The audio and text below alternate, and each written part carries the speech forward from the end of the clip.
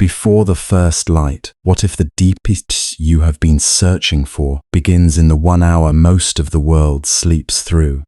Before the world stirs, a monk opens his eyes to the silence and meets the day while it is still unformed. In that quiet darkness, before a single demand is made of him, he steps into a kind of stillness that many restless hearts have forgotten even exists. While cities dream behind closed windows and tired minds drift through uneasy sleep, he rises not to conquer the day, but to greet it gently, with awareness, humility, and devotion. And through his calm routine, we are invited to ask a simple but powerful question. Why would someone choose to wake before sunrise? And what might that ancient choice teach us about peace, clarity, and rest? If you find this useful, subscribe to the channel, like this video, and leave a comment. There is something almost sacred about the hour before dawn. It is a time most people never really meet. We know it exists, of course, but only from the other side of sleep, or from nights when worry kept us awake long enough to see darkness soften into blue. But in a monastery, this hour is not an accident. It is not an inconvenience. It is welcomed like an old friend. Imagine the air first. Cool, thin, carrying the faint scent of stone, wood, and the night that has not yet fully departed. The corridors are dim, touched only by the softest light, or sometimes none at all. The walls hold centuries of prayer in their silence. The floor beneath bare feet is cold. Somewhere in the distance, a bell sounds once, then again. Not loudly, not urgently, just enough to enter the silence without breaking it. And then there are footsteps. Slow, measured, almost weightless. The kind of footsteps that do not disturb the morning because they belong to it. Robes brush lightly against the body, a door opens, another closes. No one rushes, no one speaks unless needed.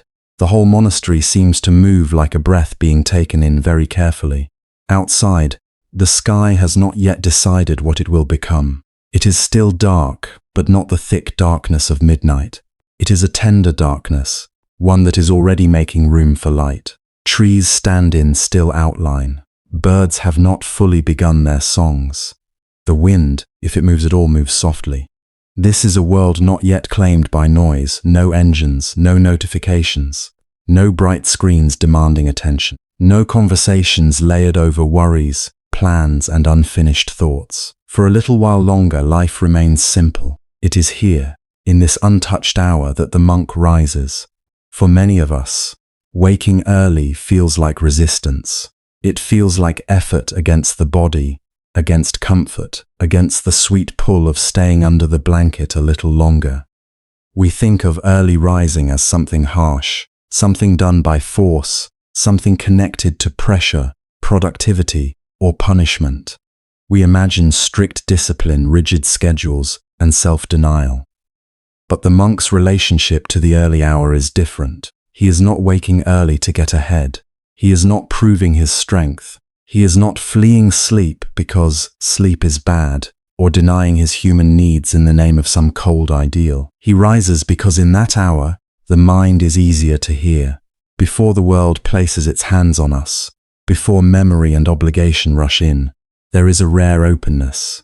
In that openness, thoughts can be seen more clearly. The heart can be listened to more honestly. Sorrow has space to breathe. Fear loses a little of its grip. Longing becomes visible.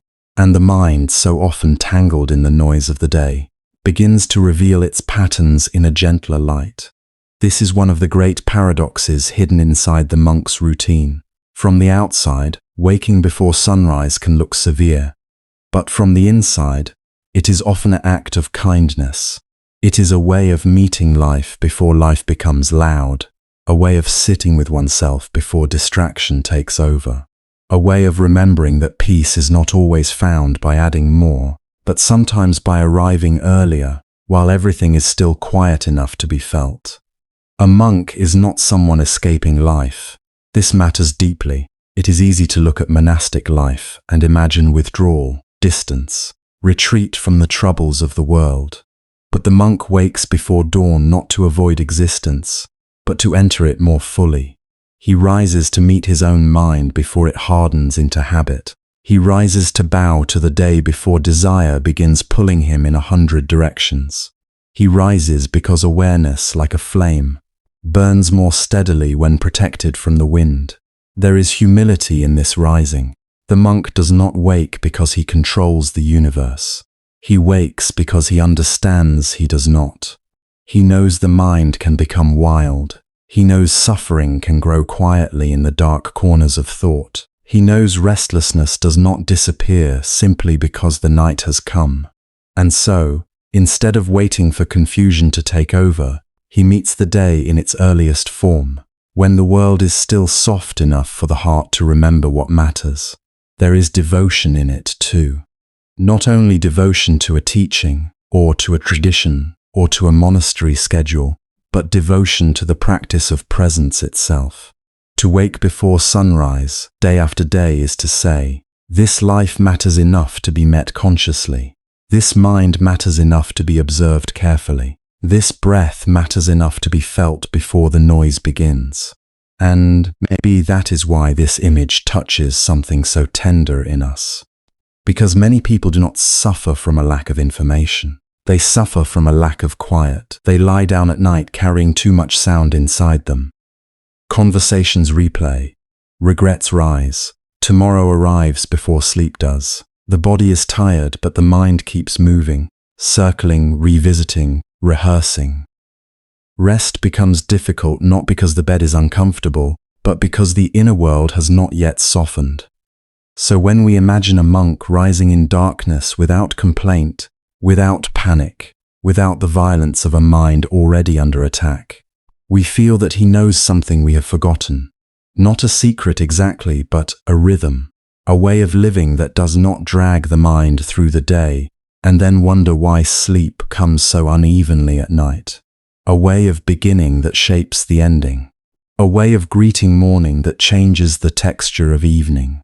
To understand this, we have to stay with the image a little longer. The monk sits up while the room is still dim. He may fold his blanket neatly. He may wash his face in cool water that sharpens the senses without shocking the spirit. He may put on his robe with the same care others reserve for ceremony. Nothing dramatic happens. There is no performance in it. And yet, every small action seems to say the same thing. Wakefulness is not just the absence of sleep. It is a relationship. He walks down the corridor, perhaps toward a meditation hall, perhaps toward a small shrine, perhaps toward a communal gathering where others are already arriving in silence. The bell sounds again, and now its tone seems to hang in the air like a thread. No one hurries to cut through it. No one reaches for a device. No one fills the emptiness with nervous chatter. In that world, silence is not awkward, it is nourishing. This is difficult for many modern minds to understand. Because we have been trained to think of silence as empty, we rush to fill it. We turn on music in the car, podcasts while walking, television while eating, scrolling while resting, conversation while waiting, and thought upon thought when nothing else is available. Silence to the anxious mind can feel like exposure, but to the monk, silence is not a void. It is a teacher, it is a mirror, it is a refuge. In the hour before sunrise, that refuge is especially powerful. The darkness itself seems to help. In full daylight, the senses scatter easily. Colors, movements, tasks, messages, faces, decisions. The mind leaps outward in every direction. But before dawn, the world asks less of the eyes. It asks less of the identity. It asks less of the ego that wants to compare, perform, acquire, and defend. The dimness gathers attention inward. It invites a subtler listening, and in that listening, something extraordinary can happen. A person can begin to notice the difference between thought and awareness, between the storm and the sky that contains it, between being carried away by the mind and simply witnessing the mind as it moves. This difference is at the heart of Buddhist practice, and it is one reason the early hour is treasured. The monk rises before sunrise not only because tradition tells him to, but because experience has shown, again and again, that the mind is often more transparent then, more honest, less armored. This does not mean the monk always feels peaceful. That would be a fantasy. Monks are human beings. They know fatigue, distraction, sadness, memory, doubt. They know the weight of the body and the restlessness of thought. The point is not that waking early turns a person into someone untouched by difficulty. The point is that it creates conditions in which difficulty can be met with steadier hands. That may be one of the deepest lessons hidden in the pre-dawn hour. Peace is not the reward for having no thoughts. Rest is not reserved only for those who have solved their lives. Clarity does not require perfection. Instead, there is a way of meeting the mind with such patience and such sincerity that even restlessness begins to settle. Not because it is forced down, but because it is no longer being fed by constant noise. If you have ever woken in the night with your heart already crowded, you may understand this more than you think. There is a strange vulnerability in darkness. Everything unresolved can feel larger there, but there is also a strange mercy in darkness, especially before dawn. The world has not fully resumed its demands. For a brief time, there is room to start again. The monk's early rising belongs to that mercy. He is, in a sense, trusting the unfinished hour. He is trusting that the day does not need to be seized. It can be received.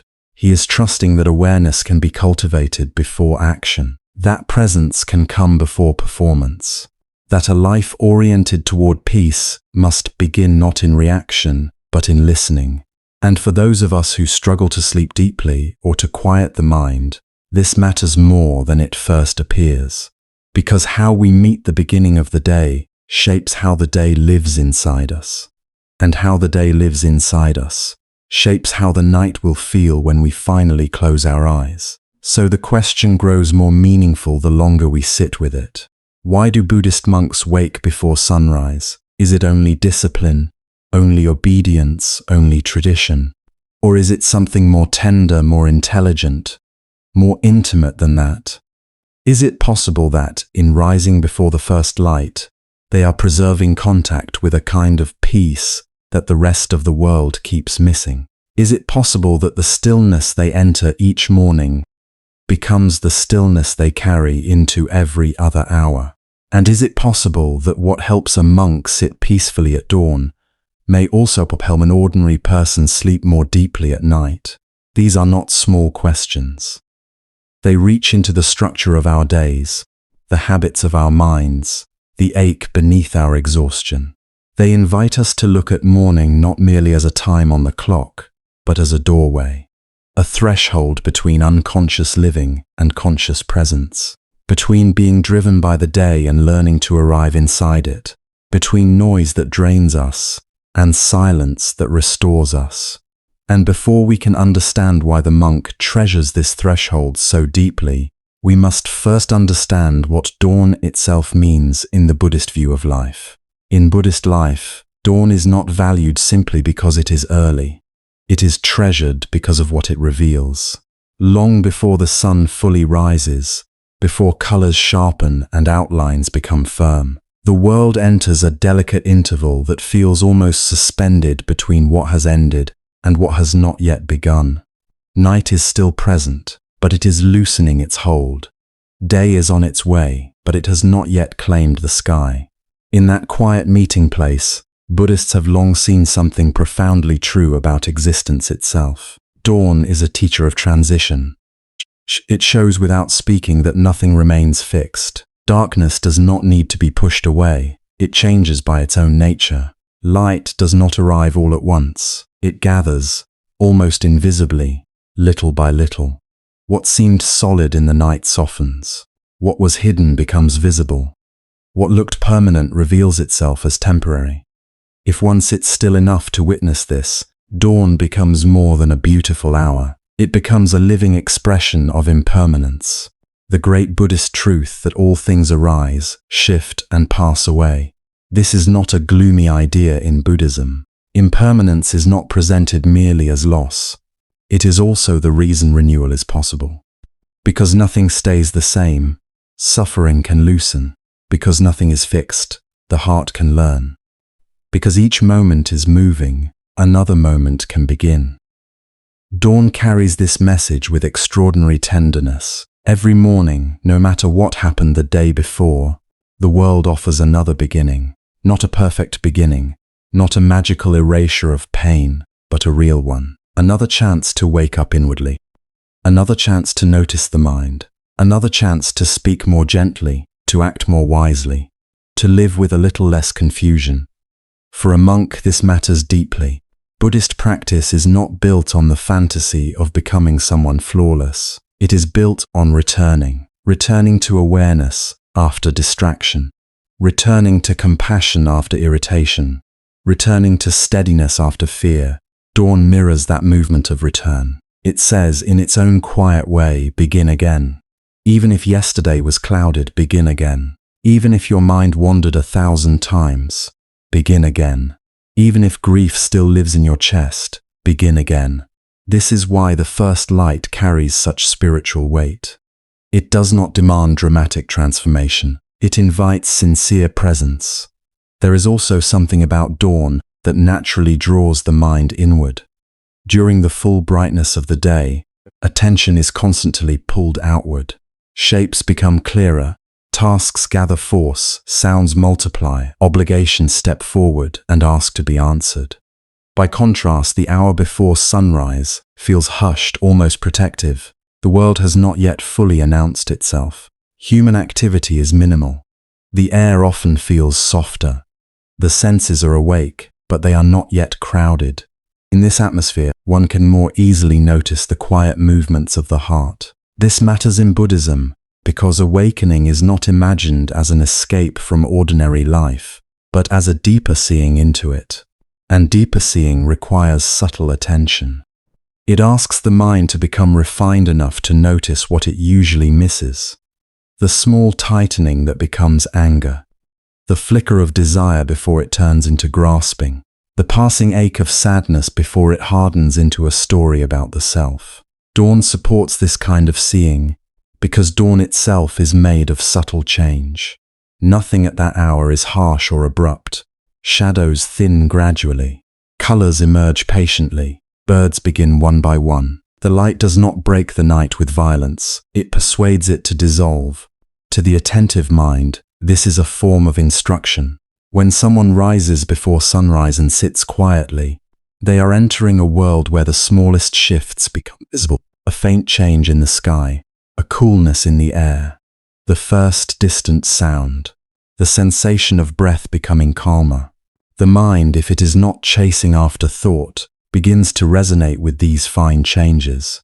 And in doing so, it becomes more capable of mindfulness. Not because dawn possesses some magical power, but because this threshold hour helps reveal what is always happening. Experience is constantly changing, and suffering grows when we fail to see that. A monk learns to trust these simple revelations. The morning sky teaches in silence what scripture teaches in words. This too is passing. This too is appearing. This too is fading. And strangely, there is great comfort in that. The worried thought will pass. The heaviness of sleep will pass. The sweetness of peace will pass too. Nothing can be held. But because nothing can be held, everything can be met freshly. The monk at dawn is not trying to freeze the beauty of the hour. He is learning to be intimate with change itself. This is one reason dawn is often linked with awakening in the Buddhist imagination. Awakening does not mean adding something artificial to the mind. It means seeing clearly what has been here all along, obscured by habit, ignorance, and restlessness. In the same way, sunrise does not manufacture a new world from nothing. It reveals the world that was already there, hidden in darkness. Trees were present before they became visible. Paths existed before the eye could trace them. The earth did not suddenly come into being when the light arrived. It was simply uncovered. This resemblance is powerful. Just as dawn discloses the landscape, wisdom discloses reality. Just as night can make familiar things seem uncertain, confusion can make life feel distorted and unstable. And just as first light does not shout but quietly reveals, genuine understanding often enters the heart softly. A person may spend years forcing, striving, and searching for some dramatic spiritual event, while the deepest transformation comes through a gentler process, noticing again and again what is true.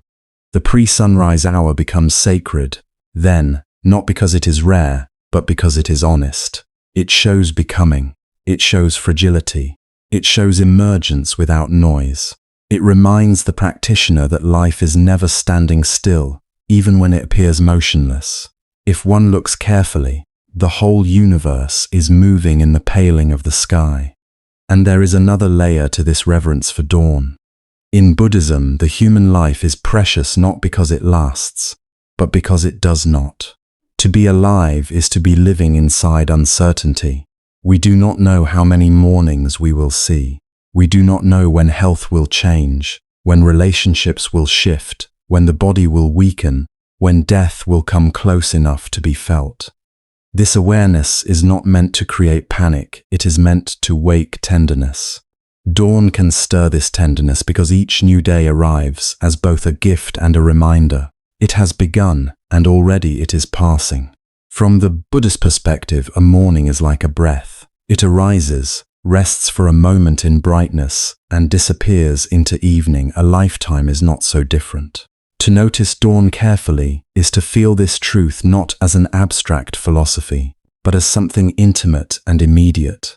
The cool air on the skin will not remain. The dim blue sky will brighten and vanish. The stillness will fill with movement. The body sitting in meditation is also changing in every instant. In this way, dawn quietly teaches mortality without despair. It says, "Because this will not last, be here for it." That instruction can change the whole tone of a life. So many people move through their days half absent, thinking always of what comes next, carrying yesterday into today, carrying tomorrow into the only moment that can actually be lived. Dawn offers a chance to interrupt that momentum, to meet the day before it becomes crowded with identity and demand, before the mind fully remembers its usual worries, before the world starts telling us who we need to be. In that uncluttered hour, a monk can encounter existence at a simpler depth. This simplicity is not emptiness in the negative sense. It is spaciousness. It is the feeling that life has not yet tightened around the mind. There is room to observe, room to breathe, room to remember the teachings not as concepts, but as direct comes and goes. Sensations appear and vanish. Thoughts rise and dissolve. Light grows, then changes. Even silence is not static. It has texture, rhythm, and motion. To sit in this is to feel that impermanence is not a distant doctrine. It is the pulse of reality itself. That is why waking before sunrise is not arbitrary in Buddhist life. It is not merely a discipline inherited for tradition's sake, and not simply a practical scheduling habit, though discipline and routine certainly have their place. More deeply, it is a form of alignment. The monk is placing his inner practice beside an outer moment that naturally reflects the truths he is trying to realize. The world is soft then, perception is less burdened. The atmosphere itself seems to support listening. There is less resistance between the mind and the present moment. Many spiritual traditions notice that certain times of day affect consciousness differently, and Buddhism is no exception. But here the emphasis is not on superstition or romanticism. It is on relationship. At dawn, the environment and the practice support one another. The fading night encourages reflection. The emerging light symbolizes clarity. The quiet protects concentration. The sense of beginning nourishes intention. A monk rises into this field not to worship the hour itself, but to use it wisely. And perhaps this is why dawn feels so moving, even to people who have never studied Buddhism at all. There is something universally touching about first light. It reaches us beneath language. It can make a tired person pause. It can make a grieving person feel, if only briefly, that life has not sealed. It can make an anxious person breathe more slowly. Why? because dawn carries a gentle contradiction. It is both fragile and dependable. It comes each day, yet no dawn is ever exactly the same. It promises continuity while displaying change. It reassures the heart while teaching it not to cling. A monk living close to this rhythm begins to absorb its wisdom. Rising before sunrise becomes a way of entering the day through humility instead of haste. It becomes a way of remembering that awareness must be renewed, not assumed. No one remains awake simply because they were awake yesterday. Clarity must be practiced. Compassion must be refreshed. Attention must be gathered again. Dawn, with its quiet insistence on beginning, supports this renewal, and in a subtle way it also protects reverence. When one meets the day before the machinery of life is fully engaged, it is easier to sense that existence is not only a problem to be managed, it is also a mystery to be witnessed. The sky changing color above a silent monastery courtyard, the sound of sandals on cool stone, the first bird call entering the dark, the slow brightening of a wall or tree branch. These are small things, yet in Buddhist practice small things are never merely small. They are openings. They are reminders that truth does not always arrive in grand declarations. Often it appears in ordinary transitions, for the mind willing to be still. So dawn matters in Buddhist life because it gathers many truths into one living moment. It speaks of awakening without words. It reveals impermanence without argument. It offers renewal without denial of suffering. It invites mindfulness by making subtle change visible. It meets the practitioner at the threshold between darkness and light, sleep and awareness, habit and intention.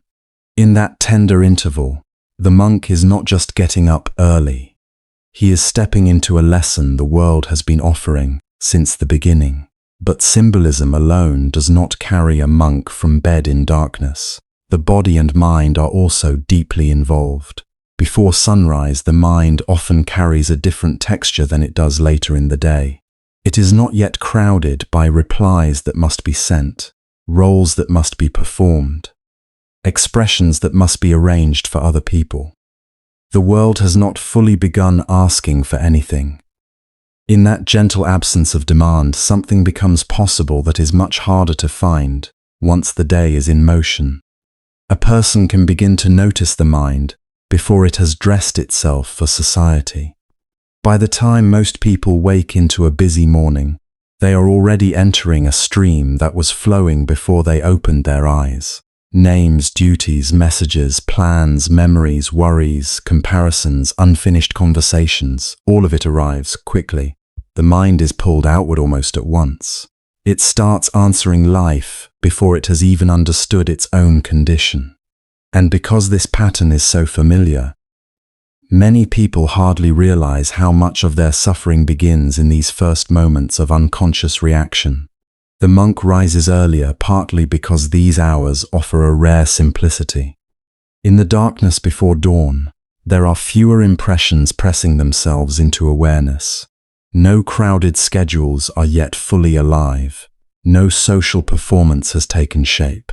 No screen is glowing with the urgency of other minds. In that quiet interval, thought can be seen more plainly, not because thought disappears, but because less is competing with it. A fear is easier to recognize when 10 other noises are not speaking over it. A desire is easier to understand when it has not already merged with habit. Restlessness is easier to meet when it is still small enough to sit beside. This is one of the great psychological gifts of waking before sunrise. It is not simply that the world is quieter. It is that the self we carry through the day is also quieter. The identity that says I must do this, I should be that, I need to prove something, I need to protect something, has not yet fully hardened for the morning. There is often a brief softness there, a looseness. The monk uses that softness not to drift back into sleep, but to look inward with honesty. He meets the mind before it puts on its armor. In ordinary life, many emotions are first noticed only after they have become strong. Irritation becomes visible when it is already speaking sharply. Anxiety is acknowledged only when the chest is tight and the thoughts have become relentless. Craving is recognized only when the hand is already reaching, the search already underway.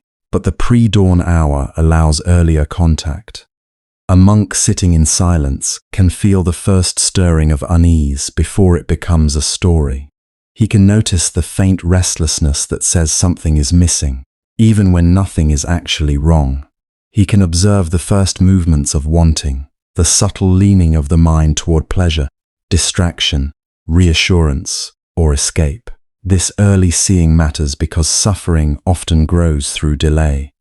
What is small in silence can become overwhelming in noise. A single unsettled thought, left unseen, may gather companions. It may attach itself to memory, then to imagination, then to fear of the future, until the body itself begins to carry its weight. Buddhist practice understands this deeply. The purpose is not to create a mind with no disturbance at all. The purpose is no disturbance at its beginning, when wisdom can still meet it gently. That gentleness is important. In the early hour, the monk is not usually trying to conquer the mind. He is learning to sit with it. The pre-dawn atmosphere supports this because silence changes the quality of attention. When the environment is less stimulating, concentration does not need to fight as hard to survive. Awareness can settle the way clear water settles when no one is shaking the bowl. Sounds are few, light is dim, movement is minimal. Even the air seems to ask less from the senses. Under such conditions, the mind can begin to rest on one thing, a breath, a posture, a chant, a simple knowing, with less friction. And as attention becomes steadier, the breath often changes with it. It grows quieter, lower, less hurried. This is not forced. It happens because the body takes its cue from the quality of the mind, and the mind takes its cue from the atmosphere around it. In the stillness before dawn, breathing can become almost like a conversation between body and awareness, each calming the other. The monk does not need to make this into something dramatic. He only needs to notice, inhale, exhale, the coolness at the nostrils, the small rise and fall in the chest, the little pauses between breaths that are usually overlooked in a busy day. These simple sensations become anchors, not because they are special, but because they are present. And presence is easier to trust when the world is not yet pulling the attention into 100 directions. The early hour is suited to meditation for this reason. It offers fewer hooks for the mind to catch on. There are fewer reminders of ambition, fewer invitations to compare, fewer sudden emotional jolts from conversation or media. The field of awareness is less crowded. The monk can discover, even if only for moments, what it feels like to abide without constantly reaching. For someone who has never experienced this kind of morning, it may sound almost idealized. After all, the mind does not become peaceful simply because the sky is dark. Old worries still appear, regret can be present, loneliness can be present, desire can be present, fatigue can be present. The point is not that pre-dawn erases these things. The point is that it reveals them in a cleaner light. It strips away some of the disguises they wear later in the day. Anxiety, for example, often grows stronger after the world begins moving. Once tasks appear, once time feels scarce, once comparison and responsibility awaken, anxiety gains material to feed on. It can disguise itself as productivity, urgency, or caution. But before sunrise, anxiety may first appear in a simpler form. A tightening in the stomach, a subtle resistance to being still, a thought that wants to run ahead and solve tomorrow before it arrives. The monk notices this not to shame himself, but to understand the mind's habit of fleeing the present. By meeting anxiety before it gathers speed, he weakens its authority. Craving works in a similar way. In a busy day, craving is constantly reinforced. There is always something to consume, answer, check, buy, pursue, taste, or imagine. The senses are continuously offered objects, and the mind quickly learns to leap toward them. Yet before sunrise, many of those objects are absent. In the absence of immediate stimulation, craving can be felt more honestly as a kind of itch, a reaching, an inability to rest in what is here. This is valuable knowledge. It teaches that craving is not only about the object desired. It is also about the inner movement of dissatisfaction itself. A monk who sits quietly at this hour can watch that movement arise and pass without automatically obeying it.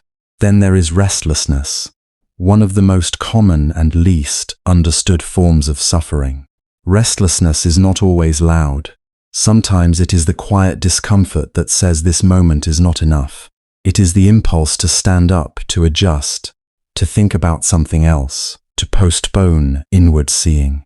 In the pre-dawn silence, restlessness becomes visible because there is so little else to hide behind. If a monk feels agitated in a room with no demands, no conversation, no entertainment, then he is face to face with a profound truth. The disturbance is not coming only from the outside world. Part of it lives within. This recognition can be humbling, but it is also liberating. If suffering is not caused only by circumstances, then freedom does not depend only on changing circumstances. This is why the contemplative beginning of the day differs so much from the reactive morning rush that shapes so many lives. Imagine the usual pattern. A person wakes to an alarm that feels like intrusion. The body rises reluctantly. The mind is immediately told it is late, behind, needed elsewhere.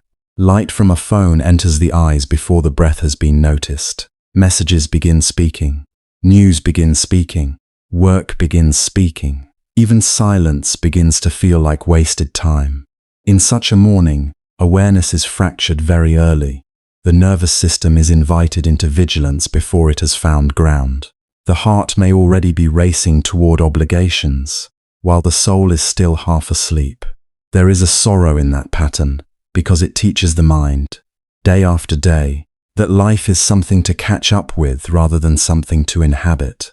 It trains a person to begin in deficiency, in reaction, in subtle self-abandonment.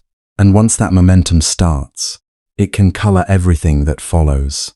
A small inconvenience feels larger. A difficult emotion finds less space to be held. One moves through the day not from center, but from interruption. The monk's morning offers another possibility. He rises into darkness not as an enemy, but as a companion. He does not fling himself immediately into the marketplace of thought. He allows silence to greet him first. He may wash, bow, sit, chant, or simply breathe in, collect awareness. These actions are modest, but together they form an entirely different psychological beginning. Instead of being thrown outward, the mind is invited inward. Instead of reacting to 1,000 stimuli, it settles with one living fact at a time. This breath, this body, this hour, this chance to know clearly. From that still beginning, emotional regulation becomes less of a technique and more of a relationship. The monk is not managing feelings as problems to be removed. He is learning how to stay present without drowning, how to witness without clinging, how to feel without becoming lost inside. Silence helps because it does not intensify what is already unstable. It does not flood the senses. It leaves room for discernment. In that room, the monk can sense when the mind is tightening, when aversion is beginning, when fantasy is carrying him away, when sorrow needs tenderness rather than resistance. Modern people often search for calm after overstimulation has already exhausted them. The monk seeks calm before overstimulation takes hold. This is a profound difference. It is preventive rather than corrective. It is easier to care for a small flame than a house already burning. In the same way, it is easier to steady the heart in the coolness of pre-dawn than to angle it after hours of agitation. The discipline of waking early is not harshness for its own sake. It is compassion expressed as timing, and over years of practice, this timing reshapes the inner life. Again and again, the monk learns that he does not need to believe every thought that arrives in the dark. He learns that fear can be felt without becoming a prophecy. He learns that desire can pass through awareness without becoming command. He learns that the mind, when not constantly fed, slowly reveals its habits. Some are tender, some are wounded, some are deeply conditioned, but all can be known more clearly in the quiet before the world begins telling him who he is. There is also something deeply reassuring in this hour. Before sunrise, one can remember that awareness itself is larger than the contents passing through it. Thoughts come and go, moods rise and fall, the body feels tired, then alert, then tired again. Yet beneath these movements there is a simple capacity to know, to witness, to remain. Meditation in the pre-dawn hour strengthens trust in that capacity. The monk begins the day not by gripping life, but by resting in the possibility that clarity is already here, waiting under the noise. This is why the hour is protected so carefully in monastic life. It is not protected because it is fragile in a sentimental sense. It is protected because it is powerful. It offers a direct meeting with the mind before distraction multiplies, before identity hardens, before emotions spread through the machinery of the day. In that untouched interval, the practitioner can plant the quality of attention he wishes to carry forward. He can begin from steadiness rather than haste, from observation rather than impulse, from enoughness rather than lack. And once the mind is understood in this quiet way, the daily rhythm of monastic life begins to reveal why this hour is guarded with such devotion. Then the shape of discipline begins to make sense. From the outside, a monastic schedule can seem severe, rising before sunrise, moving through the same duties each day, eating at appointed times, speaking less, resting less, asking the body to follow a clear rhythm instead of every passing desire. To a mind trained to equate freedom with spontaneity, this can look like a life narrowed by rules. It can appear cold, even joyless, as though tenderness has been traded for control. But from within the life itself, discipline is often felt very differently. It is not a cage built around the heart. It is a shelter built for it. There is a kind of suffering that comes not from hardship, but from constant inner negotiation. Should I get up now or later? Should I sit quietly or check one more thing? Should I follow what matters or what feels easiest in this moment? Many people live inside this soft, unending argument without even noticing how tired it makes them. The day becomes crowded before it has fully begun. Energy is spent not only on tasks, but on choosing, resisting, postponing, regretting. Little by little, the mind is scattered by its own indecision.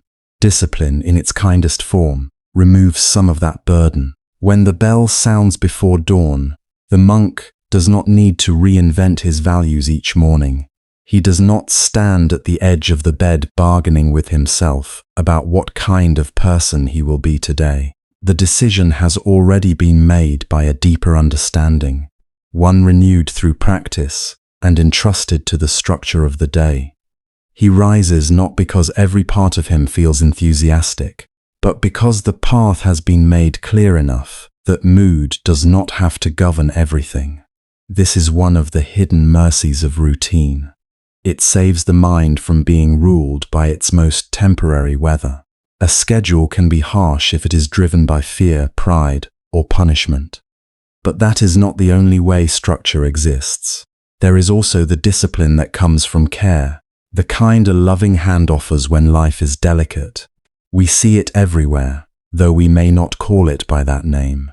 A parent keeps medicine on schedule for a child. A musician returns to practice scales each morning. A gardener waters the roots before the sun grows strong.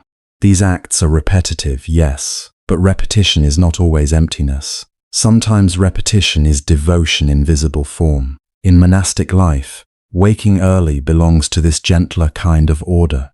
It says, let the mind be met before confusion gathers. Let the heart be tended before the world begins pulling at it. Let attention be placed where it can grow straight and deep, rather than left exposed to every impulse that passes through. This is why discipline in a monastery is not meant to crush individuality or erase feeling. It is meant to create conditions in which the mind can settle enough to be understood. A muddy pool clears not because someone shouts at it, but because it is allowed to rest. In the same way, the daily rhythm of practice is not primarily about forcing the mind into holiness. It is about reducing the unnecessary turbulence that keeps clarity out of reach. To wake early is part of that reduction. Before dawn, there are simply fewer hands reaching into consciousness, fewer demands, fewer invitations to compare, react, perform, explain. The world has not yet crowded in with its brightness and urgency. In that simple hour, the monk is not trying to defeat chaos through heroic effort. He is stepping into a time that naturally asks less of him, so he can offer more to what matters. There is kindness in that timing. The body, too, learns from such consistency. It begins to trust the rhythm. It knows when to rise, when to eat, when to work, when to be still.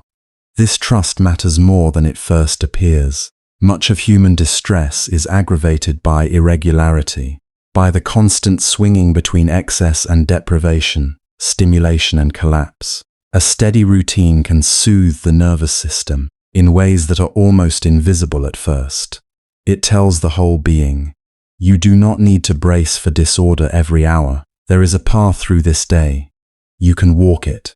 This steadiness is one of the great gifts of early rising, not because waking before sunrise is magical in itself, but because it teaches the mind and body to begin from intention rather than drift. The monk does not wait to discover what the day will do to him. He meets the day from the inside with a small but meaningful act of alignment. He wakes, washes, dresses, enters the quiet. Again and again, this sequence becomes more than habit. It becomes a form of inner education. Over time, the mind learns that discomfort is not an emergency. Sleepiness is not a command. Resistance is not truth. A thought saying, stay in bed a little longer may still arise, but it no longer carries absolute authority. This is not self-violence. It is maturity. It is the slow discovery that not every impulse deserves obedience. And strangely, there is relief in that discovery. Many people are exhausted not only because life is difficult, but because every feeling becomes a ruler. If one is tired, one must stop. If one is restless, one must distract oneself. If one is bored, one must seek novelty. The inner world becomes a kingdom of urgent signals, each demanding immediate response. Discipline interrupts this pattern. It introduces a wider perspective. It says, let us not organize the whole day around a passing sensation. Let us remember what we are serving. For a monk, what is being served is not productivity in the modern sense, nor image, nor achievement.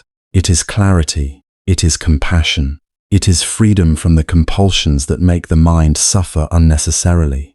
The schedule exists to protect those possibilities. Its firmness is not the firmness of punishment, but of commitment. There is also deep respect in this way of living. To rise early each day is to treat time as something precious, not because it can be filled with more activity, but because it cannot be replaced. Every life is brief. Every morning given to us arrives without promise of another behind it. Monastic discipline keeps this truth close, not as a source of panic, but of sincerity. The early hour is received almost as one receives a quiet guest, with care and attentiveness. It is not wasted casually, because life itself is not regarded casually. In this sense, waking before sunrise becomes an expression of gratitude. The monk rises because this day, however ordinary it may seem, is part of a fragile human life. Attention is offered to it.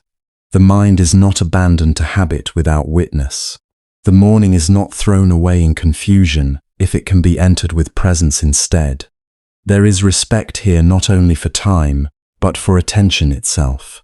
Attention is one of the most vulnerable and valuable capacities we possess. Where it goes, life follows. What repeatedly captures it begins to shape perception, emotion, identity. If attention is constantly seized by noise, urgency, appetite, and reaction, the mind becomes a servant to whatever is loudest. But if attention is gently trained, repeatedly gathered, and placed with care, it becomes a source of stability and insight. Monastic discipline understands this intimately. It does not assume that attention will remain pure on its own. It creates conditions to help protect it. Waking early is one of those conditions. In the hours before the world gains speed, attention is easier to collect. It has not yet been fragmented into 100 small loyalties. It has not yet been drawn outward by news, conversation, desire, comparison, obligation. The monk meets his own mind while it is still relatively whole. This is not an escape from life. It is a preparation to meet life without being immediately overrun by it. And that is an important difference. The monk does not rise early to punish the body for being a body. He does not wake before dawn because discomfort is holy, or because exhaustion proves devotion. When monastic discipline is healthy, it is not contempt for the body. It is wise stewardship of the whole human being. The body is asked to participate in a rhythm that supports the mind's deepest work. It is invited into simplicity, into enough, into patterns that reduce agitation rather than inflame it. Of course, there are moments when the body resists. There are cold mornings, heavy mornings, mornings when sleep clings and the floor feels unkind beneath bare feet. No honest account of practice would deny this. But even here, the spirit of the discipline matters. The monk is not meant to meet this resistance with hatred. He meets it with steadiness. He learns to rise without making the moment dramatic. He learns that a little discomfort can be carried gently. He learns that care for the mind sometimes asks something of the body, just as care for the body sometimes asks restraint from the mind. This mutual service is far more tender than it looks from a distance. In ordinary life, many people serve distraction before they have even fully awakened. The mind is claimed almost immediately by messages, by plans, by old worries returning to their usual seats. Before the heart has found its center, the day has begun speaking over it. The monk's early rising is a quiet refusal of that pattern. It is a way of saying, before all these voices arrive, let me listen more deeply. Before the world tells me who I must be today, let me remember what remains when I am simply aware. There is strength in such a beginning, but there is also softness. The structure holds the practitioner so that he does not have to be remade by chaos each morning.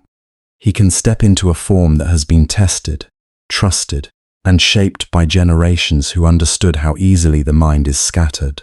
In that sense, and discipline is an inheritance of compassion. It is wisdom made practical. It is care translated into time, bells, routines, silence, and repeated gestures. And because it is repeated, it becomes natural. What first feels effortful often becomes ease when carried long enough with understanding. The early rising that once seemed difficult becomes the doorway the whole being recognizes. The path to the meditation hall is no longer a contest. The pre-dawn air no longer feels like an enemy. The mind begins to associate that hour with return, with honesty, with space enough to breathe inwardly. Practice stops feeling like one more task added to life and begins to feel like the ground from which life is lived. This is one reason discipline matters so much. It does not merely demand good actions. It creates an atmosphere in which good actions require less struggle. By repeating what is wholesome, the monk gradually reduces the distance between intention and behavior. He does not have to wait for ideal motivation to appear. The environment itself carries him. The hour supports him. The rhythm reminds him. In time, what was once chosen deliberately becomes almost as natural as walking toward light, and there is mercy in that naturalness. Human beings tire quickly when every noble thing must be wrestled into existence by force. But when a life is arranged wisely, what is beneficial can begin to happen with less friction. The monk wakes early, not because he is trying to win a war against himself each day, but because he is participating in a form of living that makes remembrance easier than forgetting. That may be one of the most compassionate things discipline can do. It helps us remember what we actually care about when moods, fears, and distractions would otherwise erase it. So the strictness seen from outside is not always strictness in the heart. Sometimes it is protection, sometimes it is reverence, sometimes it is a quiet vow repeated in the language of hours. This life is brief, this mind is impressionable, this attention is sacred, and therefore I will not leave them entirely at the mercy of chance. To live that way is not to become rigid, it is to become available, available to silence, available to truth before performance begins, available to the small, clean light that appears when the day has not yet covered everything with dust. And within that disciplined beginning, meditation becomes the first deep conversation of the day. In that hour before dawn, the monastery often feels less like a building than a breathing pause held inside the earth. The lamps are dim or absent. The corridors have not yet filled with footsteps. Outside, the trees are only suggestions against the sky, and the sky itself is not yet morning, only a deep blue darkness, thinning almost imperceptibly at the edges. In that quiet, monks take their seats, robes settle, knees find the mat, hands rest one inside the other, or on the thighs, as naturally as leaves returning to still water. No one is trying to create a dramatic silence. The silence is simply already there, waiting to be entered. If you were to stand at a distance and watch, you might first notice how little seems to happen. A line of seated figures, the faint rhythm of breathing. Occasionally the soft creak of wood, the whisper of cloth, the small sound of someone adjusting posture before becoming still again.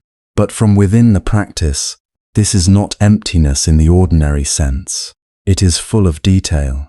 The coolness of air against the face, the heaviness or lightness in the chest, the pulse in the wrists, the lingering warmth of sleep leaving the body, the ache in the back that asks for patience instead of complaint, the sound of an insect outside, a distant bird not yet committed to song, the almost inaudible movement of another person breathing nearby.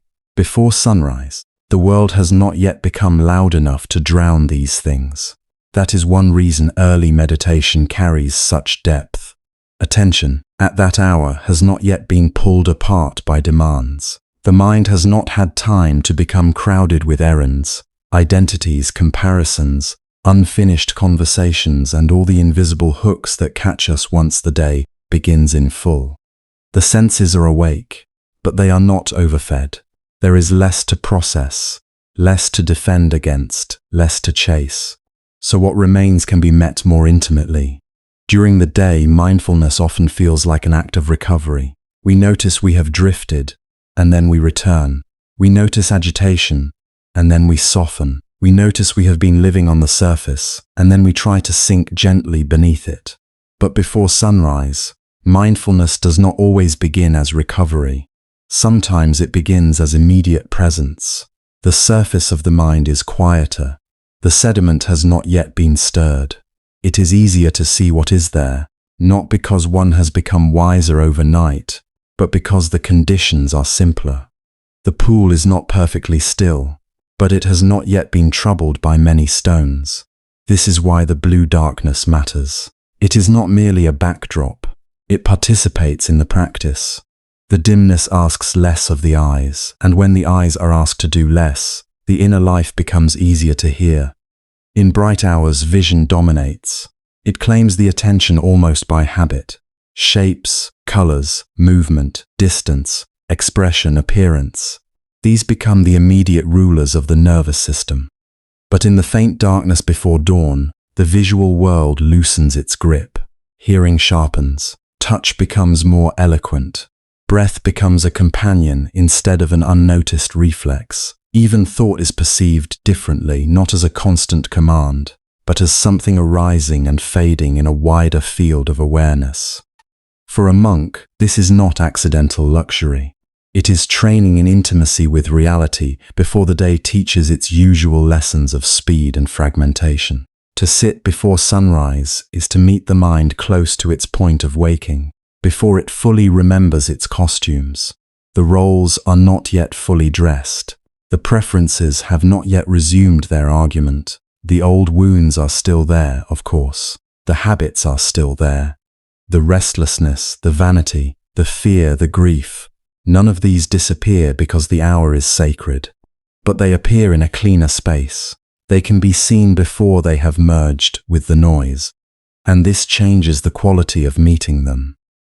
Many people imagine meditation as a strategy for becoming calm by removing difficult feelings.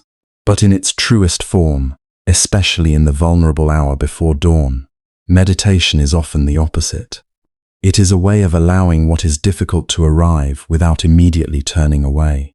The monk sits, and with the soft breath of morning, loneliness may come. Not as a dramatic declaration, but as a quiet hollowness in the chest, a sense of distance, a memory of someone absent, a wordless ache that, during a busier hour, might be drowned in conversation or swallowed by obligation. Here, there is enough silence for it to be felt. Then grief may come, not always attached to a single event. Sometimes it is ancient and diffuse, woven through the body like weather.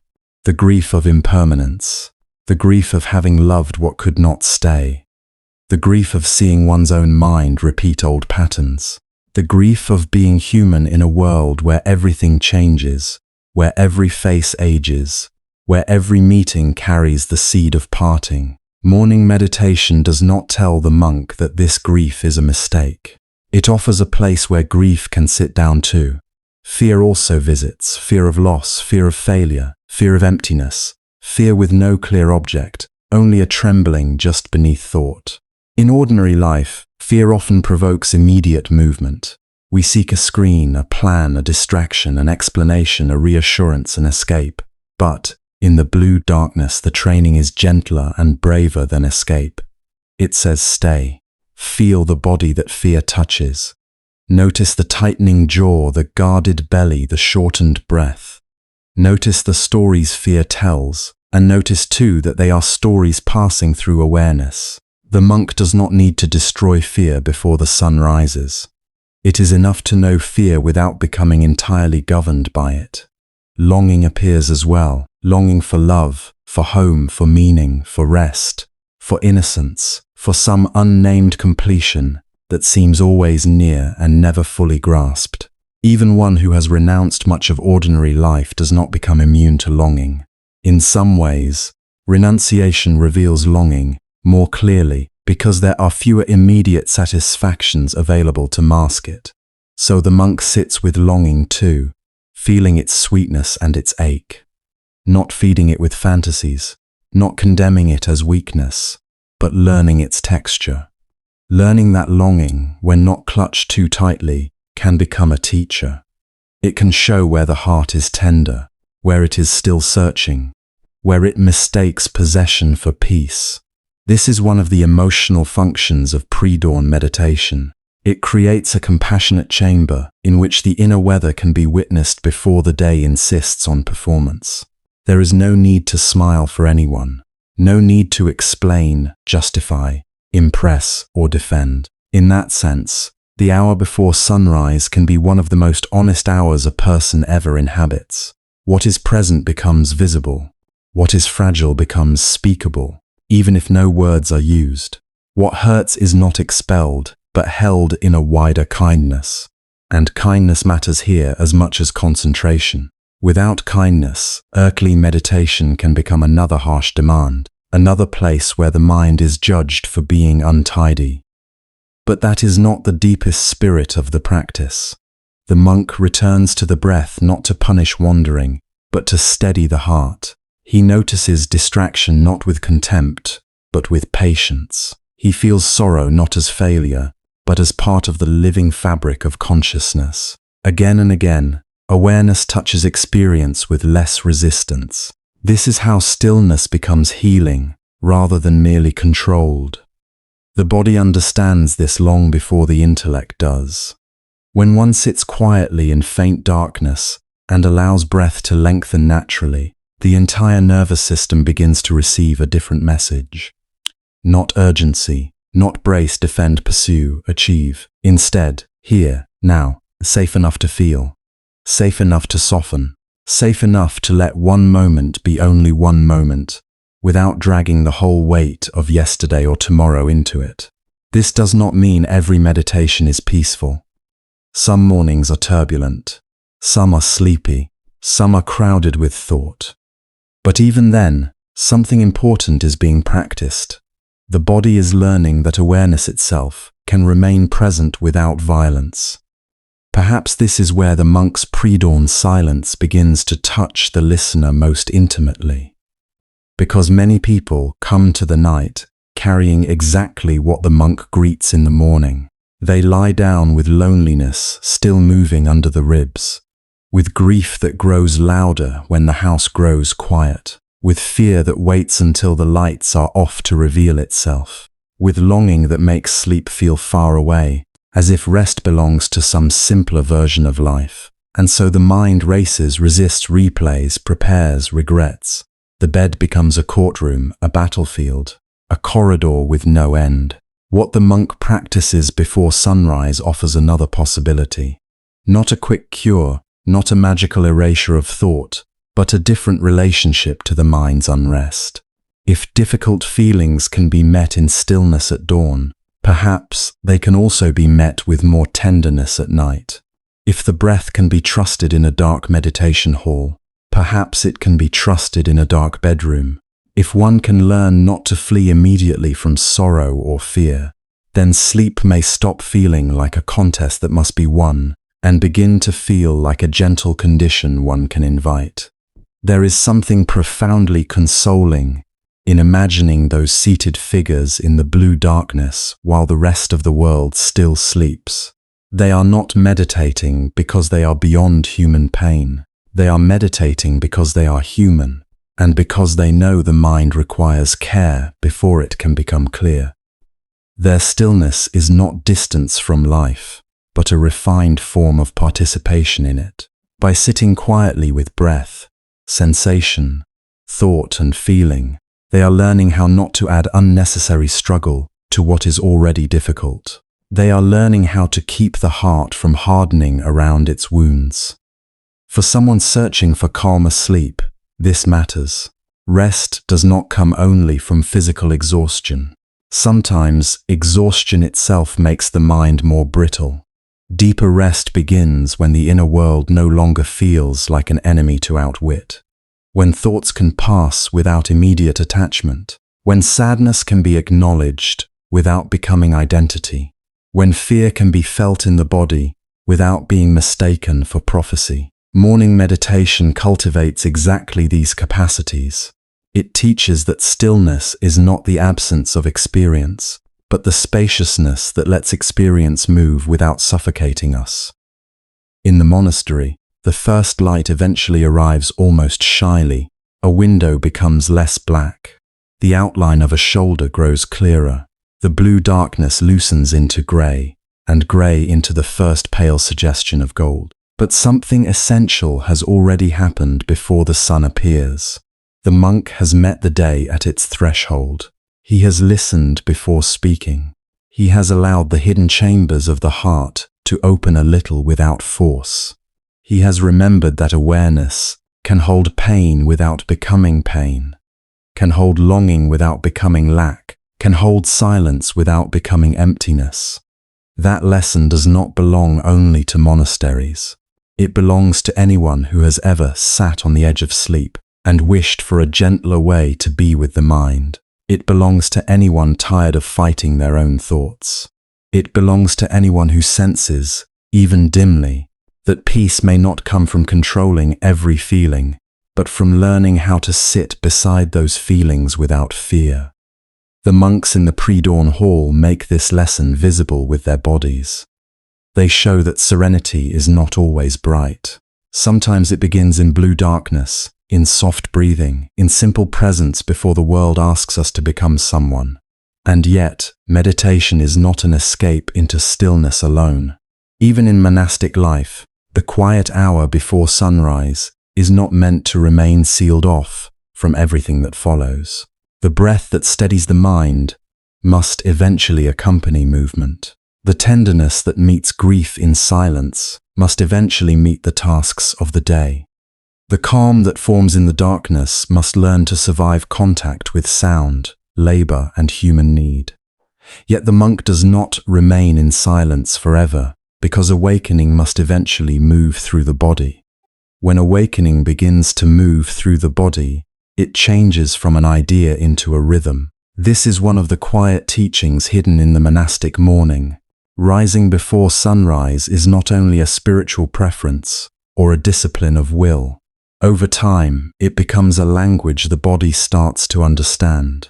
What felt difficult at first, what once seemed like an interruption of sleep and comfort, slowly turns into something more dependable. The body, which at first may resist the hour, begins to recognize it. It learns that this is when breath deepens, when the spine lifts, when the mind is invited into clarity before the noise of the day gathers. Modern life often trains the body in the opposite direction. Light arrives long after sunset from screens and lamps. Meals shift from one hour to another. Sleep is negotiated, delayed, broken, or borrowed against tomorrow. Many people live with an inner clock that is constantly being corrected and interrupted. The result is not only fatigue, it can also feel like a kind of internal confusion, a quiet disorientation that settles into mood, thought, and energy. When the body does not know when to prepare for rest or when to prepare for wakefulness, the heart can begin to carry a heaviness that has no clear name. This is why regularity matters so deeply. In monasteries, waking before sunrise is rarely treated as a heroic act repeated anew each morning. It is not a daily battle meant to prove strength. It is a pattern. The same hour, the same bell, the same movement, from lying down to sitting up, washing the face, dressing, stepping into cool air, entering the hall. Repetition, when it is gentle and steady, begins to reassure the body. It says, you do not need to guess what comes next. You do not need to remain on alert. There is an order here, there is a reliable turning. And the body responds to reliability with trust. This trust is physical before it is philosophical. Muscles begin to release their argument. The breath no longer rushes into the day as if chased. The stomach, the pulse, the eyes, the skin, all begin to adapt to a rhythm that no longer feels accidental. In this way, early rising can reduce more than sleepiness. It can soften the low-grade strain that comes from living out of sync with one's own biological expectations. The body likes patterns. It does not always like harsh control, but it does respond to consistency. A dependable morning can become a kind of medicine for inner scatteredness.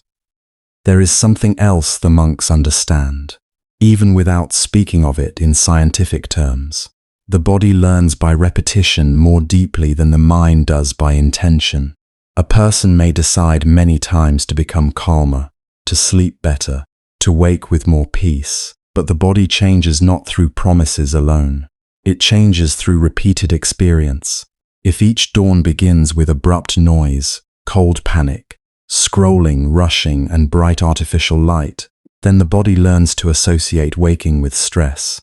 But if waking is met with quiet, coolness, uprightness, and slow breath, then another lesson begins to take root.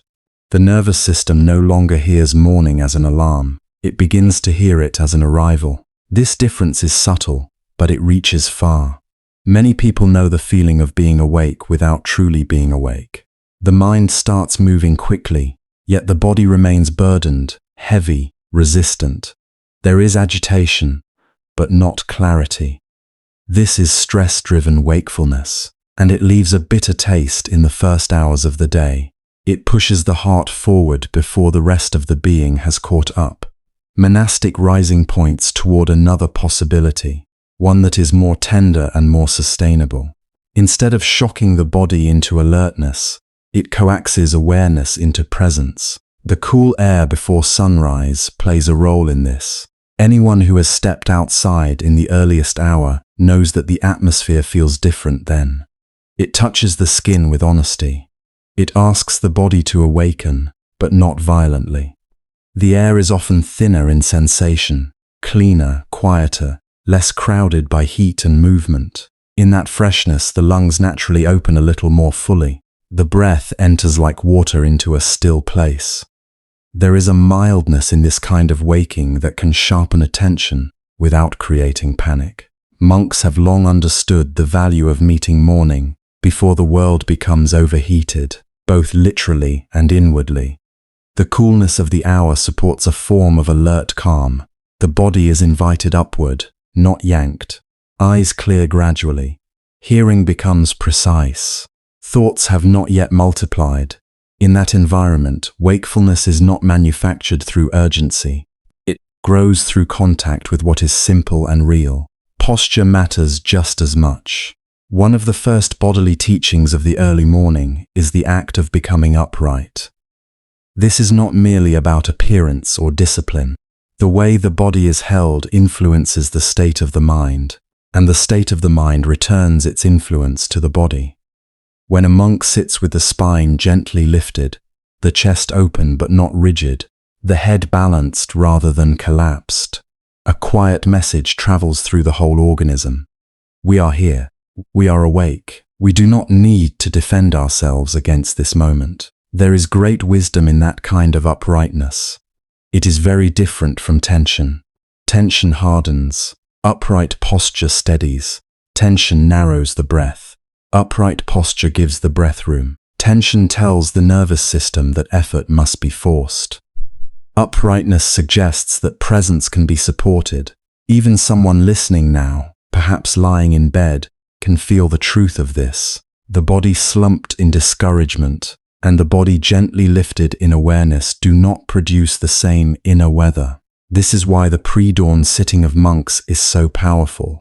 Even before a word is spoken or a chant begins, the body itself becomes part of the teaching. A settled posture tells the heart that it is safe enough to remain. It discourages the drift into dullness, while also protecting against the jump into anxiety. Between collapse and strain, there is a middle form, awake, relaxed, dignified. This middle form is learned physically, day after day, until eventually it becomes easier to find. Breath then completes what posture begins. Slow breathing in the early morning is not meant to decorate the silence. It shapes the quality of waking. When the breath lengthens without force, the body receives a signal that there is no immediate threat. The heart can beat steadily rather than defensively. The mind can attend rather than brace. In this way, slow breathing helps create a bridge between sleep and activity that is gentle enough to preserve peace. So many mornings in ordinary life begin with a split. The body is exhausted, but the mind is already running. Or the body is tense, but the spirit has not yet caught up with the hour. Slow breathing helps close that gap. It gives both body and mind one simple task to share. Inhale. Exhale. Feel the air. Feel the rise and fall. Return again. This is not dramatic, but it is deeply regulating. Over weeks and months, such beginnings can teach the system a new expectation of morning. Not battle, but balance. There is also the matter of light, perhaps the most ancient teacher of all. Monasteries, especially traditional ones, often live closer to the natural arc of brightness and darkness than the rest of the modern world. They wake near the edge of dawn. They begin their activities before the sun has fully arrived. Evening tends to quiet earlier. Lamps may be few, screens may be absent, night is allowed to become night, morning is allowed to become morning. This simple obedience to the sky has profound effects on the body clock. Human beings carry within them rhythms shaped by light. Before language, before schedules, before electricity, the body was already listening to dawn and dusk. Hormones shift according to darkness and brightness. Body temperature changes, digestion, alertness, and sleep pressure all move in cycles. When these signals are constantly blurred, the body has to work harder to understand what time it is, not only on the clock, but inside itself. The result can be restlessness at night and dullness in the morning, a painful reversal that many people know too well. Monastic life does not erase every difficulty, but it often reduces this blurring. By meeting sunrise more directly and allowing darkness to mean winding down, The body is given clear cues. It begins to synchronize. Morning light tells the brain, gently but firmly, that waking has begun. Evening dimness tells the body to release itself toward rest. In such a life, sleep is not always perfect, but it is often better supported. There is less contradiction between the outer world and the inner clock. This may be especially meaningful for someone who longs for sleep and peace. The lesson here is not that everyone must enter a monastery or wake at the same exact hour as a monk. It is that the body longs for coherence. It longs for signals it can trust. If waking happens at wildly different times each day, if bright light floods the eyes deep into the night, if the first moments of morning are always frantic, then the body never fully learns where to place its weight. But when mornings become steadier, when light and breath and posture begin to agree with one another, the whole being can settle. And from that settling comes a surprising kindness at night. People often think of early rising only in terms of sacrifice. They imagine the loss of sleep, the discomfort of leaving warmth, the discipline required to stand up in darkness. But when practiced with enough regularity, early rising can actually protect sleep rather than steal from it. The body, knowing when it will be asked to wake, starts preparing earlier for rest. Evening sleepiness arrives more honestly. The mind, having received light at the right time and activity at the right time, may become less confused after sunset. Lying down no longer feels like negotiating with a restless stranger. It feels more like following a familiar path. There is deep comfort in this. To sleep well is not merely to be unconscious for enough hours. It is to feel that the body has not been abandoned. It is to sense that one's inner rhythms are being listened to instead of overruled. This is part of why the monastic morning can matter even to those far from temples and monasteries. Beneath the spiritual symbolism, there is a human truth. Regular wakefulness can soften irregular suffering. Even emotional heaviness is touched by this rhythm. Fatigue and sorrow are not the same, but they often lie close together. A body that is chronically out of rhythm can make the heart feel more burdened than it otherwise would.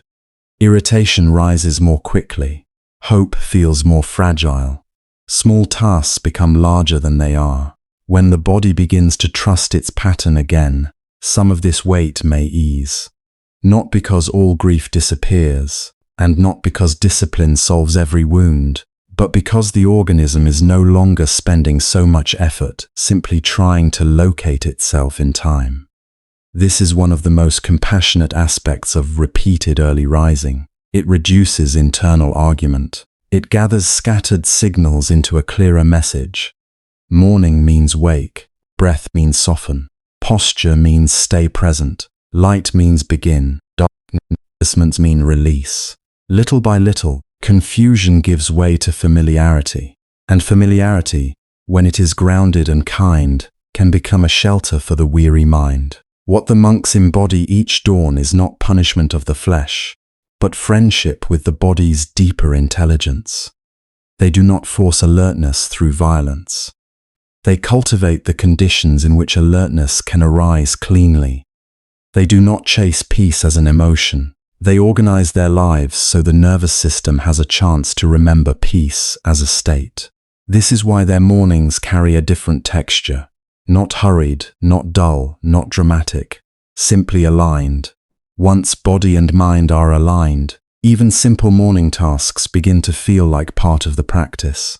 In a monastery, this is not a poetic idea added afterward to make ordinary life sound meaningful. It is lived in the most direct way.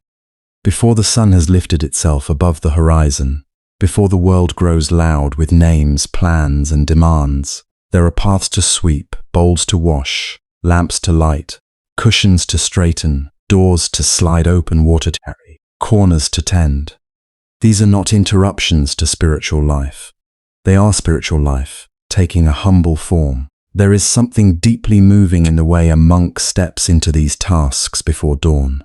Not with drama, not with the heavy expression of sacrifice, just quietly, steadily, as if answering a conversation that began long before words. The broom is lifted. The ground receives the first strokes. Dust, leaves, small twigs, yesterday's traces are gathered into a neat line. The movement is repetitive, almost plain to the point of disappearing.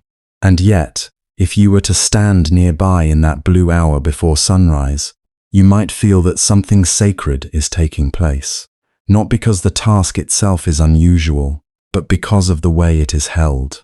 In many lives, chores become symbols of burden. We rush through them while thinking about what comes next. We resist them inwardly. We divide our day into categories we hardly question. This is important, that is trivial. This is the meaningful part, that is the necessary inconvenience. We save our presence for special moments and abandon the rest to habit, complaint, or distraction. But the monastic morning offers another possibility. It suggests that the mind that sweeps with resentment is practicing resentment. The mind that washes while daydreaming is practicing absence. And the mind that lights a lamp with undivided attention is practicing awakening. This is one of the quiet truths at the heart of Buddhist training. Attention changes the quality of an action from the inside. The same hand can perform the same movement in two entirely different worlds. One world is crowded, impatient, split away from itself. The other is simple, gathered, and awake. The difference is not in the broom, the bowl, or the floor. The difference is in whether the mind has arrived. So when a monk sweeps the temple path in the dim light of early morning, he is not merely removing leaves. He is meeting what is here. The cool air on the skin, the soft scrape of bristles against stone, the slight bend of the spine, the rhythm of breath joining motion, the small sound of debris moving across the ground. It is all included. Nothing is too minor to belong. There is no need to make the moment grand. In fact, its power lies in its modesty. The task asks almost nothing except sincerity. And sincerity, in a life that is often pulled in 10 directions at once, can be a kind of relief. After seated meditation, the body is ready to move. The stillness of the cushion has gathered the mind inward, but a whole day cannot be lived sitting motionless in silence. Awareness has to learn how to stand up, how to walk, how to bend, how to reach, how to carry, how to serve. This is one reason early work matters so much. It grounds the monk. It brings insight down from the level of idea into the level of muscle, gesture, and timing. It asks, can you remain here when the hands are busy? Can calm continue when movement begins? Can care survive contact with the ordinary world? These pre-dawn duties become the bridge between contemplation and life. A monk washing his bowl before sunrise may do so with the same care another person would reserve for prayer, not because the bowl is precious in a worldly sense, but because this bowl receives food, sustains the body, and belongs to the web of conditions that make practice possible. Water touches metal, fingers circle the rim, a cloth passes over the surface. There is no audience, no praise, no reward beyond the completion of the task itself. Yet this very lack of spectacle gives the act its purity. It is done because it needs to be done. It is done fully because this moment, too, is worthy of being met fully. How different this is from the modern instinct to always be elsewhere. So often, while our hands are engaged in one thing, our minds are wrestling with 5 others. We answer old arguments, rehearse future conversations, revisit failures, compare ourselves, rush ahead, retreat backward. Even in a quiet room, we can live as if chased. The monk's morning work offers a gentle correction. It does not argue with the mind. It gives the mind a place to rest inside action. Sweep this path, fold this cloth, rinse this bowl, trim this wick, open this window, arrange these sandals, return to the body, return to the breath, return to what is actually here. There is comfort in this, and not a small comfort. Repetitive tasks, when approached without strain, can soothe a heart that has been overworked by thinking. Their repetition is not dullness but rhythm. Their simplicity is not emptiness but mercy. They do not ask us to perform, impress, invent, or achieve. They ask only that we be present enough to finish one thing before beginning another. For a tired mind, this can feel like being carried. You can imagine the monk moving through the hall before the first light spreads. He straightens the cushions left slightly uneven from the night before. He folds a cloth that has loosened. He wipes a surface where dust has settled. He checks the lamps. One by one, small flames are kindled. In the darkness, each lamp seems both practical and symbolic. It lets the room be seen.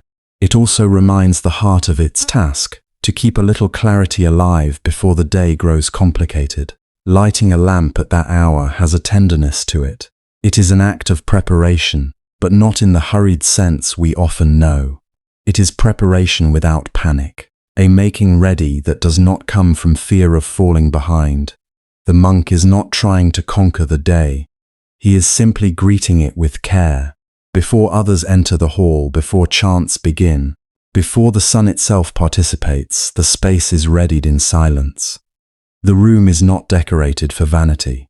It is prepared so that the mind on entering may settle more easily. This is service at its quietest, shaping conditions so peace has somewhere to land. And because the work is simple, the truth inside it becomes easier to see. We are affected by the state in which we do small things. A floor swept with agitation leaves agitation in the body.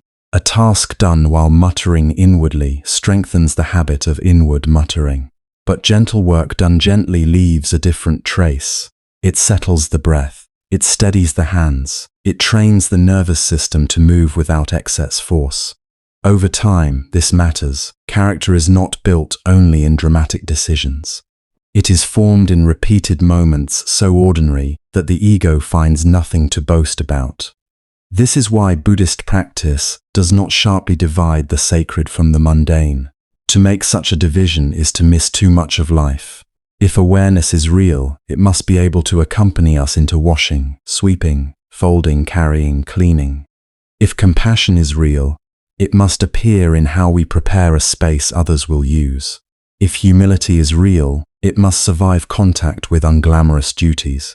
Otherwise, spirituality remains decorative, beautiful perhaps, but fragile. The monk learns another lesson through this work as well, that resistance creates its own exhaustion. Sometimes what tires us is not the task itself, but the argument we hold against it. The mind says, I should be doing something more important. I should be somewhere else. This is beneath me.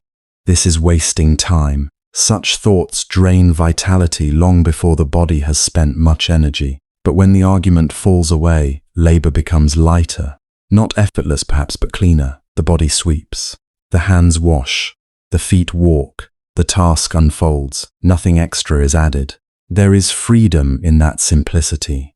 It also protects the monk from a subtle danger that can arise after meditation. The desire to cling to inner stillness, as though the world must not touch it.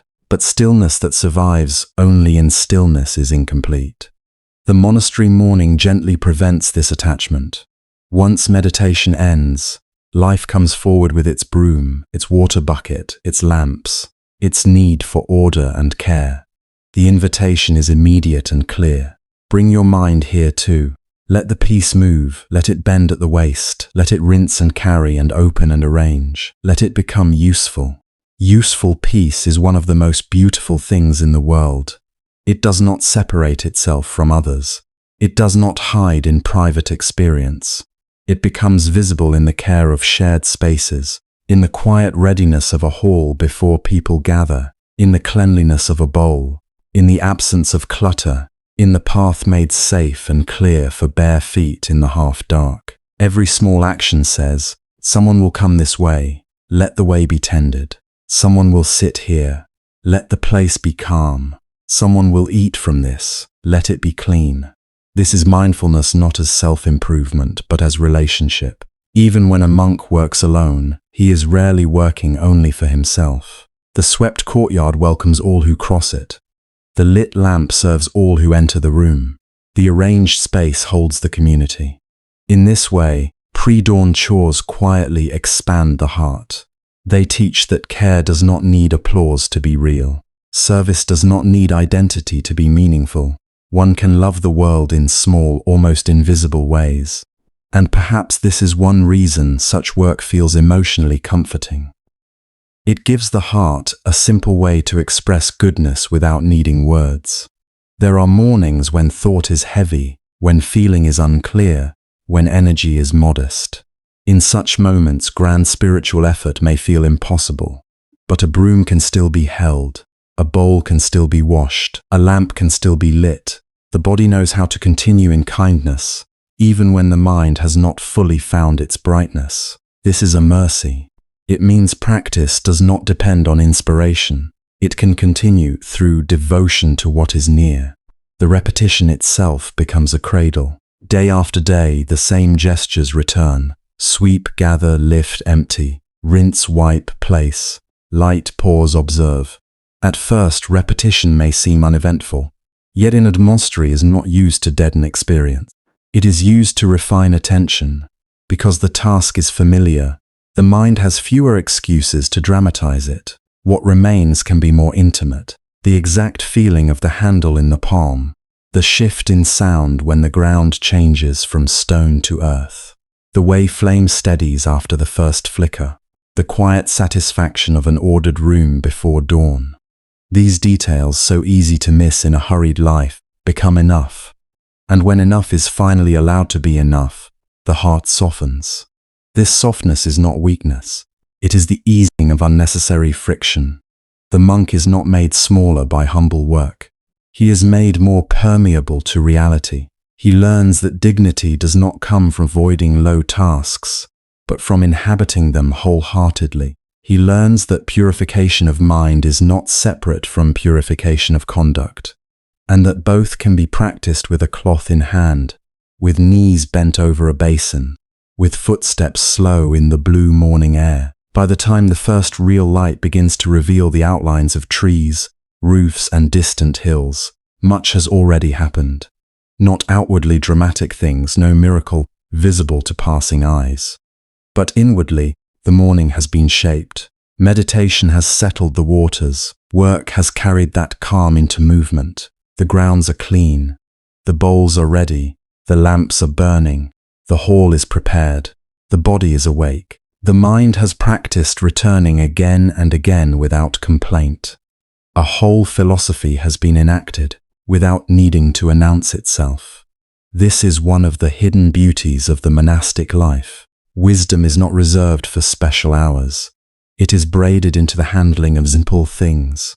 And from these small acts of care, the monk's morning opens wider still. The path he has swept does not end at the temple door. The water he has poured, the lamp he has lit, the silence he has carried into work, all begin to place him in a more intimate relationship with everything around him. The air, the insects, the birds beginning to stir, the trees holding the last of the night, the sky preparing its gradual offering of light. What began as care for a bowl, a floor, a room, becomes readiness to meet the whole living world. He stands there long enough to notice that the world does not awaken all at once.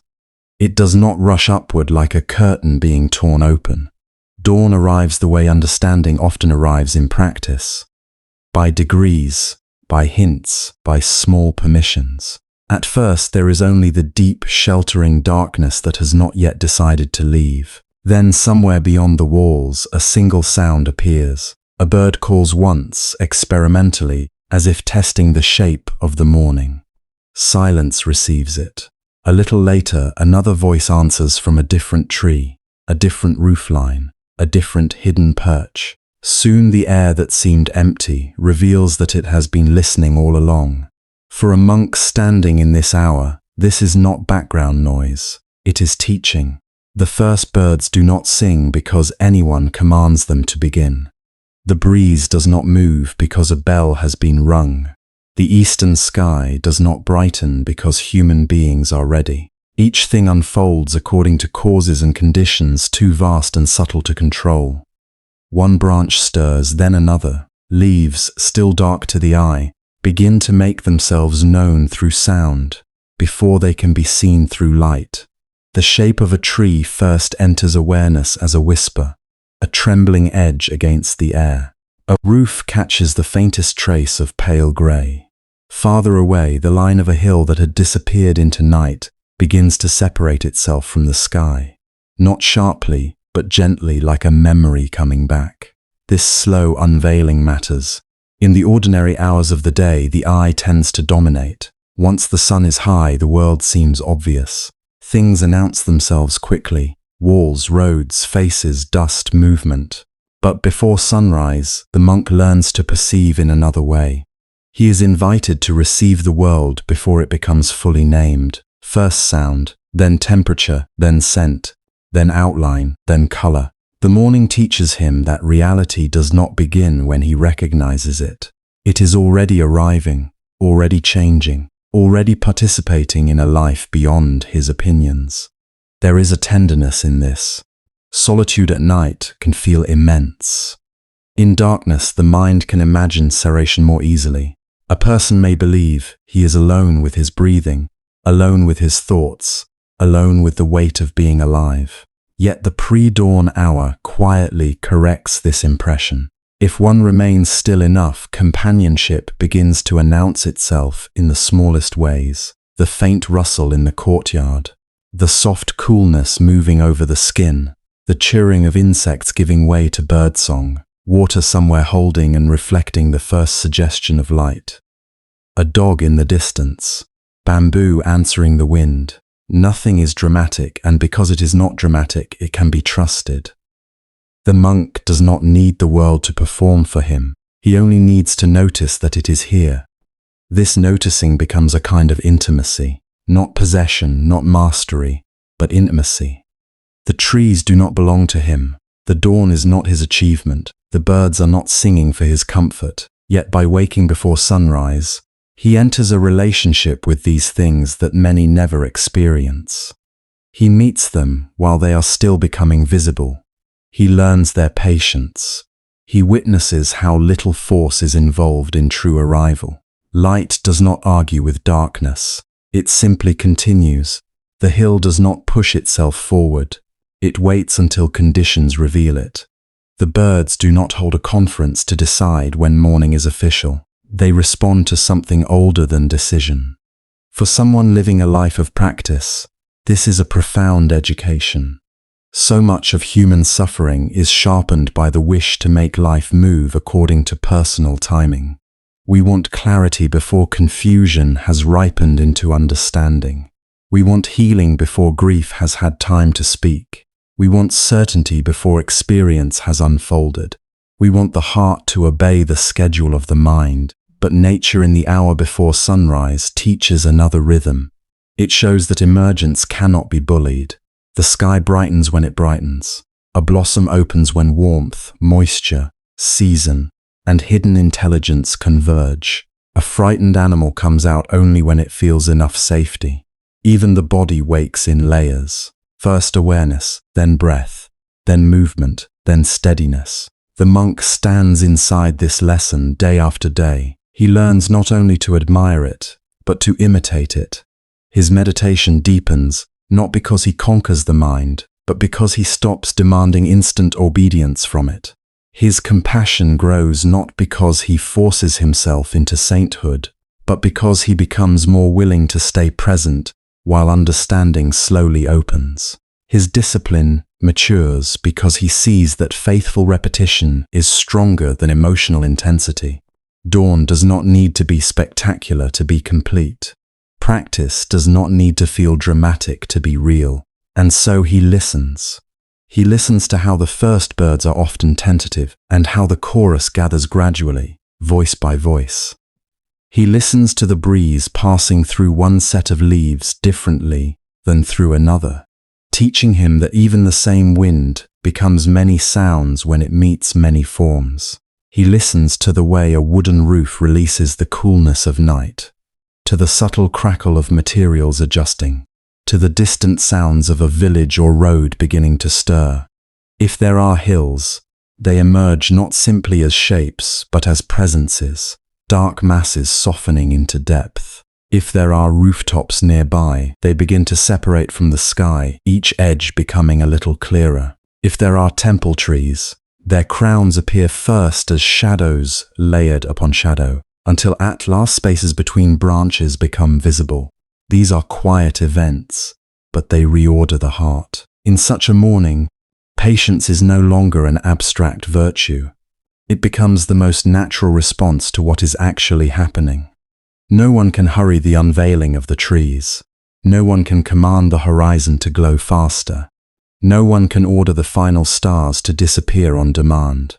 The monk, by placing himself here before sunrise, allows reality to train him out of impatience. He sees that participation is possible, but control is limited. He can wake, he can wash, he can light the lamp, he can sit upright, he can attend carefully, but he cannot manufacture dawn. He can only join it. There is humility in joining. This humility is not defeat. It is relief.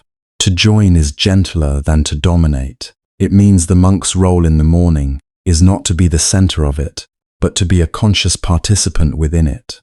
The air enters his lungs because trees have labored in silence. The birds call from branches rooted in soil nourished by rain. The dim path outside the hall can be seen because the turning earth has brought this place once more toward light. The robe on his body was sewn by hands.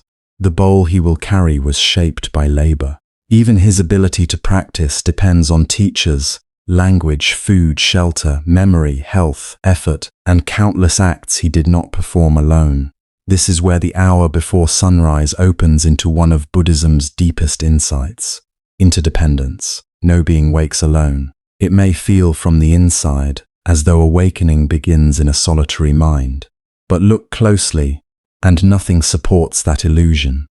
The monk rises because another monk struck a bell, or because the habit of many years has entered his bones, or because generations before him preserved a way of living that made such rising meaningful. The bird sings because insects stir, because trees offer refuge, because the season has turned, because light is approaching. The fields beyond the monastery silver slowly under the changing sky because clouds, wind, water, and earth have participated. Even silence is shared. It is shaped by architecture, weather, distance, sleeping bodies, open space, and the absence of machines or voices. When the monk listens in this way, the boundary between my morning and the morning becomes softer. He begins to sense that consciousness itself is not sealed off from the living world. His breath responds to the temperature of the air. His mood responds to sound. His body responds to light. His thoughts rise and fall in relation to everything around him. The world is not merely scenery surrounding a solitary meditator. It is part of the meditation. It is part of the mind's education. It is part of the field in which awareness ripens. This can make solitude feel very different. There is a lonely kind of aloneness, the kind that tightens the chest and makes every silence seem empty. But there is also a spacious aloneness in which one is not crowded by demands and yet not cut off from life. The pre-dawn world introduces this second kind with exquisite gentleness. It says, in effect, you are quiet, but you are not abandoned. You are still, but you are not outside the stream of being. Around you, hidden wings are opening, sap is rising, mist is thinning. The first color is gathering where darkness had seemed complete. The whole world is making its slow transition together. For many people, the dark hour before day can awaken old fears. It can seem too open, too silent, too unknown. The mind may project absence into every shadow. But monks return to this hour so often that they begin to discover another truth inside it. What appears empty is often simply subtle. What appears lifeless is often preparing to move. What appears mute is often filled with delicate signals that only patience can hear. As the birds increase, as the breeze takes on texture, as rooflines and branches emerge one by one, fear has less space to invent its story. Presence becomes stronger than imagination. This is one reason the early hour can soothe the heart. It does not do so by distracting attention, but by refining it. Instead of escaping into noise, the monk learns to trust quiet enough to hear its hidden richness. Instead of demanding company in a human form, he discovers companionship in participation itself. A tree standing through the last of the night, a bird announcing a change in the air, a far hill accepting light without hurry. These do not speak in language, and yet they communicate something unmistakable. Awakening is communal. Even the sky seems to embody this truth. Before sunrise, it rarely changes in one sudden motion. It loosens gradually. Black becomes charcoal. Charcoal becomes deep blue. Blue receives a thread of silver, then a blush so faint it might be missed by anyone looking too quickly. Clouds, if there are clouds, begin by revealing only their edges. The monk who watches learns that revelation often starts at the margins. What was hidden does not always come forward all at once. It offers itself in portions, enough for trust, enough for attention, enough for the next step. And perhaps this is why the hour feels so close to prayer, even when no words are spoken. The living world is not hurrying itself into display. It is disclosing itself through relationship. Light touches roof. Roof defines shadow. Shadow clarifies tree. Tree shelters bird. Bird awakens ear. Ear steadies mind. Mind softens heart. Nothing appears independently. Each thing reveals another. Each thing helps another become knowable. In this way, the monk's morning becomes more than observation. It becomes participation in a network of mutual revealing. There is great comfort in that. A person who feels burdened, isolated, or inwardly cold may imagine that peace must arrive from somewhere outside life, as if calm were a private escape. But the monk, standing in this hour, learns a peace that is woven through contact. He is calmed not by separating himself from the world, but by sensing how deeply he already belongs to it. The first light on the courtyard, the tremor of leaves, the low call of unseen birds, the distant hill emerging from darkness, these do not solve all sorrow, but they place sorrow within a larger field. They remind him that change is constant, that support is often invisible, and that no moment, however solitary it feels, is truly self-made.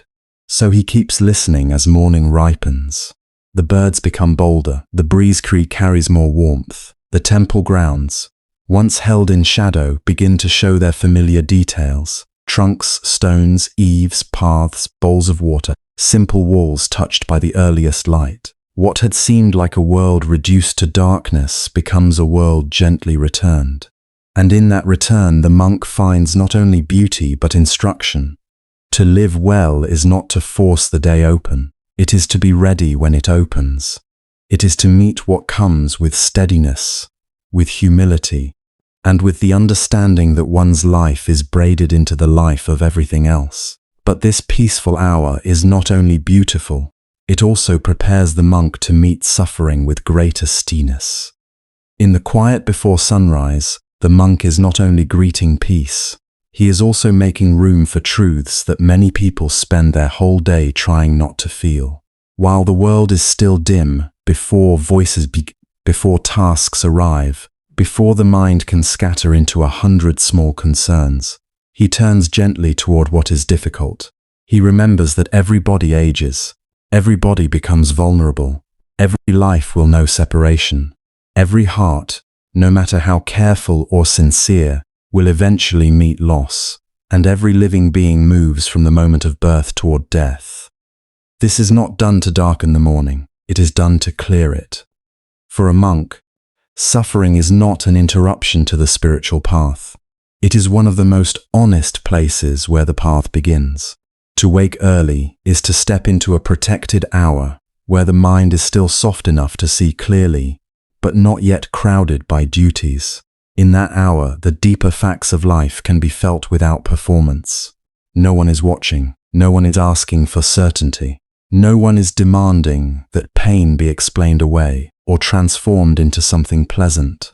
There is only breath, darkness slowly thinning, and the willingness to sit beside what is true. He may reflect on the body and its fragility. A strong body can weaken, clear eyes can dim, steady hands can tremble. Skin changes, memory changes, energy changes. The monk does not consider these things as punishments. He considers them part of the nature of being alive. To be born into a human body is to inherit change. And yet most people live as though this change is a rumor, something far away, something happening mostly to others. The monk trains himself not to live inside that illusion. He lets the truth come close.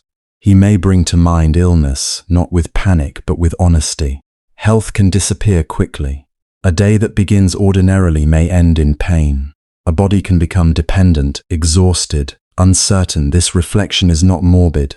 It is intimate. It loosens the arrogance that whispers, "I have plenty of time. I am in control.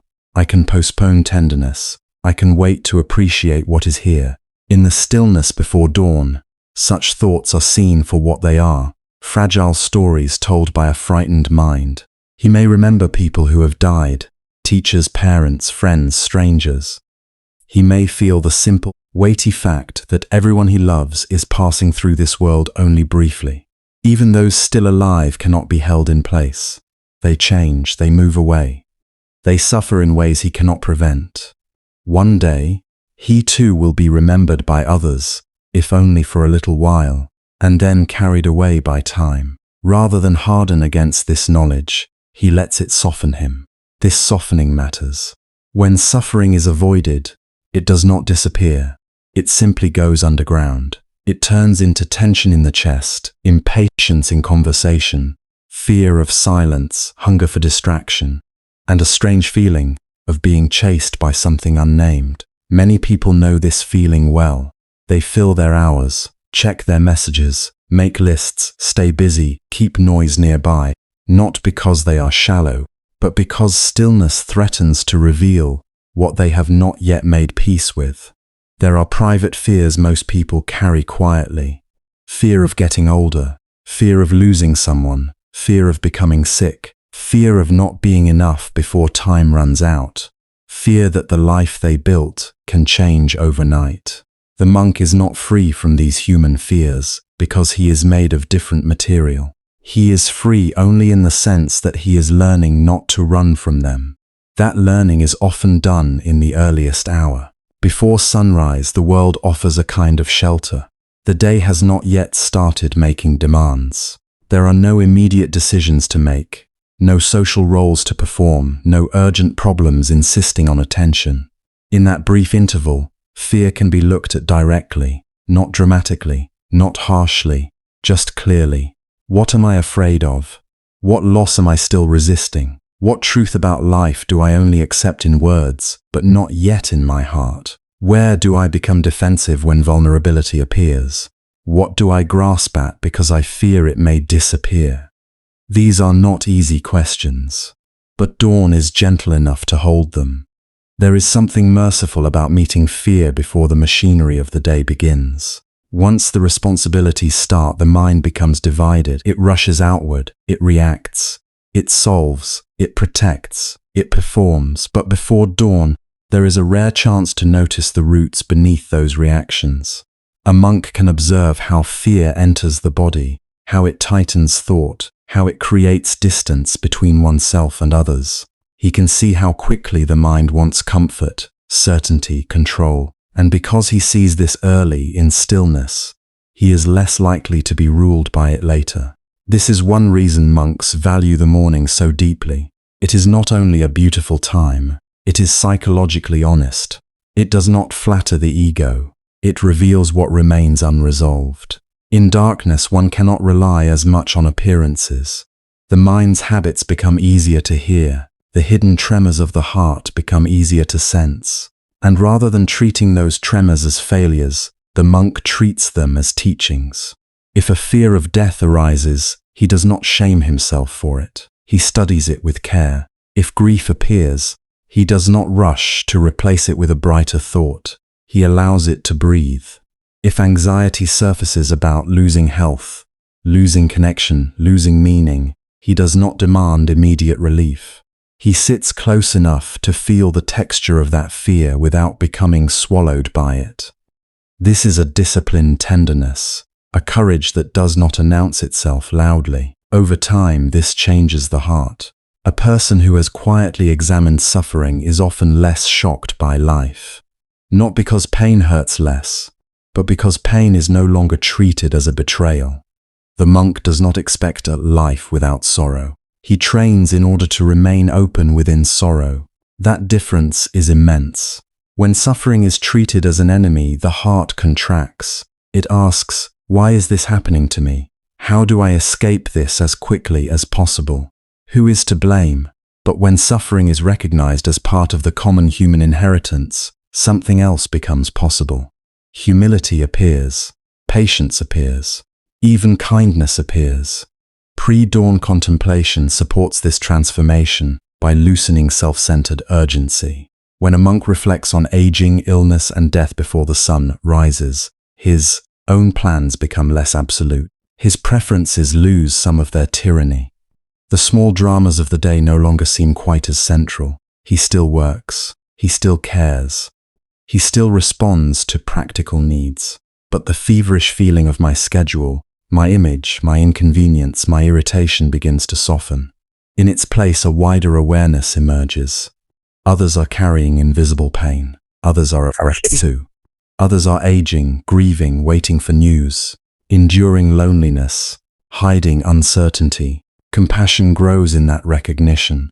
Not sentimental compassion, not the kind that feels warm only when life is easy, but a more durable compassion. A compassion born from seeing that suffering is shared. When the monk later meets someone who is angry, demanding, withdrawn, or difficult, he has a better chance of sensing the pain beneath the surface. He is less likely to respond only to the behavior. He is more able to remember that every harsh tone may conceal fear, every coldness may conceal grief, every restless grasping may conceal a heart that does not know how to bear impermanence. This does not make him passive. It makes him less defensive. Defensiveness is often fear protecting itself. If I have not looked at my own vulnerability, then your pain may feel threatening to me. Your grief may stir up mine. Your illness may remind me of my fragility. Your aging may confront me with my future. And so I withdraw, criticize, fix too quickly, or turn away. But if I have spent time in the morning sitting beside these truths, then I do not need to flee when they appear in someone else. I can stay present longer. I can listen more deeply. I can offer help without secretly demanding that the discomfort end immediately. This is part of why waking before sunrise matters so much in monastic life. It gives the monk a chance to meet suffering in himself before he encounters it in the world. He practices receiving the difficult without collapse and without denial. He learns to be intimate with impermanence rather than startled by it. And because of that, his presence can become steadier for others. Maybe you know in your own life what it means to carry hidden worries through the day. Perhaps they do not always announce themselves clearly.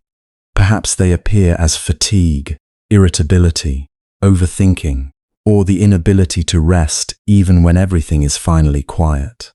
Maybe beneath your routines there is a fear you rarely name, a concern about someone you love, a loneliness you have learned to function around, a grief that has never fully left, anxiety about the future, about your health, about money, about time, slipping by faster than you expected. Many people live this way, appearing composed while inwardly negotiating with unease. The Buddhist monk's early rising offers another possibility. It suggests that calm may not come only from escaping pain. Calm may come from turning toward pain with enough gentleness that it no longer has to chase you from the shadows. The fears we refuse to meet often become louder. The grief we postpone often seeps into everything. But what is faced quietly, with patience and compassion, begins to change shape. It may not disappear, yet it becomes less frightening. It becomes more human, more workable, less isolated. Imagine what it means to sit in the dim hour before morning and simply admit, yes, I am afraid of losing what I love. Yes, I do not control as much as I pretend. Yes, my life is changing. Yes, people I cherish are vulnerable. Yes, I too will age. I too will fall ill one day. I too will die. There is sorrow in these acknowledgements, but there is also relief. The exhausting labor of pretending can rest. The mind no longer has to build such rigid walls against reality, and where the walls soften, compassion can enter. This is one of the quiet miracles of contemplation. It does not remove life's tenderness by making us harder. It protects life's tenderness by making us more honest. A monk who greets suffering before dawn is not making himself bleak. He is making himself available to sorrow without being drowned by it, available to others without needing them to be pleasant, available to the fragile beauty of each ordinary day precisely because he knows it cannot be kept. As dawn continues to brighten, this understanding moves with him. It enters the way he walks, the way he receives the morning meal, the way he notices a face, a cough, a pause in someone's voice. He remembers that every being he meets is carrying a burden that may not be visible. He remembers that no one escapes change. He remembers that tenderness is urgent because time is uncertain. And so his compassion is not postponed for some future moment when life becomes easier. It becomes part of how he meets the day now. For the listener, there is something deeply reassuring here. You do not have to become fearless to become peaceful. You do not have to solve every source of pain before rest is possible. Sometimes peace begins more modestly. It begins when you stop treating your own sorrow as an intruder. It begins when you allow the heart to tell the truth in a quiet room. It begins when you discover that looking gently at what hurts can create more ease than endlessly trying not to look. The monk wakes before sunrise because this hour gives him room to remember what life is made of. Change, vulnerability, love, parting, uncertainty, and the possibility of awakening within all of it. In the silence, he learns that suffering met with awareness becomes less poisonous. Fear met with patience becomes more transparent. Grief met with compassion becomes less lonely. And the heart that no longer spends all its spent strength avoiding pain has more strength left to love. This capacity to meet suffering is strengthened further by one of Buddhism's deepest teachings: non-attachment. Non-attachment can sound like a large and distant idea, almost too refined for ordinary life. People hear the word and imagine losing interest in the world, becoming cold, detached, or somehow beyond human need. But in the monastic morning, non-attachment begins somewhere much simpler. It begins in the dark, in the tender moment before dawn, when the body is warm beneath a blanket, and the air outside that warmth feels uninviting.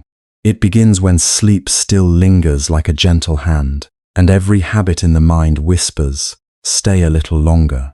This is one of the most human moments there is. Almost everyone knows it. The bed feels softer than it did at any other hour. The room seems to conspire with drowsiness. The mind starts bargaining in 100 subtle voices. Just a few more minutes. It is still dark. Rest is good. Tomorrow I will be stronger. There is no urgency. There is no harm in waiting. These thoughts do not always sound dramatic. Often they sound reasonable, even caring. That is part of what makes attachment so difficult to see. It does not always arrive as obvious greed. Sometimes it appears as a quiet obedience to comfort, a reflexive reluctance to move, a small refusal to let the moment change. For a monk, rising before sunrise is not a punishment for having a body. It is not a battle against sleep for the sake of harsh discipline. It is a training in seeing clearly how attachment works at its most ordinary level. The body wants warmth. The mind wants continuity. Habit wants yesterday to extend itself into today without interruption. And yet the bell sounds, or the inner hour arrives, and there is an invitation to stand up anyway. That anyway matters. It is the doorway of practice. When the monk leaves his bed, he is not proving that comfort is evil. He is learning that comfort is not a master. He is learning that the pleasant feeling of staying still does not have to dictate the next action. This may seem small, almost too small to carry spiritual significance, but much of life is shaped by these tiny obediences and tiny refusals. A person becomes who they are through repeated responses to ordinary impulses. To wake before sunrise is to interrupt one of the most basic patterns of clinging, the desire to remain where it feels easiest. There is something deeply revealing in the transition from lying down to sitting up, from sitting up to standing, from standing to taking the first step onto a cool floor. In that brief movement, the whole drama of attachment can be seen. One part of us reaches toward ease. Another part remembers intention. One part seeks the familiar cocoon of unconsciousness. Another part turns toward awareness. The monk does not imagine that this tension should not exist. He simply practices meeting it without being ruled by it. That is an important distinction. Non-attachment is not the destruction of desire by force. It is the gentle but steady refusal to surrender one's freedom to every passing impulse. The body says, the practice says, notice that wish with kindness and rise. The mind says, not yet. The practice says, hear the thought and stand.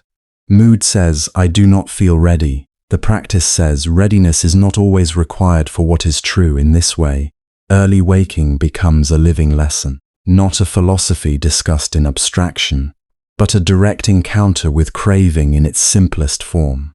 Craving does not always announce itself with intensity. Sometimes it is only the wish to continue sleeping, because sleeping is softer than waking. Sometimes it is only the wish to avoid the slight discomfort of cold air, upright posture, responsibility, and consciousness.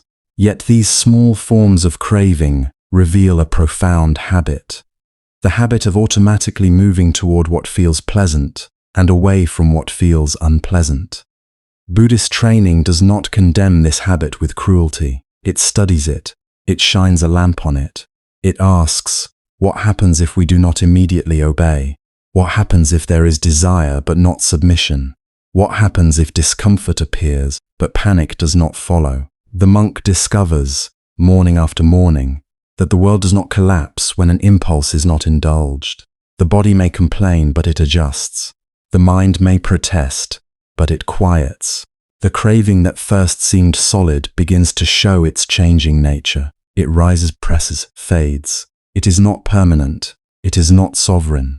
This is why small acts of letting go matter so much. They prepare the heart for larger forms of surrender. A person who cannot release the sweetness of one more hour in bed may struggle even more when asked to release praise, certainty, control, resentment, or the image of how life was supposed to unfold. Monastic life understands this with great tenderness and realism. It does not wait for grand spiritual tests to begin the work of freedom. It begins with robes folded carefully, bowls carried attentively, words restrained, meals simplified, and mornings entered before the sun. Each of these gestures loosens the knot of possessiveness a little, not because the monk is trying to become empty in some lifeless sense, but because clinging tightens around everything it touches. Clinging turns comfort into dependency.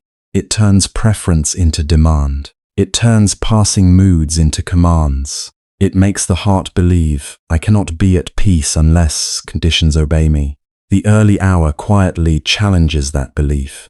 There is a soft courage in getting up before dawn, not dramatic courage, not the kind celebrated in stories of conquest, but the quieter courage of not negotiating endlessly with the part of oneself that only wants ease. The monk learns that freedom often feels humble at first.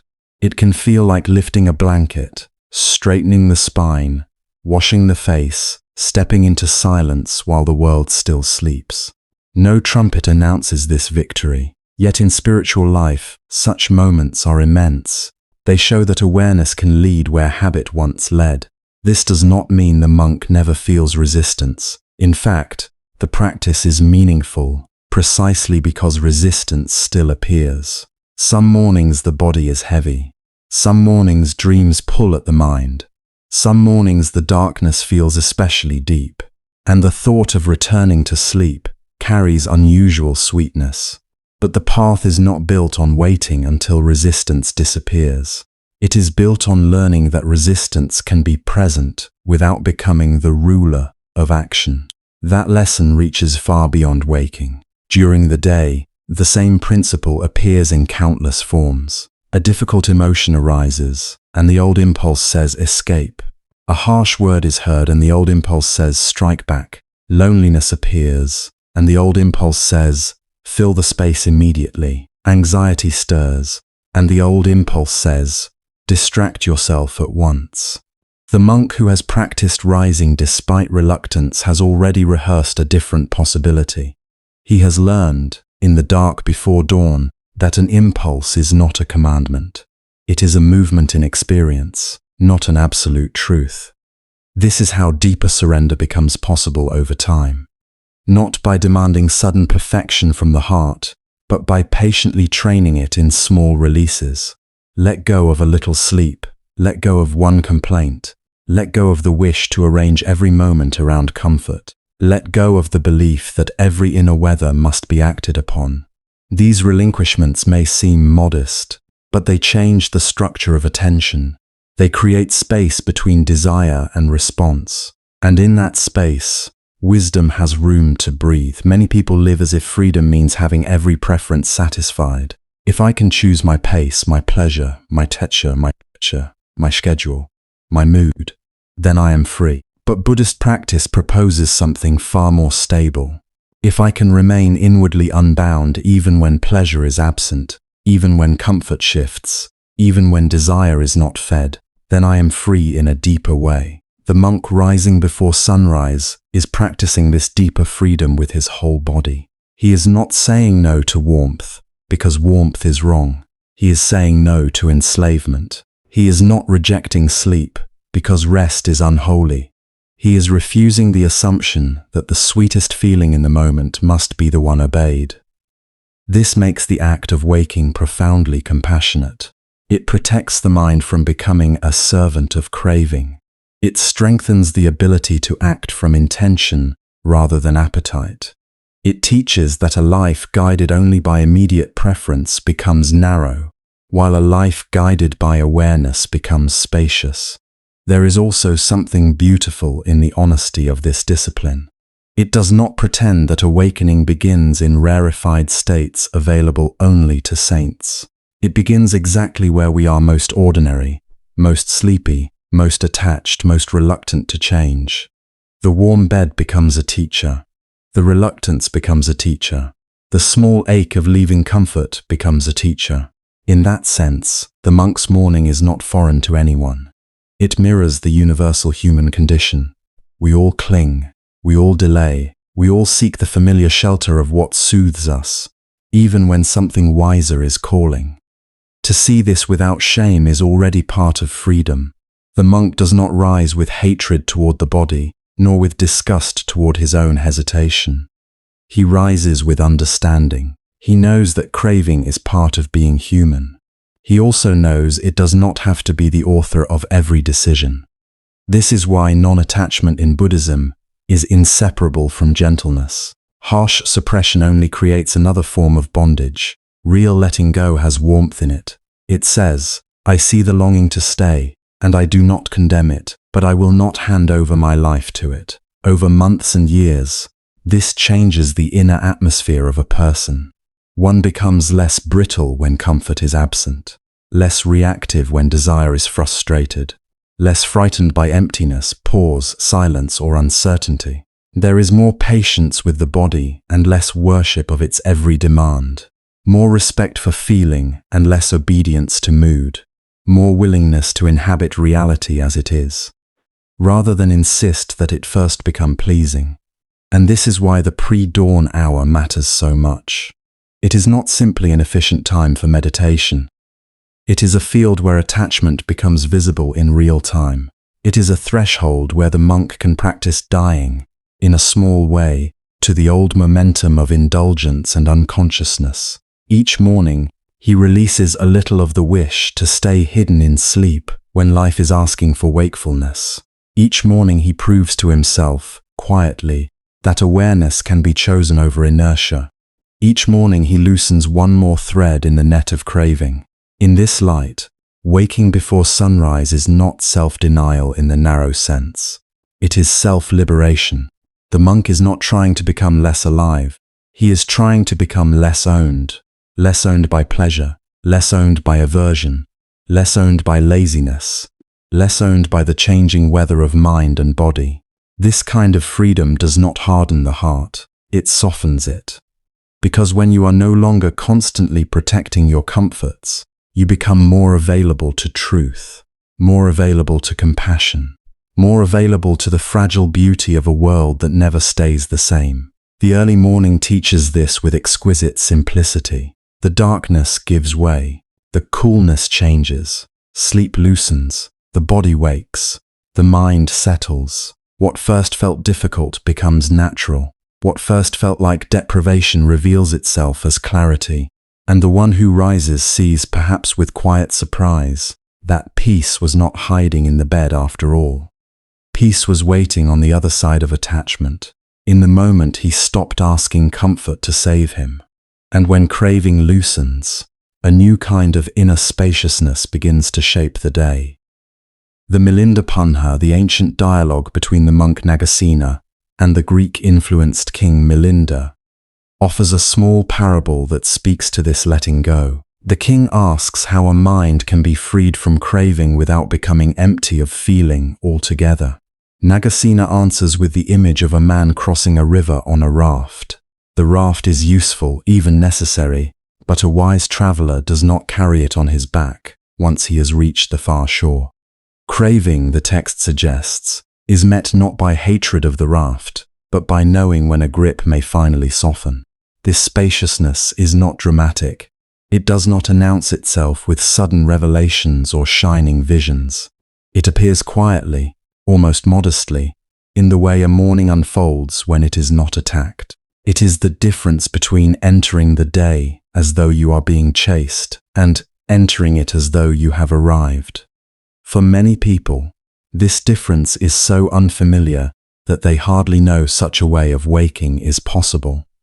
In the modern world, morning often begins with interruption. Before the eyes have fully opened, there is already sound. An alarm cuts through sleep, not like an invitation but like a command. The body startles, the heart tightens, the mind still soft from dreams is pulled at once into time, duty, urgency.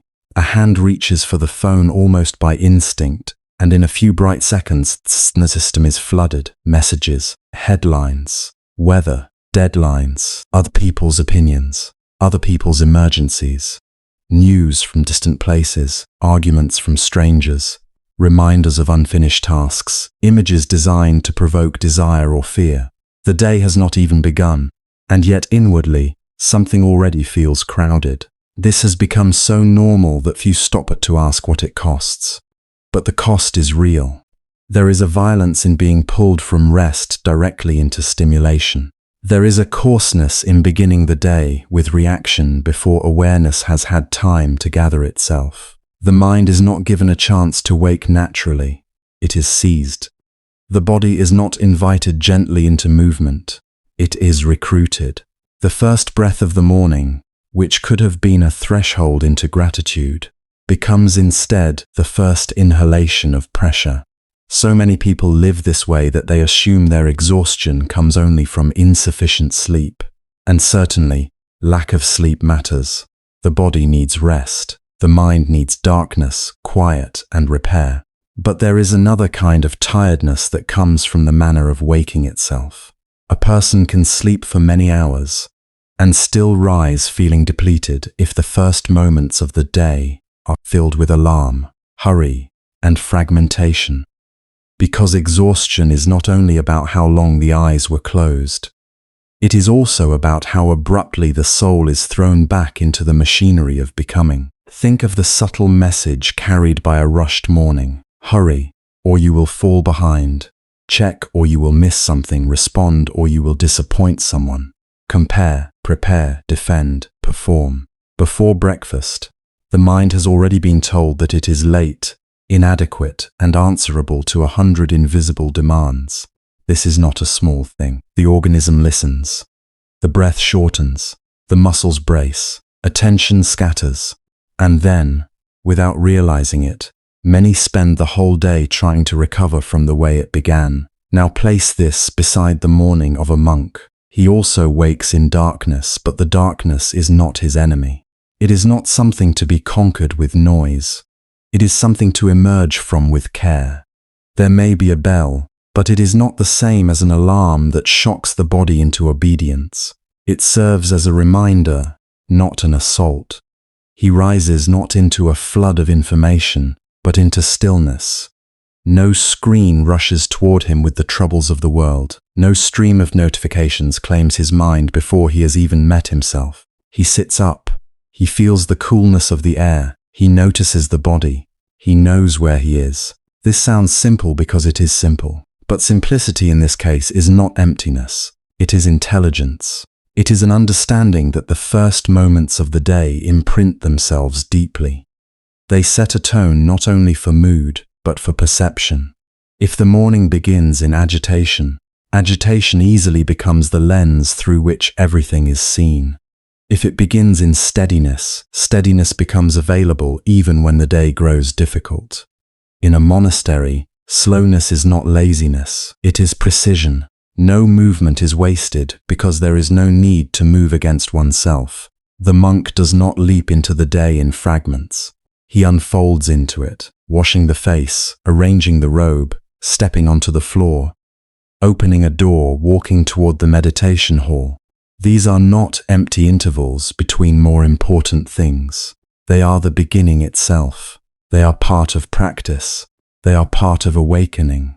And because the beginning is not crowded, the mind has room to notice what modern life often crushes beneath momentum. The faint gratitude of having another day. The tenderness of a sleeping world before it becomes noisy. The miracle of breath returning again and again without being commanded. The chance to choose, before speaking to anyone, what kind of heart one wishes to bring into the day.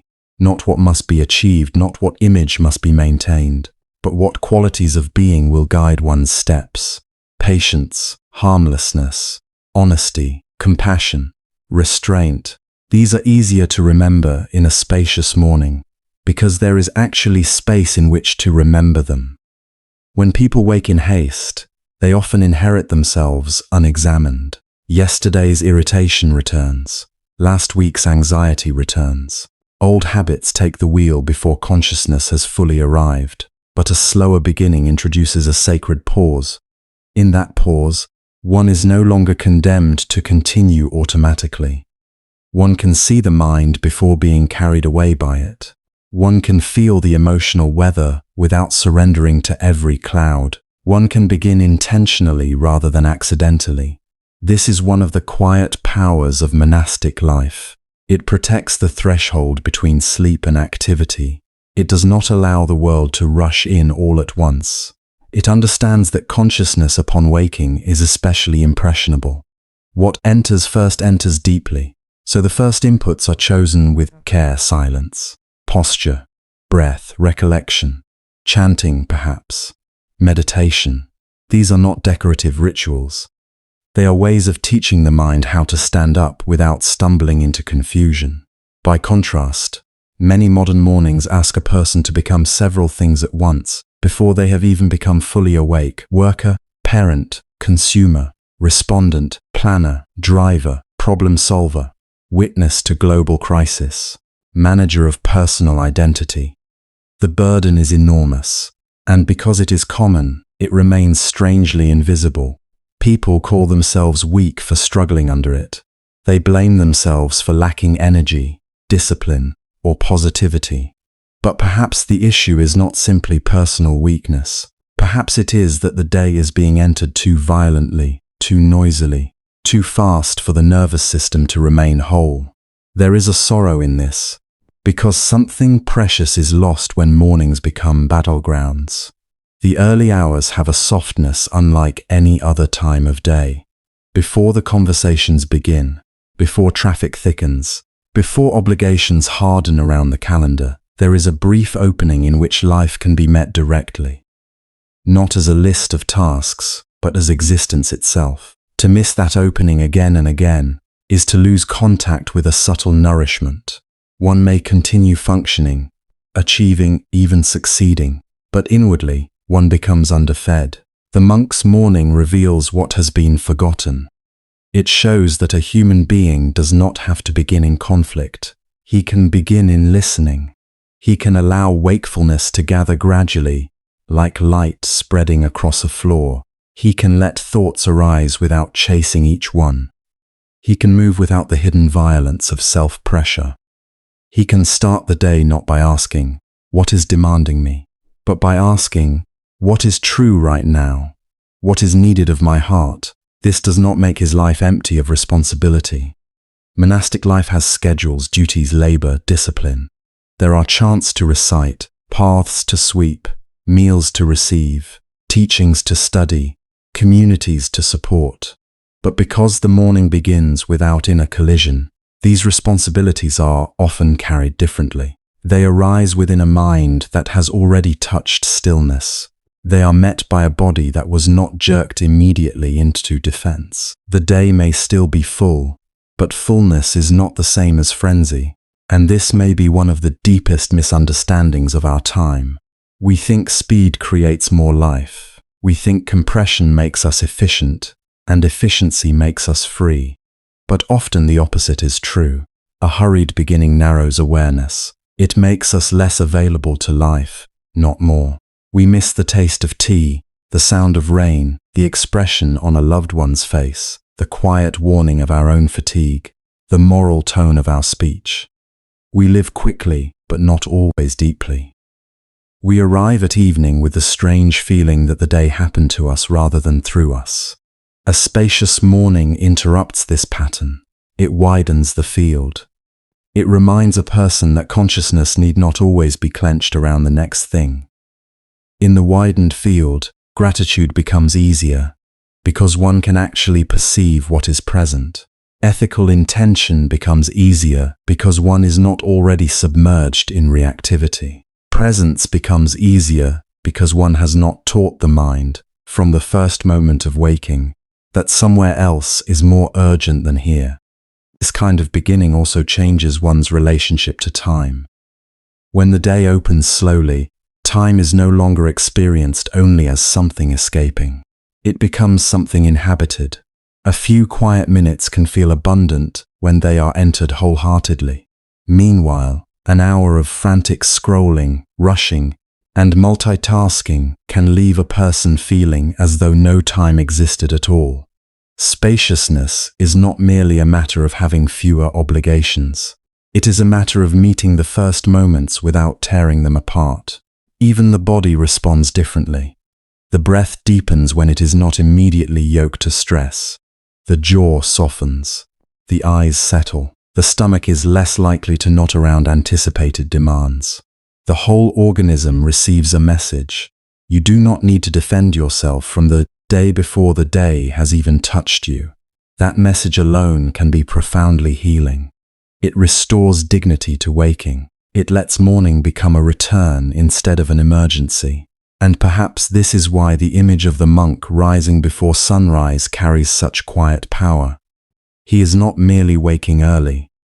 He is demonstrating another way of belonging to time. He is showing that the transition from sleep into consciousness can be gentle, lucid, and morally meaningful. He is showing that peace is not something postponed until problems disappear.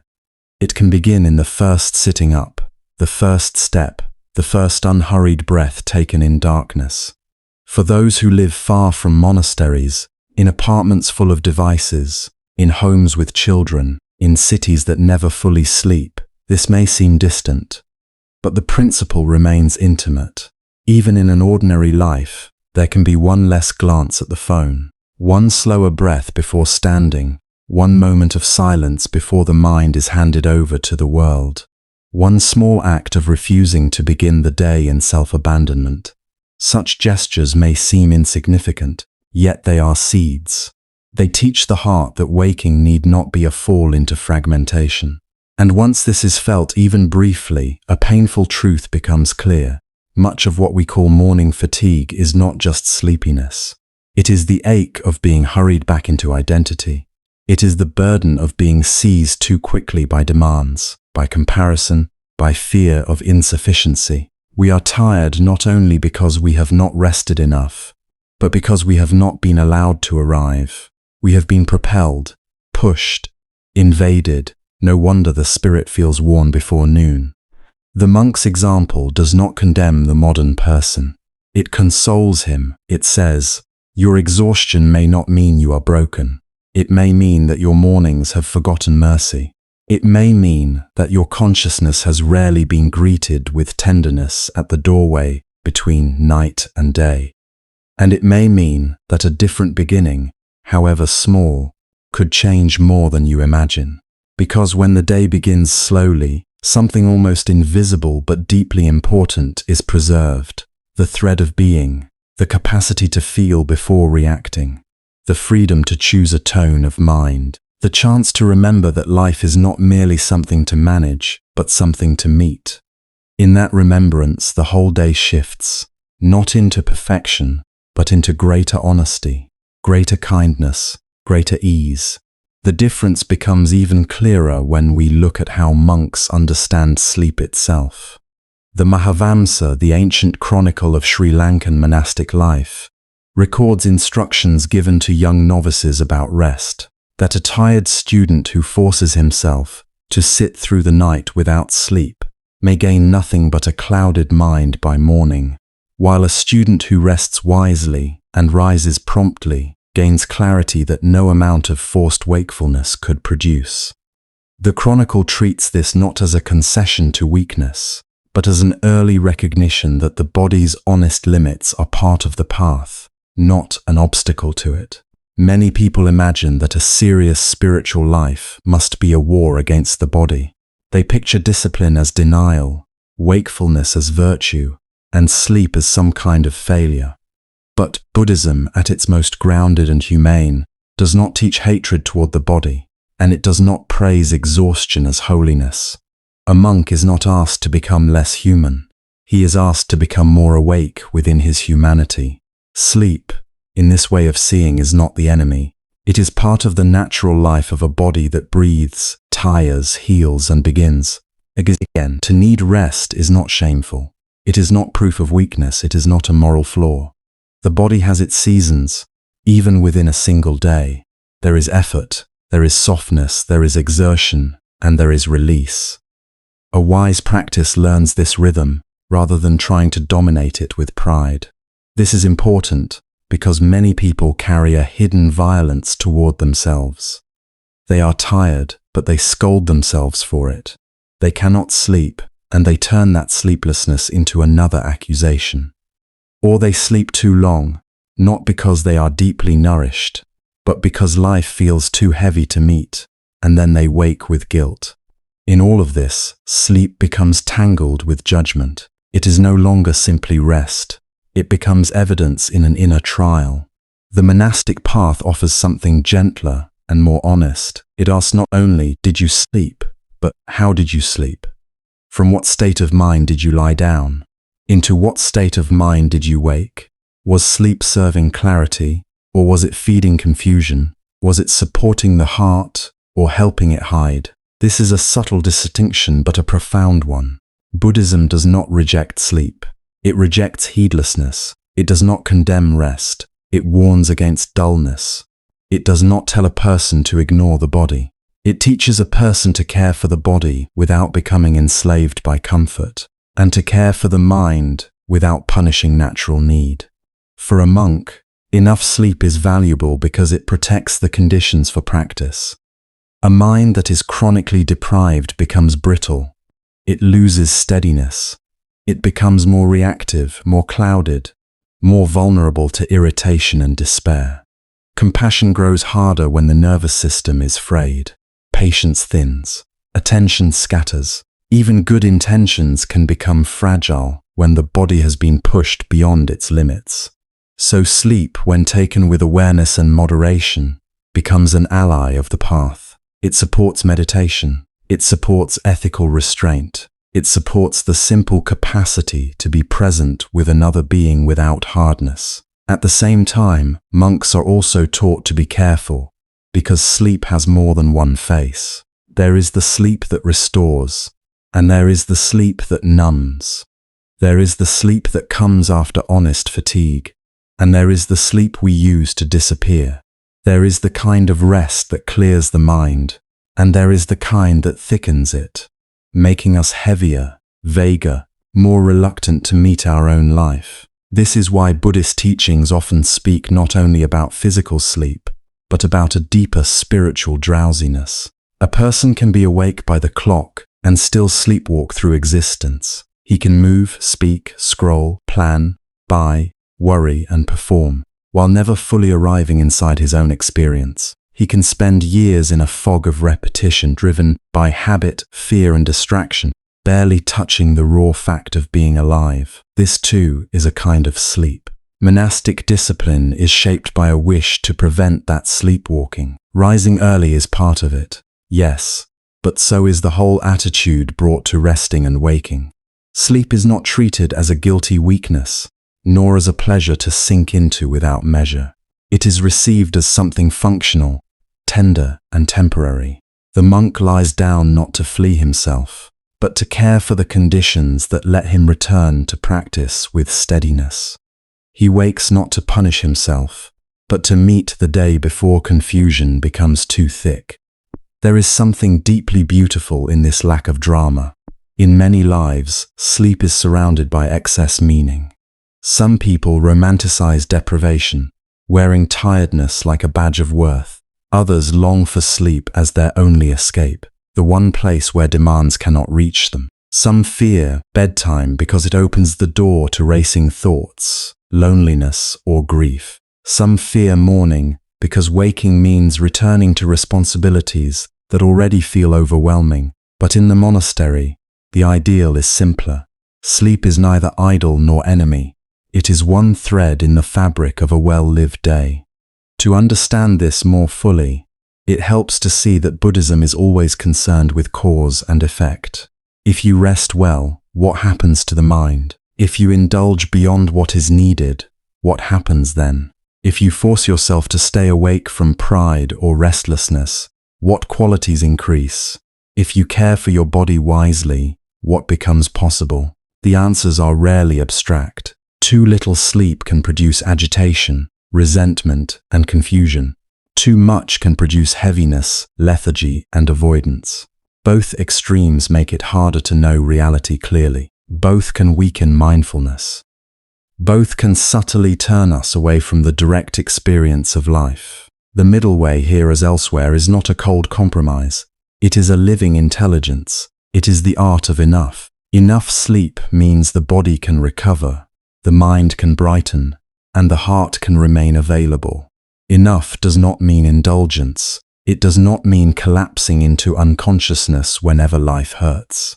It does not mean extending sleep, because waking asks something difficult of us. It means listening carefully. It means learning the difference between true tightness and resistance. One says, "I need restoration." The other whispers, "I do not want to face this." That difference can be hard to hear, especially in a world where so many people are genuinely depleted. Some are not oversleeping out of laziness at all. They are carrying invisible weights. Grief that has not been named, anxiety that keeps the body braced even in stillness, years of overwork, caregiving without relief, loneliness, burnout, depression, a nervous system that no longer knows how to settle. In such conditions, sleep becomes complicated. You may crave it and yet not receive it. You may spend long hours in bed and wake unrested. You may be tired in your bones and yet unable to surrender into the dark. The Buddhist view, when understood with compassion, does not mock this suffering. It does not look at insomnia and say, "Try harder." It does not look at fatigue and say, "Be more disciplined." It begins with kindness and honesty. What is happening here? What conditions are present? What does this body need? What burdens is this mind carrying? Where has fear made its home? Where has sorrow gone unwept? For someone struggling with insomnia, the monastic relationship to sleep can feel surprisingly relieving. It suggests that sleep cannot be forced by aggression. You cannot bully the mind into softness. You cannot command the heart to unclench because the clock says it should. What you can do is prepare the conditions. You can treat the evening as a gradual letting go rather than a final collapse. You can allow the body to feel safe enough to descend. You can meet wakefulness when it comes, not always with panic, but sometimes with patience. Even in a monastery, not every night is perfect. The point is not control. The point is relationship. And for someone who feels constantly exhausted, there is also comfort here. Buddhism does not ask you to deny your limits. If your body is tired, your practice may begin by admitting that plainly. If your heart is worn thin, perhaps wisdom for now is not heroic striving, but careful restoration. Sometimes the path is not to push through the fog, but to understand why the fog has become so dense.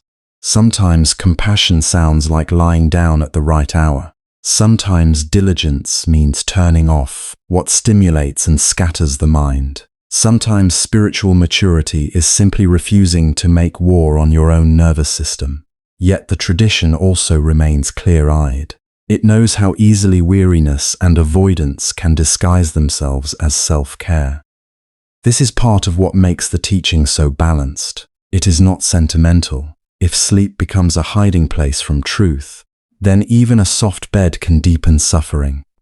If we use unconsciousness to postpone every difficult feeling, every honest conversation, every needed change, then rest has quietly turned into escape. The body may be horizontal, but the heart is still running. Monks therefore cultivate mindfulness around the edges of sleep, not always in an elaborate way, but in a sincere one. Before lying down, there may be recollection, gratitude, a calming of the breath, an awareness of intention. Upon waking, there is often an effort to notice the first movements of mind before the day rushes in. Is there aversion, sleepiness, grasping, peace? The point is not to manufacture a perfect state, but to know what is here. In this way, even sleep becomes included in practice, not because the monk is analyzing every dream, but because he is learning not to abandon awareness more than necessary. This matters because the moments surrounding sleep are vulnerable moments. At night, many people tumble into bed still carrying the speed of the day. Their last act is not release, but stimulation. Their final breath before sleep is often not spacious, but crowded.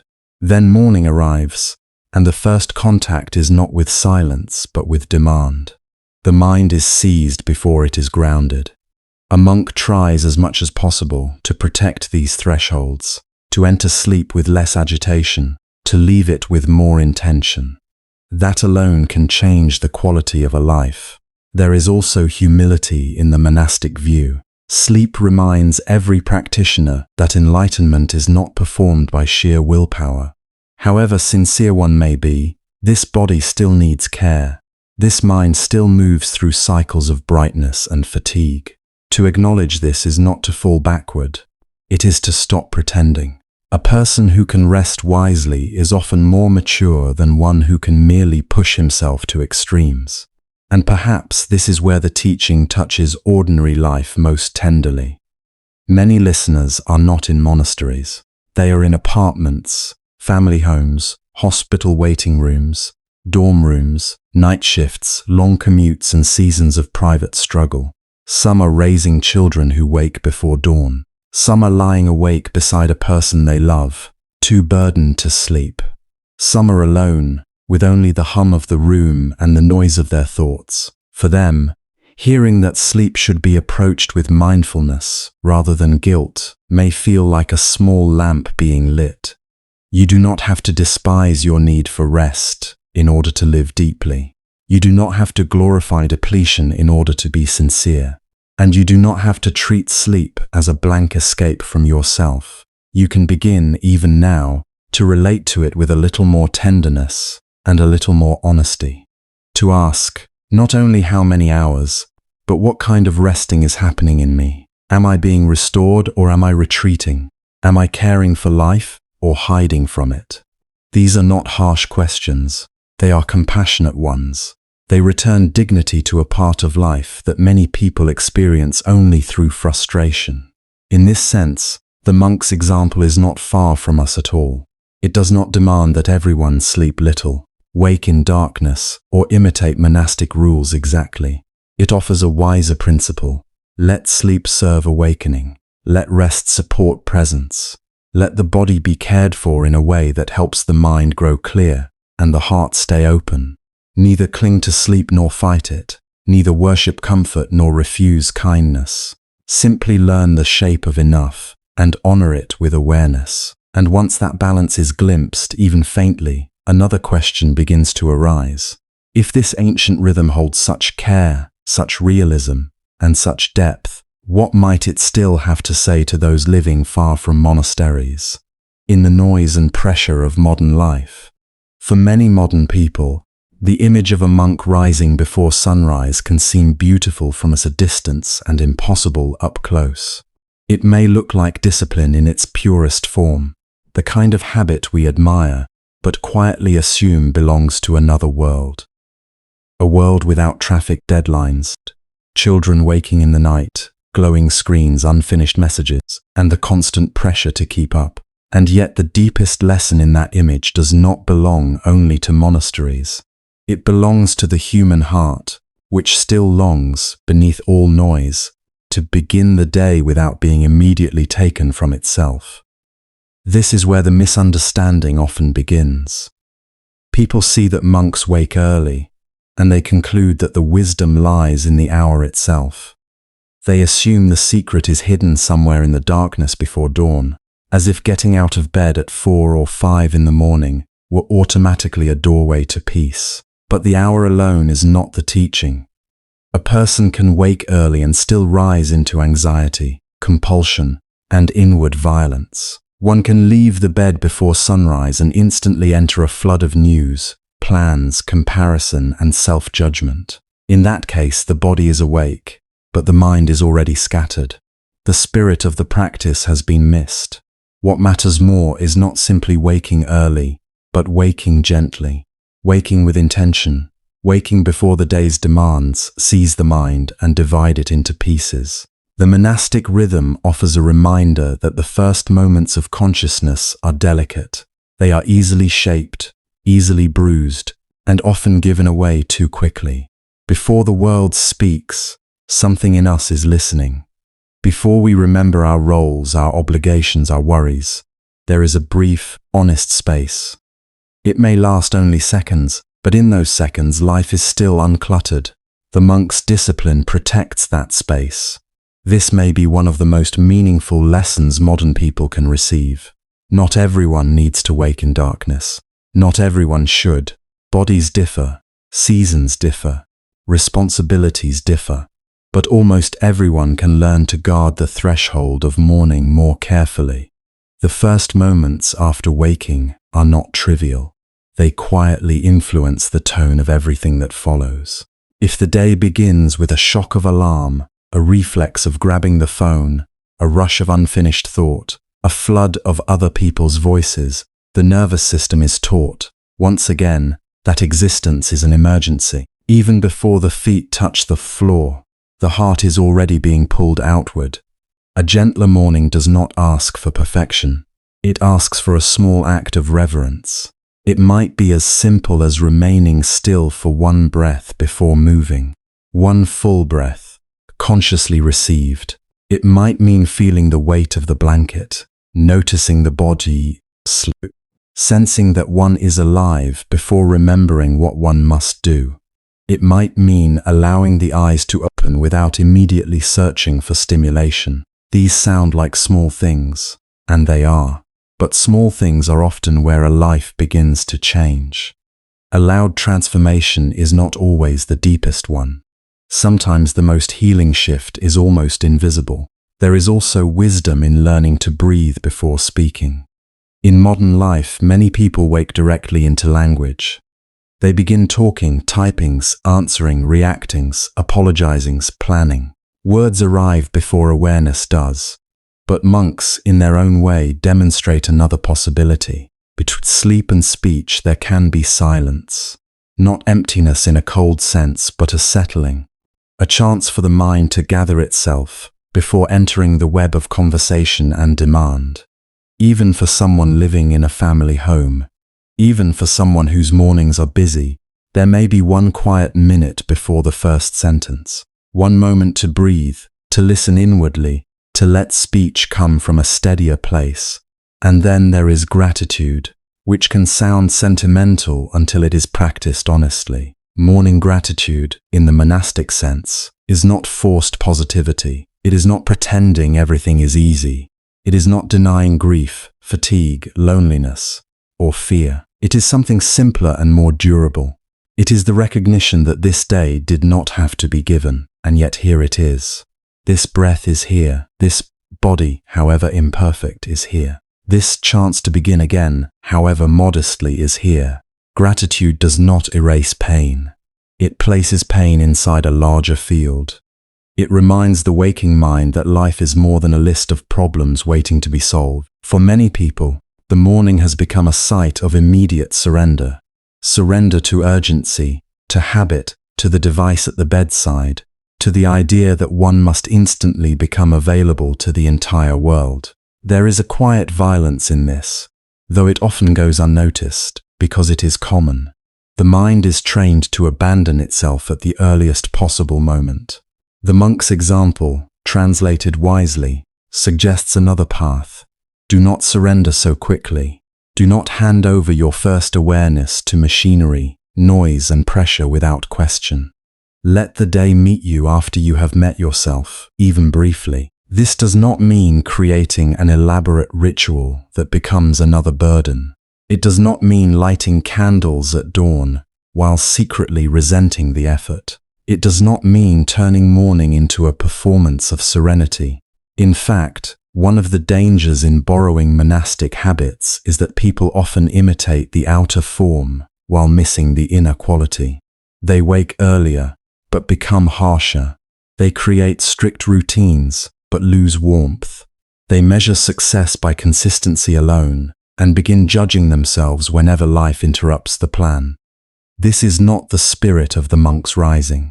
Compassion is not an accessory to the practice. It is at the center of it.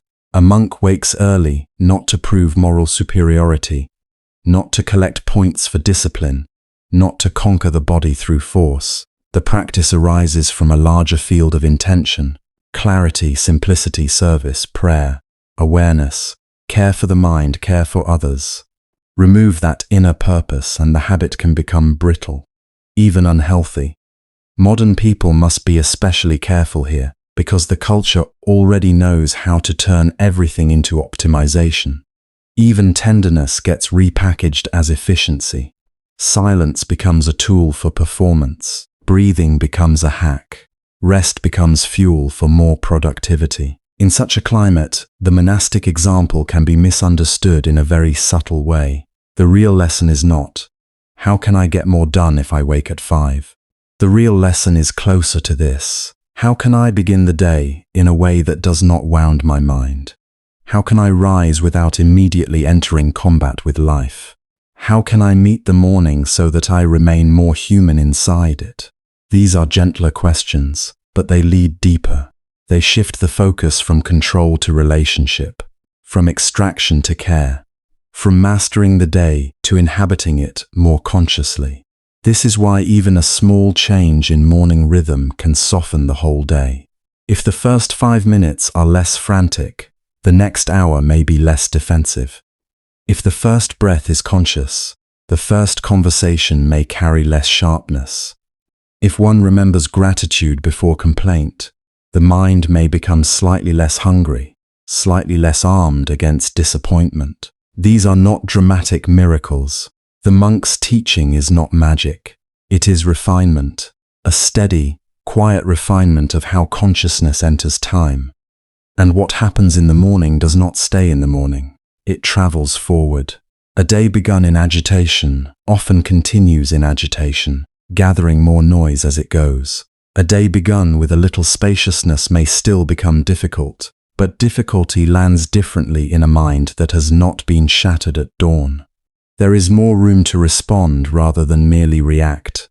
more capacity to notice one's tone, one's speed, one's exhaustion before they harden into harm.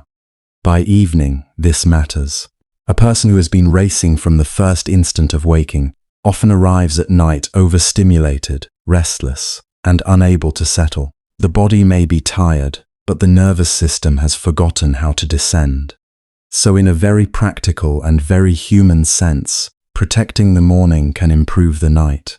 Not because the day becomes perfect, but because it becomes less jagged, less internally abrasive. If the mind is not yanked so violently into fragmentation at sunrise, it may not resist rest so fiercely after sunset. Sleep often reflects the shape of waking life more than people realize.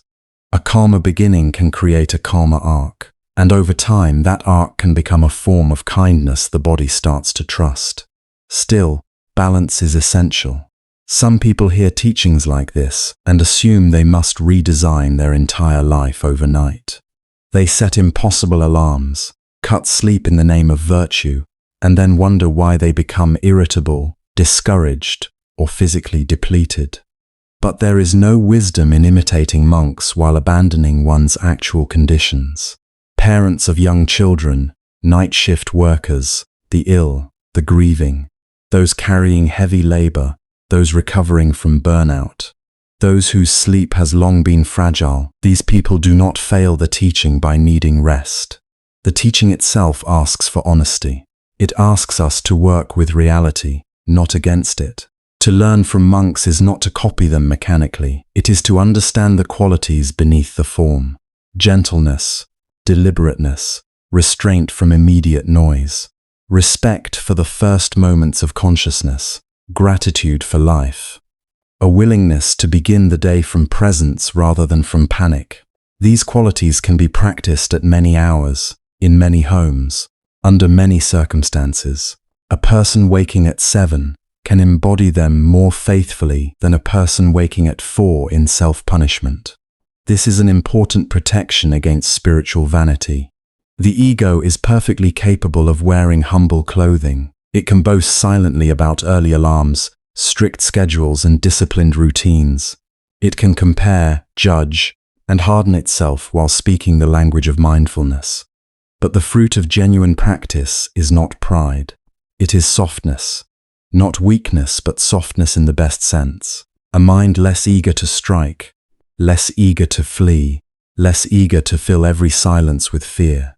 If an early morning habit makes a person more brittle, more self-righteous, or less kind, then something has gone wrong at the level of understanding. Perhaps the simplest way to carry this wisdom into ordinary life is to ask, each morning, not how early is it, but how am I entering this day? Am I entering it already braced, already invaded, already lost in other people's urgency? Or have I allowed even one moment of unclaimed awareness, one breath that belongs to no task, one instant of thanks, one small pause before becoming who the world expects me to be? These pauses may seem too modest to matter, especially in an age that celebrates the dramatic and measurable. But the soul is often restored by what appears insignificant. A gentle awakening can reduce the amount of inner force required to survive the day. A quieter beginning can interrupt old habits of self-abandonment. A grateful glance toward morning light can remind a weary person that life is still arriving, not only demanding. Over weeks and months, these tiny acts become a rhythm. Not rigid, not performative, just faithful. And perhaps that is the most universal lesson monks offer. Do not treat the beginning of the day as spiritually meaningless. Do not assume consciousness should wake already burdened. Do not rush to become useful before becoming present. Let morning be an entrance, not an assault. Let waking be a return, not an extraction. Even if the house is noisy, even if work awaits, even if the world is imperfect, and the heart is carrying sorrow, there remains the possibility of meeting the first moments with a little more tenderness. That tenderness will not solve everything. It will not erase insomnia, grief, anxiety, or the complex realities of modern life, but it may change the quality of our participation in them. It may help us move through the day less divided from ourselves. And in the evening, when sleep once again approaches like a shy and necessary guest, we may find that the way we greeted the morning has left a trace of peace behind. Still, not everyone who tries an early morning finds peace immediately, and that struggle deserves honesty. Even Ananda, the Buddha's close attendant, and the disciple famed for remembering every discourse word for word, is remembered in later commentarial tradition as having struggled with drowsiness and self-doubt in his early years of practice, sitting through nights of frustration before the clarity attributed to him in the texts ever arrived. If someone that close to the teaching needed years of uneven mornings before steadiness came, then an ordinary person's early stumbling is not a sign of failure. It is simply the ordinary shape of the path.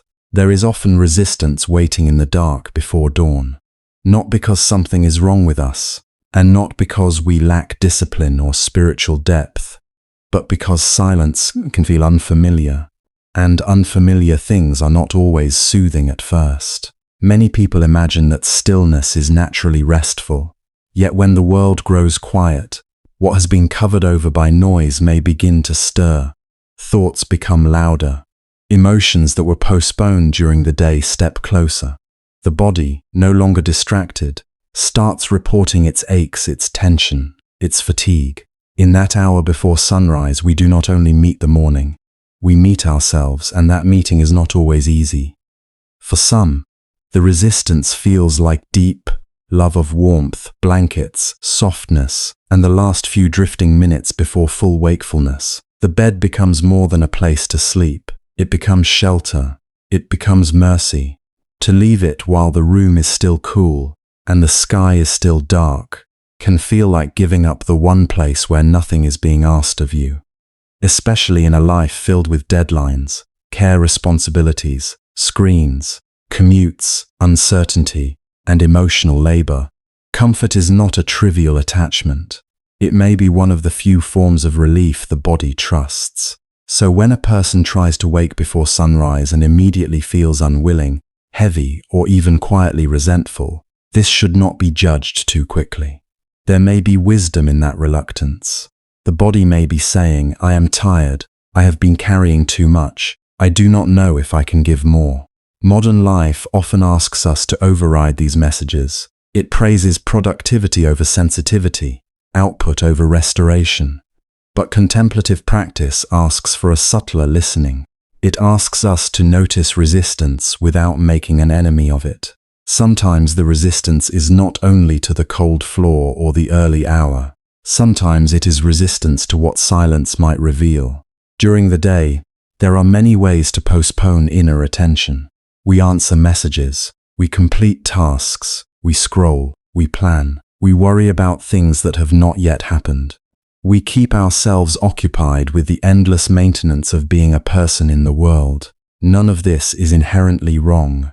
Much of it is necessary, but it can become a way of continuously delaying contact with the deeper weather of the heart. Then dawn comes, and there is no performance to hide behind, no audience, no immediate obligation, just a room, a breath, a body, and a mind that has not yet resumed its usual defenses. In such a space, loneliness may surface, grief may whisper, regret may come near, old fear may return in shapes we thought had already dissolved. This is one reason many people resist stillness without realizing it. It is not laziness, it is self-protection. We sense, even dimly, that if we sit quietly, something tender may ask to be felt. That fear deserves compassion. The image of monks can sometimes make this harder to admit. We imagine them rising effortlessly in the pre-dawn dark, serene and untouched by the ordinary turbulence that complicates everyone else. We imagine that discipline has removed friction from their lives, that devotion has made waking easy, that training has lifted them above sleepiness, reluctance, and mood. But the truth is gentler and more human than that. Monastic life does not erase the basic conditions of embodiment. A monk also knows heaviness in the limbs. A monk also knows wandering thoughts, dullness, restlessness, boredom, the pull to stay under a blanket, the temptation to delay the bell by just one more minute in the imagination. Practice does not mean floating above difficulty. It means learning how to remain in relationship with difficulty without being ruled by it. In monasteries, there are sleepy mornings. There are meditation periods where the head nods and the mind drifts. There are days when emotions seem close to the surface for no obvious reason. There are seasons of practice when the heart feels open, and other seasons when everything feels dry, resistant, mechanical. There may be sadness. There may be doubt. There may be inner resistance that shows up not dramatically, but quietly, as a small inward leaning away from the cushion, the bell, the breath, the task of returning again. This does not make the practice false. It makes it real. To know this can be a relief, because many people abandon contemplative rhythms simply because they expected them to feel pure. They expected the early hour to immediately bring clarity, gratitude, and calm. They expected silence to soothe them on contact, and when instead they found irritation, fogginess, or a strange ache in the chest, they concluded that they were doing it wrong. But often that discomfort is not failure. It is the beginning of contact. It is the dust rising as the room is gently opened. The body, too, has its own history with waking. Not everyone comes to dawn from the same place. Some people have slept deeply and enough. Others arrive in the morning after years of broken rest, overwork, anxiety, caregiving, or illness. Some carry chronic fatigue that no motivational phrase can solve. Some live with depression, which can make morning feel like a mountain. Some are holding grief, and grief changes time. It changes sleep. It changes the chemistry of the body, the texture of thought, the willingness to begin another day. In such cases, early waking may not feel noble. It may feel almost impossible.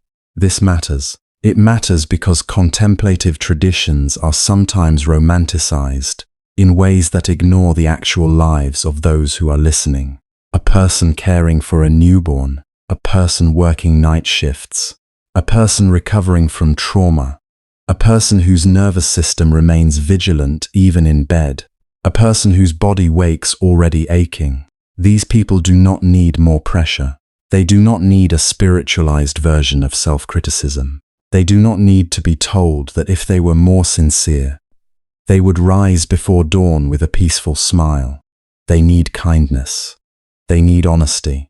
They need permission to approach these teachings as invitations, not as punishments. Changing one's rhythm is a profound thing. We often speak of it as if it were merely logistical, as if all that is required is setting an alarm and having stronger will. But our rhythms are woven from these threads: hormones, habits, fear, work schedules, emotional patterns, family culture, seasons of life, unprocessed sorrow, accumulated exhaustion. To ask the body and mind to meet the day differently is to enter into conversation with all of that. Of course, there is resistance. Resistance is often just the sound of an old pattern trying to protect continuity. And old patterns do not soften through violence. This is why gentleness matters more than perfection. If you are learning from contemplative traditions, the point is not to imitate an ideal image of wakefulness. The point is to become more intimate with your own experience, more truthful about what helps and what harms, more capable of greeting yourself without harshness. If one morning you wake before sunrise and sit for 10 quiet minutes, that matters. If another morning you wake, feel overwhelmed, and simply place a hand on your chest before resting again, that too may matter. If all you can do is open the curtain and notice the first shift in the sky, without forcing the rest, that is not nothing. Small acts of sincere attention have their own dignity.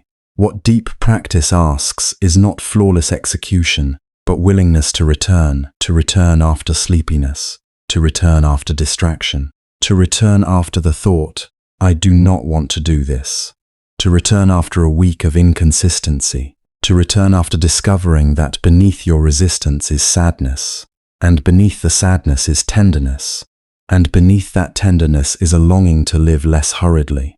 The return may be clumsy, it may be late, it may last only a few breaths, but if it is honest, it belongs to the path. There is also something deeply healing in no longer shaming ourselves for being human in the presence of silence. Sleepiness is human, wandering is human, emotional heaviness is human. Even aversion to peace can be human, because peace asks us to loosen identities we have learned to survive through. Some people are so accustomed to tension that relaxation feels unsafe at first. Some are so used to mental noise that quiet feels empty, almost alarming. Some have spent years being needed by others and feel guilty when the morning offers nothing but their own breath. To see this clearly is not to become passive, it is to become wise. Wisdom knows the difference between encouraging growth and demanding performance. It knows that a rigid approach to spiritual rhythm can injure the very tenderness it is meant to protect. And so it says, begin where you are. Begin with the body you have, the grief you have, the sleep you have, the capacity you have today. Let devotion be honest enough to include your limits. This is, in its own way, very close to the heart of Buddhist practice. Not the polishing of an image, but the patient observation of causes and conditions. If sleepiness is present, notice sleepiness. If resistance is present, notice resistance. If comfort feels difficult to leave, notice the attachment with warmth rather than contempt. If silence brings up sorrow, let sorrow be met in doses the heart can bear. The aim is not to force a perfect morning out of an imperfect life. The aim is to reduce unnecessary struggle and to learn how to stand gently inside what is true. Over time, even resistance can become a teacher. It shows us where we are tender. It shows us what we fear losing. It shows us where the body has not yet felt safe enough to unclench.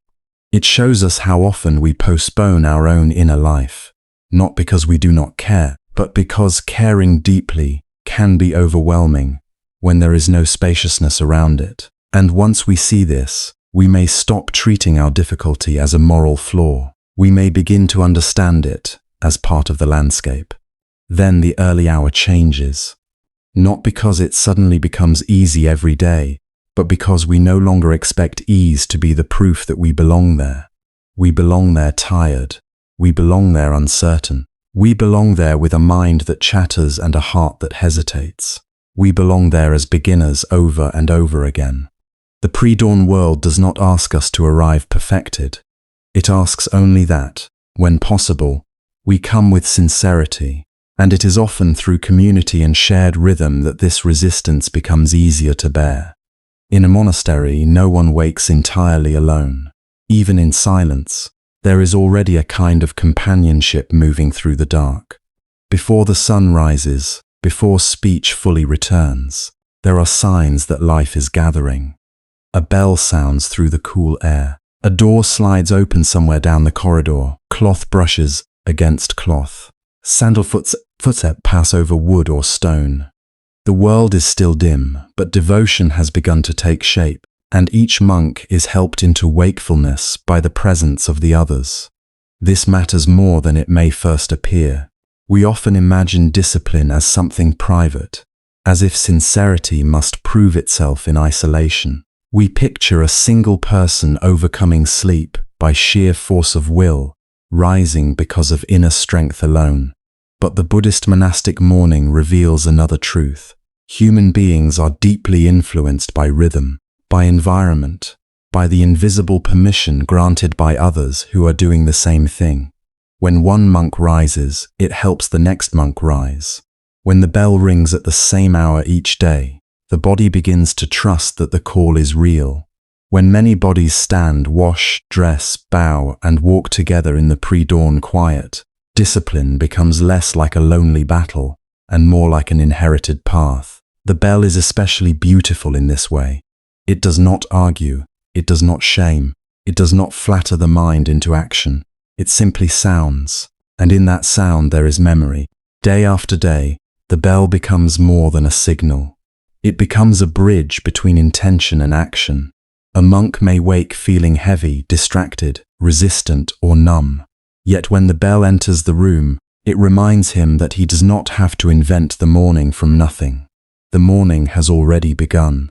His task is not to create the sacred hour by himself, but to join it. There is a quiet mercy in that. So much of ordinary struggle comes from the feeling that everything depends on us in each moment, that if our mood is weak, our practice collapses with it.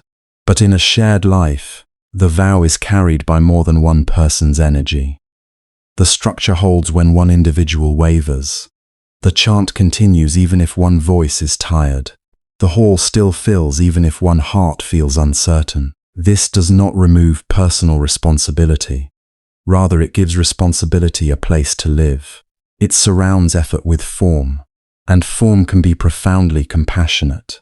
The mind often rebels against what is abstract, but it can soften around what is embodied: a time, a bell, a robe folded the night before, a lamp lit in the hall, a familiar path walked in darkness.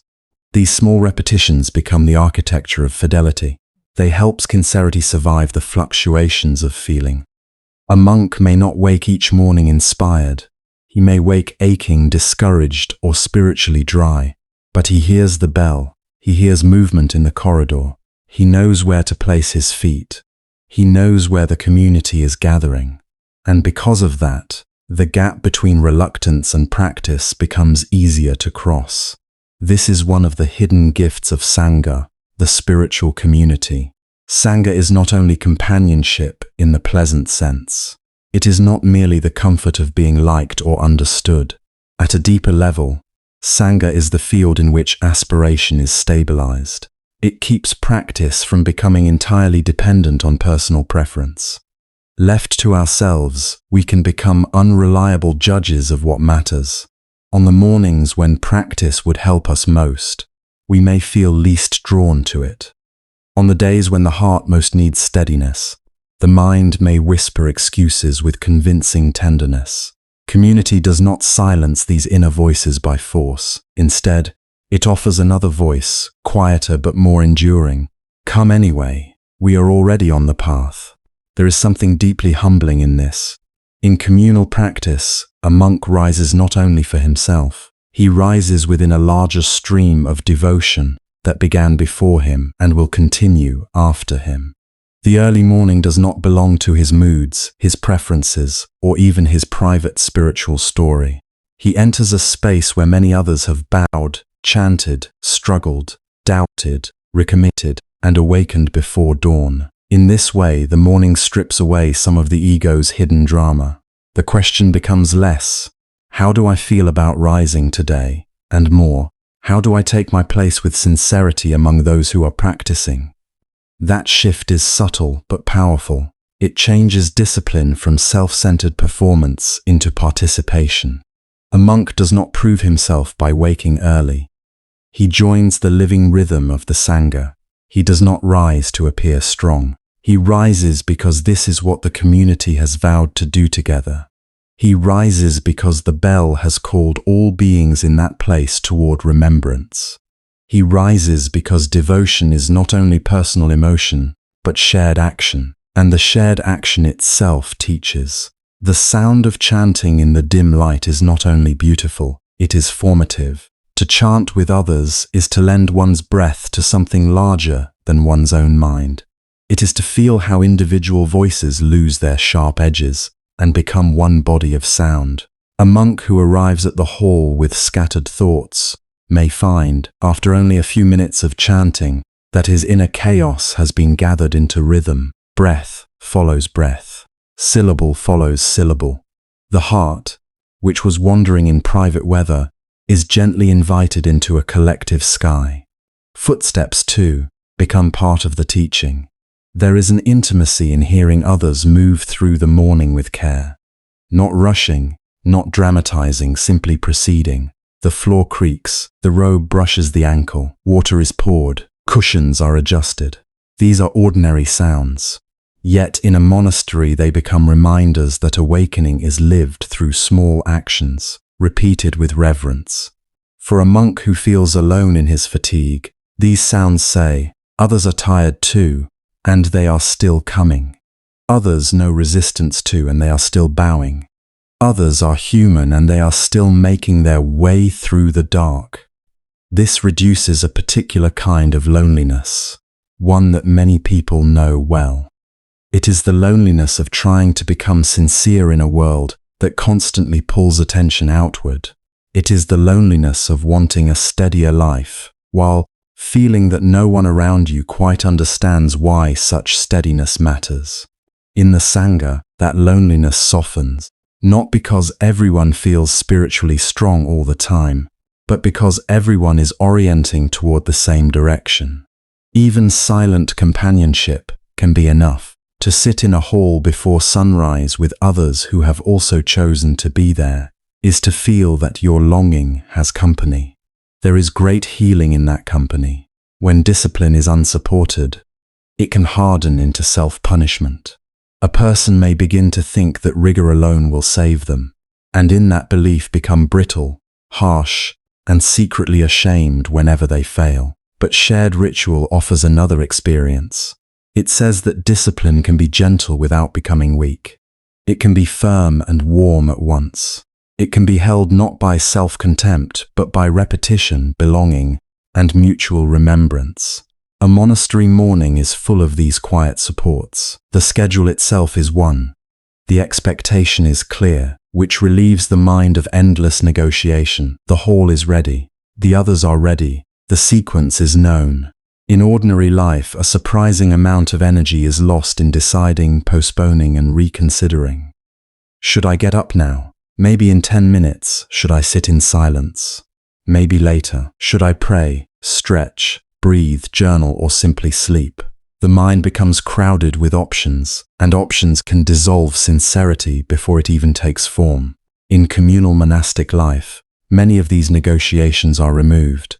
One simply follows the bell, the robe, the hall, the chant, not mechanically but trustingly. Trust is essential here. Community teaches the body and mind that they do not have to carry the whole burden of consistency alone.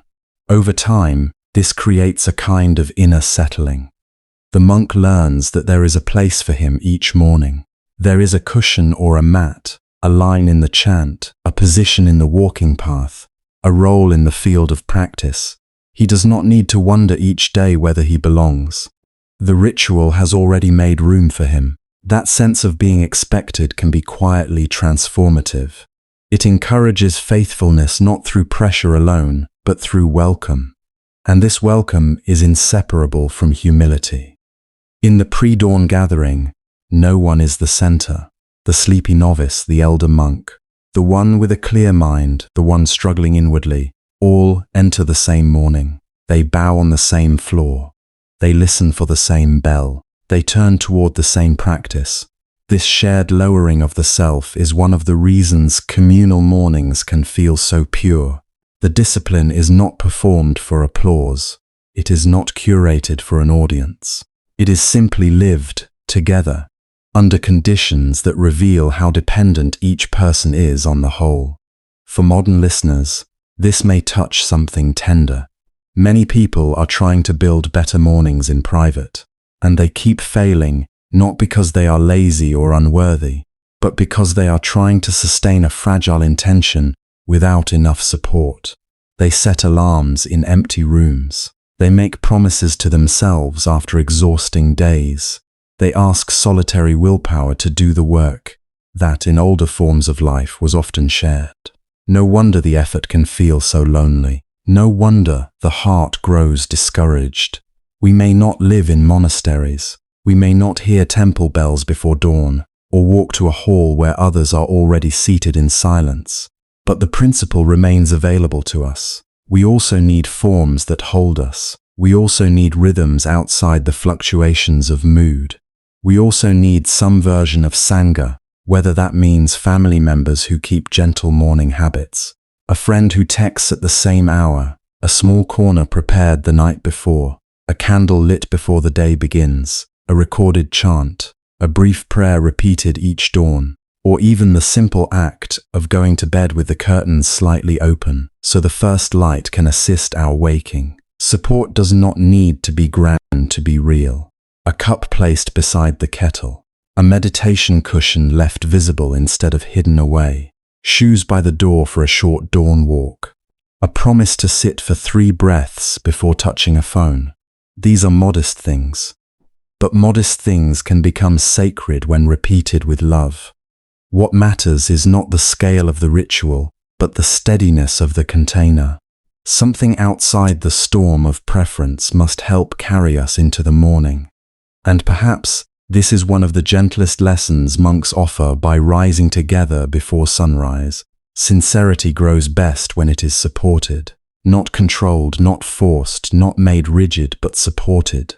The heart opens more easily when it is held. Discipline deepens when it is given shape.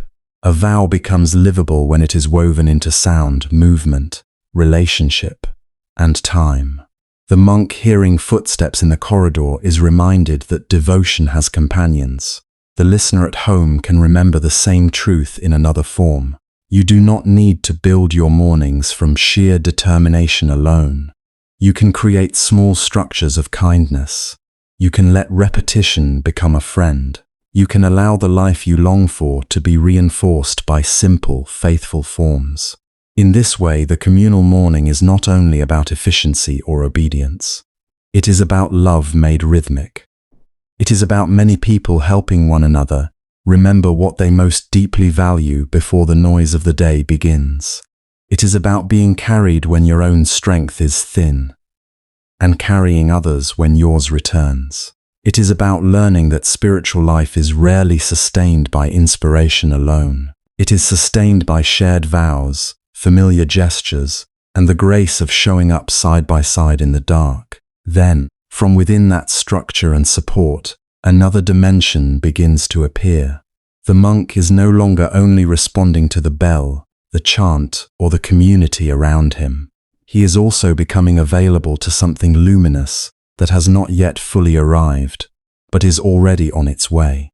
Beyond the discipline, beyond the companionship, there is a sacred beauty in how monks greet the first light itself.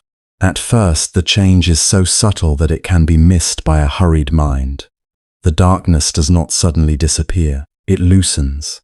The black outlines of roofs and trees begin to soften at their edges.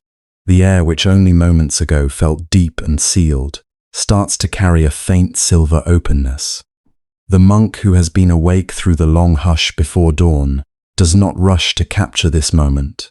He does not seize it with a camera, or break it apart with commentary, or reach for it as if beauty were something to own. He simply remains where he is, attentive, steady, and available. Then the light begins to touch things. It touches the temple wall first, perhaps, laying a thin wash of pale gold over old stone or weathered wood. What was hidden in darkness slowly reveals its texture. Cracks, grains, faded paint, moss in the corners. All the quiet marks of passing years come forward without shame. Nothing needs to be polished into perfection to be beautiful at this hour. The wall is beautiful because it has endured. It is beautiful because it receives the light exactly as it is. The robes begin to change too. In the dimness before sunrise, they were almost colorless, folded into shadow, moving softly like part of the night itself. But now saffron, brown, or deep maroon begins to awaken. A sleeve catches the morning, a shoulder glows briefly. The cloth holds light in its own gentle way, not with brilliance, but with warmth. The monk does not wear the robe to become a spectacle. Yet in first light, even simplicity becomes radiant. Even renunciation can look tender. The robe says nothing, asks for nothing, proves nothing. It is only there, receiving the dawn. Leaves answer in their own language. What looked like a dark mass overhead becomes 1,000 separate forms. The edges of each leaf brighten. Dew resting on a stem or hanging from a tip flashes for a second and is gone. A small movement of air travels through branches, and the whole tree seems to wake without effort. Not dramatically, not as a performance, simply by being touched by light after a long hour of stillness. In this kind of morning, the monk sees what is always true but rarely noticed. The world does not need to shout in order to reveal wonder. And then there is the bowl. Plain, empty or nearly empty, carried in quiet hands. In the low light it may have looked like nothing more than a practical object, dark and simple, one among many tools of monastic life. But as dawn opens, the rim catches a line of brightness.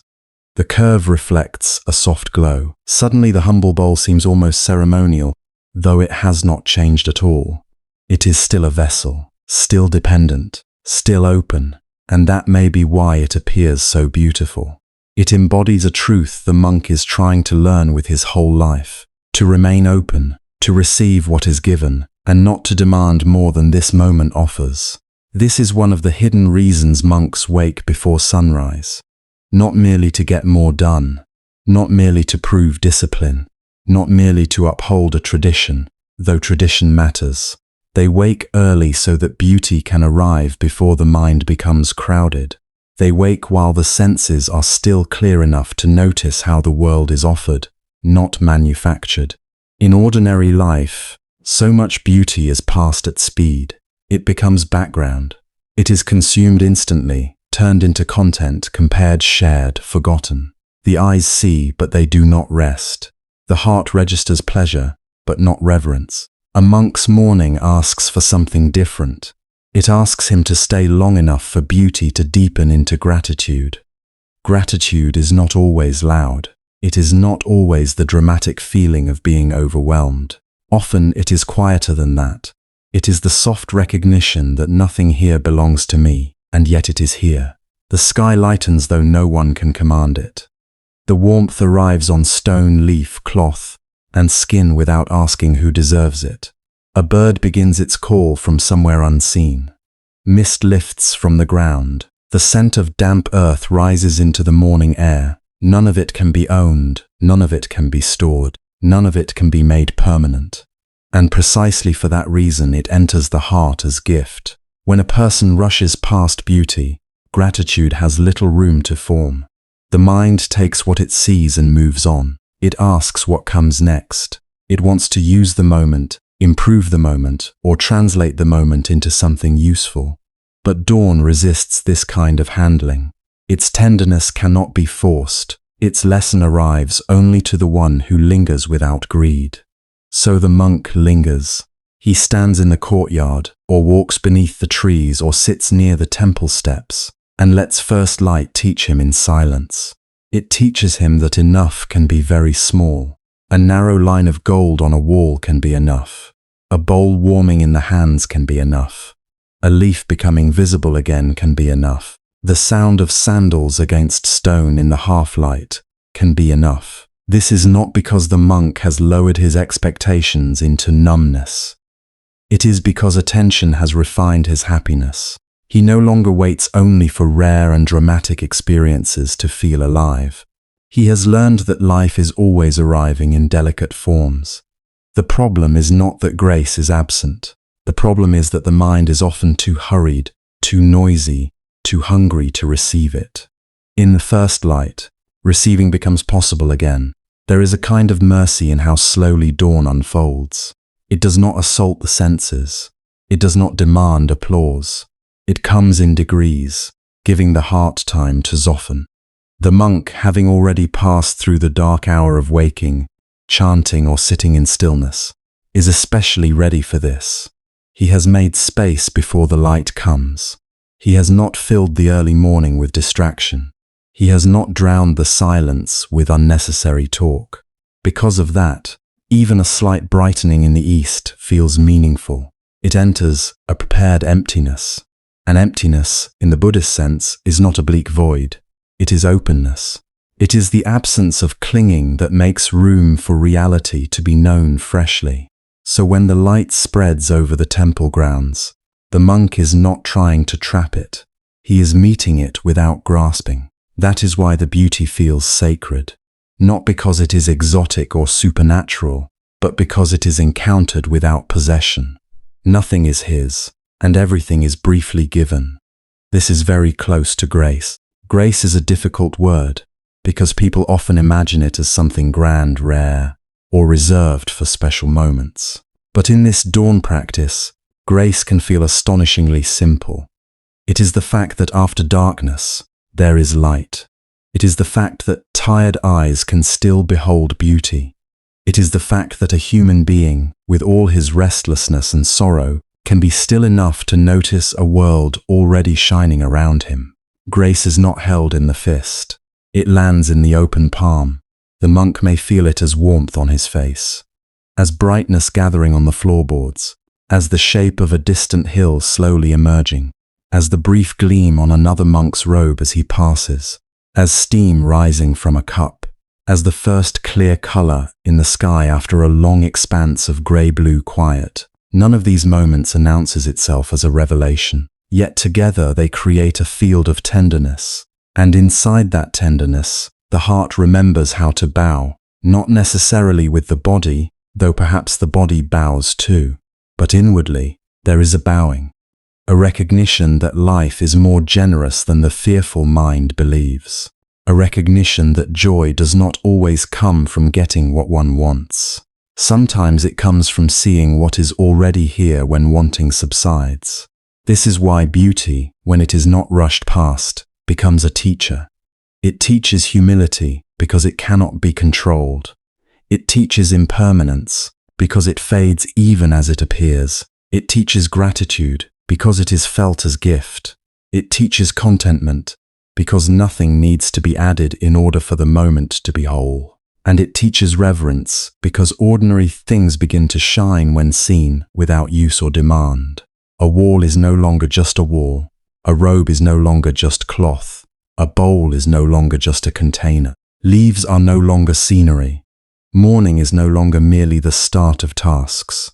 Everything becomes more itself when the mind stops trying to turn everything into something else. In this way, the first light does not entertain the monk.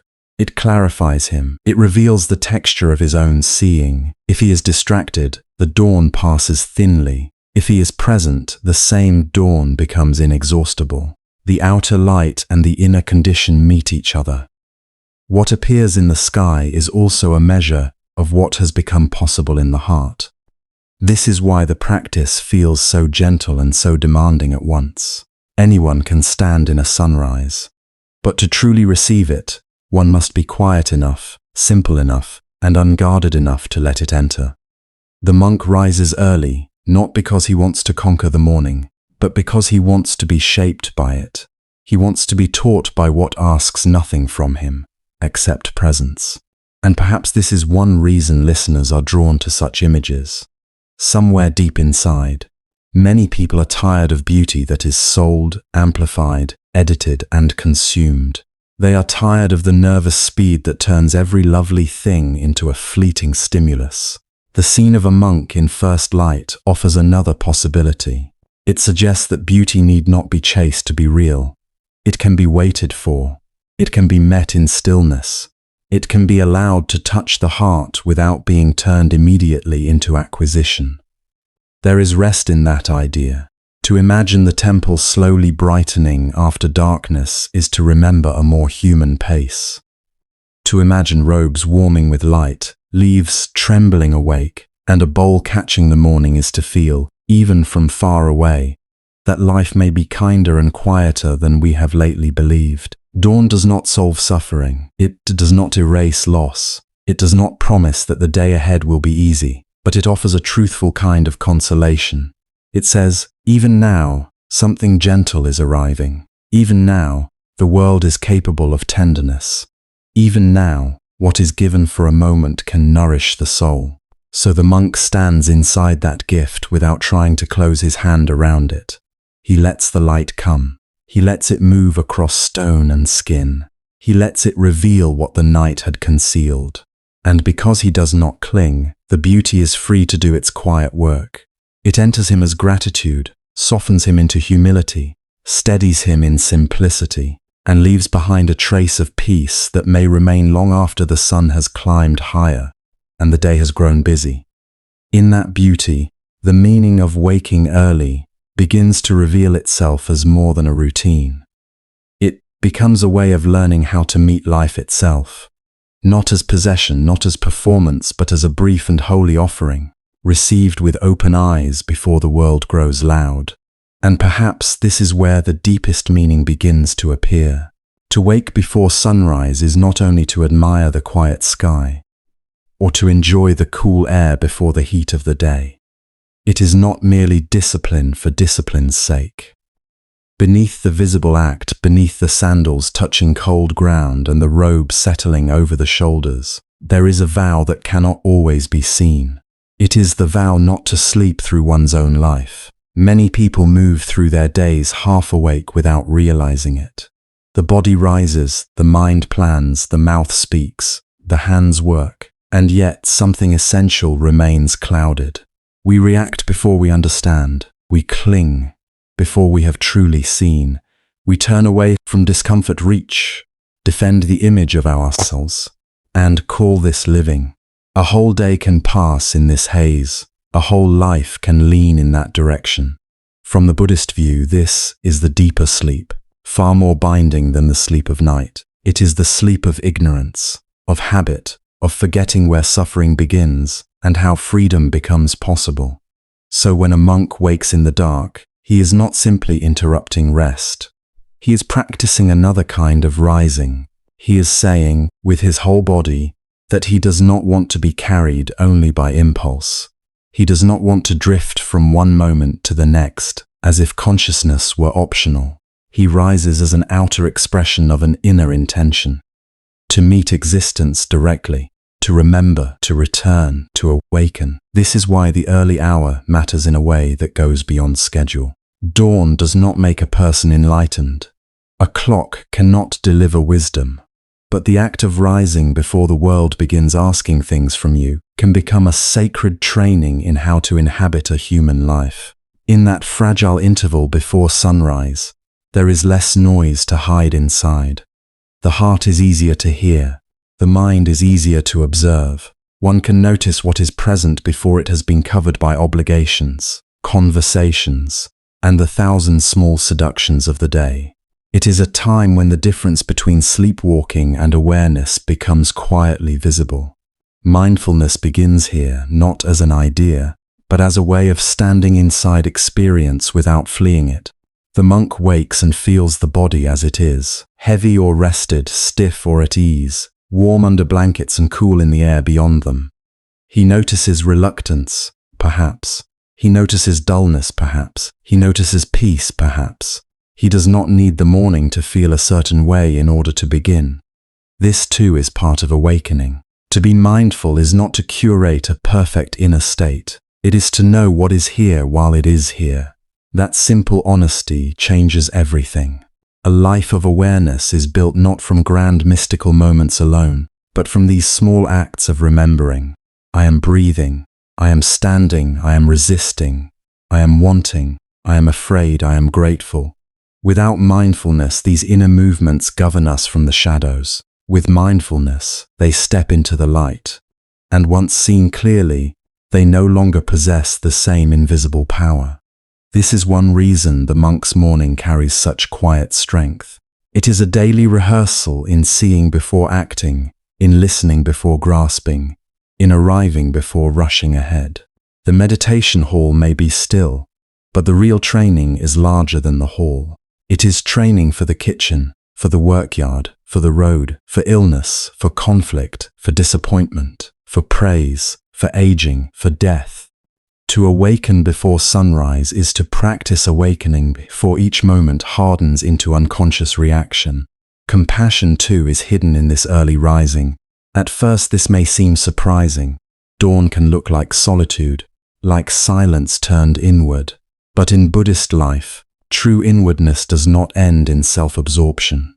It softens the heart so that others can be met more gently. A monk who rises early is not only preparing to calm his own mind, he is also tending the conditions that make kindness possible.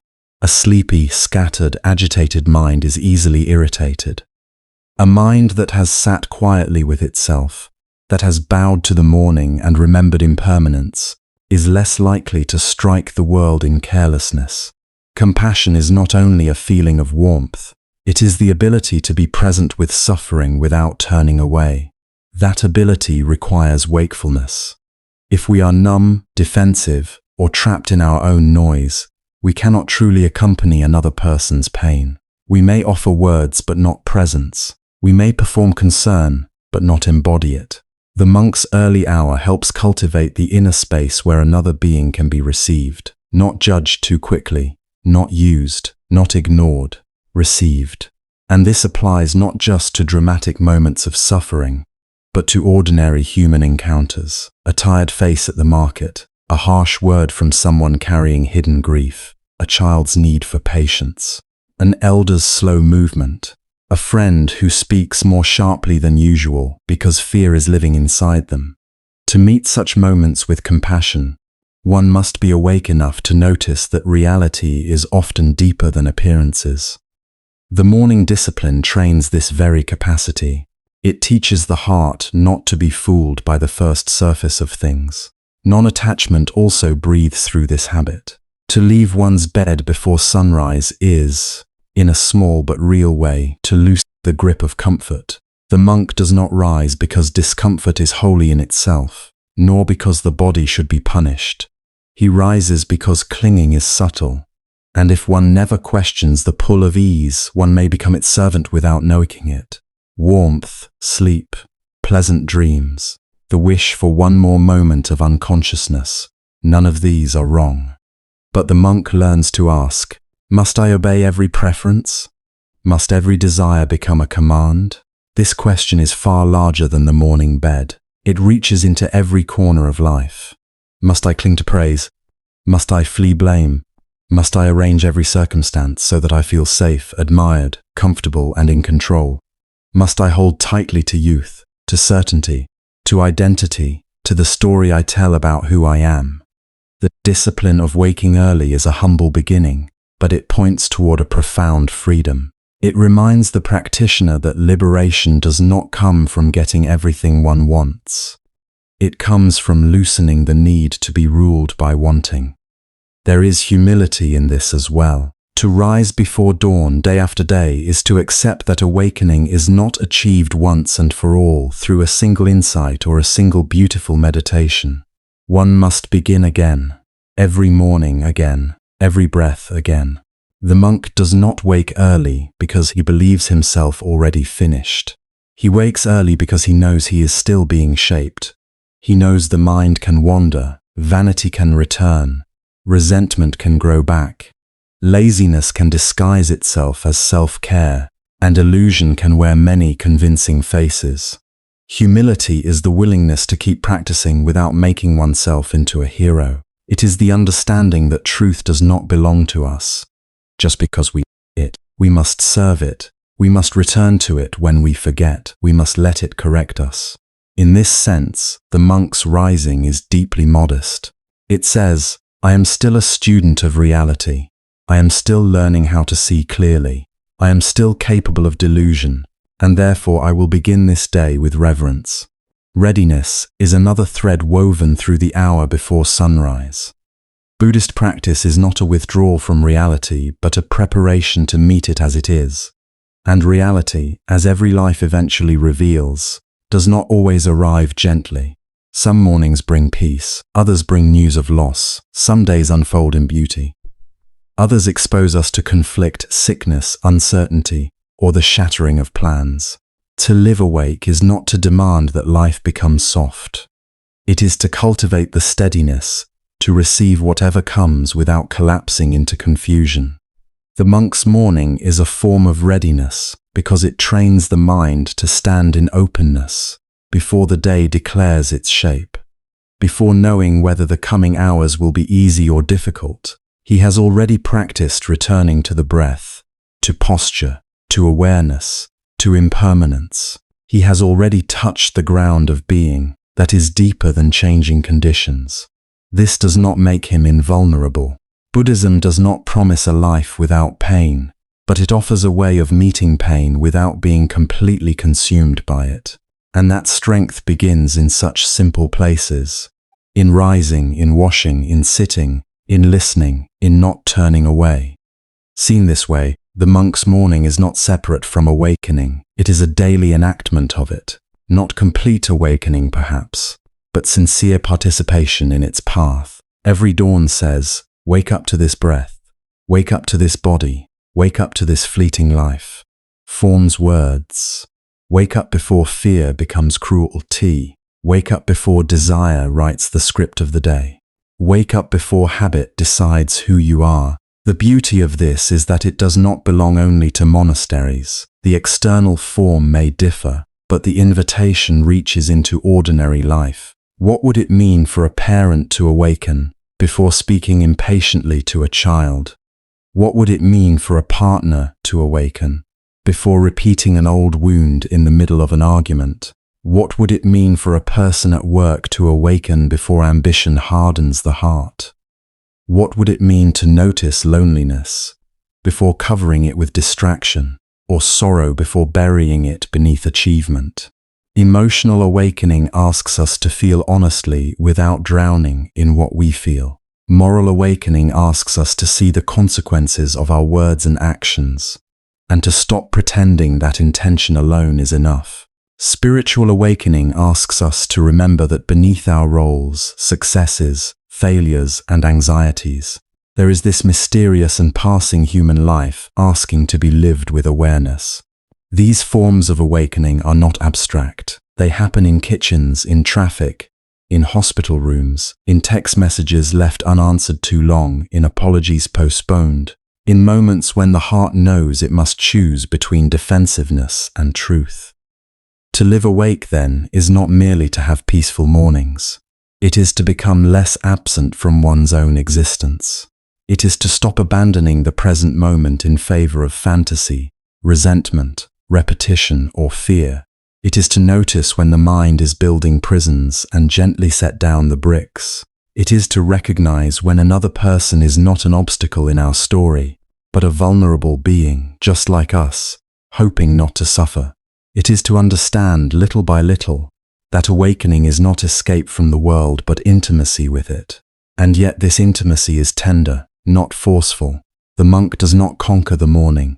He enters it. He does not dominate reality. He bows to it. This may be one of the most important things his waking teaches. To awaken inwardly is not to become rigid, superior, or severe. It is to become more real, more receptive, more undefended. A truly awakened life is not marked only by clarity of mind, but by gentleness of presence. It knows the world is fragile. It knows every person carries invisible burdens. It knows that we ourselves are changing from moment to moment, and that control is always partial at best. So the pre-dawn rising becomes a symbol, yes, but also more than a symbol. It becomes practice made visible. The body gets up before the sun, and in that movement the soul remembers its deepest direction. Not toward achievement, not toward spiritual image, not toward perfection, but toward wakefulness. Toward a life in which attention is offered carefully, compassion is given more freely, attachment is held more lightly, and each day is met with humble readiness. Perhaps this is the quiet secret the monks have been living all along. They are not waking early because holiness lives in the hour itself. They are waking early because every day presents the ancient human choice, to remain asleep inside habit or to rise into awareness. The darkness before dawn simply makes that choice easier to hear. And as this journey draws closer to its final stillness, something begins to turn. We have spent time looking toward the monks, watching their steps, listening for the meaning hidden in their silence, their routine, their gentle discipline. But now another question begins to gather in the quiet. Not only why they wake, but where in our own lives we are still sleeping, and what it might mean to listen inwardly for the first light within us. And so the story can end where it began, in the silence before sunrise. Not in a monastery far from your life, not in a mountain temple hidden among pines, but here, within the ordinary shape of your own days. Here, where the alarm may ring too early, where the body may feel heavy, where the mind may already be crowded before the feet even touch the floor. Here, where responsibilities wait, where grief sometimes lingers, where sleep does not always come easily, and peace can seem like something promised to other people. It is here, perhaps most of all, that the lesson of the monk's morning becomes tender and useful. You do not need to live as they live in order to receive what their rising has to offer.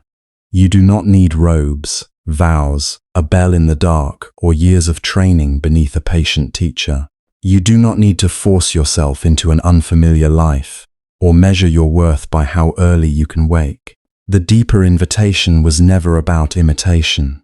It was about spirit, about the quality of attention with which a life begins, about whether the first meeting between you and the day is shaped by grasping or by gentleness. Perhaps that is where this can become very small, and therefore very real. Not a grand promise to transform everything tomorrow morning, not a discipline so hard that it becomes another burden for a tired heart, only a slight turning inward, only a soft borrowing of something ancient and kind. Before you rise, you might remain still for just a few breaths. Nothing elaborate, nothing to perform, just the simple noticing that you are here. Air entering, air leaving, the chest lifting slightly, then falling, the body resting on the bed, held by something beneath it. The quiet knowledge that a new day has arrived before you have said a single word to it. In those breaths, the mind may still be cloudy. Sleep may cling to you. Thoughts may begin to appear. But even then, there can be a small clearing, as if a window has opened somewhere inside. A little space between waking and rushing. A little mercy before momentum takes over. This alone can change the flavor of a morning. Or perhaps your practice is even simpler. Before your hand reaches for the phone, before your thoughts begin arranging the problems of the day, you pause for 1 minute of silence. A true minute is longer, long enough to feel impatience, long enough to notice how quickly the mind wants to move, long enough to hear a bird outside, or the low hum of distant life beginning, long enough to remember that silence is not empty. It has texture, it has presence, it can hold you, even briefly, before the world asks you to become someone. A minute may not sound like much, yet many lives are shaped by what happens in these small, unguarded thresholds. The first thought, the first tone of voice, the first gesture toward the body, the first inner sentence spoken to oneself. To begin with silence, even for a moment, is to say quietly, I do not have to enter this day in battle with myself. Maybe your first practice is not in bed at all, but in the first step. The monks rise and walk with care, not because the floor is holy, but because life is passing through every movement. You, too, can let the first step of the day be slower than habit expects. You can feel the foot meet the ground. You can notice the coolness of the floor, the softness of a rug, the weight of your own living body. You can stand without hurrying to become productive. For one breath, perhaps two, you can simply arrive. How rarely we arrive in our own lives. Often the body moves ahead while the heart is still elsewhere. We wake already leaning into what must be solved, repaired, answered, endured. We carry yesterday into the kitchen before the sun has fully risen. We meet the morning not as a beginning, but as a continuation of strain. And then, later, we wonder why evening finds us so frayed, why sleep meets a nervous system that has been bracing since dawn. This is why peace does not begin only at bedtime. So many people who long for sleep look toward the night as the only place where rest can be restored. They dim the lights, lower the sounds, lie down with exhausted hope, and ask the body to release what the entire day has been tightening. Sometimes it can. Sometimes, of course, it cannot. The mind does not suddenly forget the way it has been handled just because the hour is late. The heart does not instantly soften if it has been spoken to harshly since morning. Rest at night is deeply touched by the manner in which the day was first welcomed. This does not mean you must have perfect mornings in order to sleep well. It does not mean that if your dawn is messy, your night is ruined. Human life is not so strict, and compassion should never become another form of pressure. It means only this: the path toward rest may begin earlier than we think, in the first breath, in the first pace, in the first willingness not to abandon ourselves at the threshold of waking. For some, that threshold may come after sunrise. For some, it may come at noon, after a night of little sleep, after tending to children, after working late, after caring for someone ill, after carrying burdens no one else can see. Let this be said gently and clearly. The spirit of the monk's morning is not reserved for a certain hour on the clock. If your life cannot offer you dawn in the literal sense, you can still welcome whatever beginning is yours. The first conscious moment is enough. The first sincere pause is enough. Peace is not withheld from those whose lives are crowded or uneven. What matters is not perfection of schedule, but tenderness of meeting. You may choose, before the light fully fills the room, to whisper one word of gratitude, not because gratitude erases pain, but because it steadies the heart inside it. Thank you for this breath. Thank you for one more morning. Thank you for warmth. Thank you for the chance to begin again, even imperfectly. Gratitude does not need to be dramatic. It can be almost fragile. It can be spoken by a tired person. It can rise from a life that is not easy.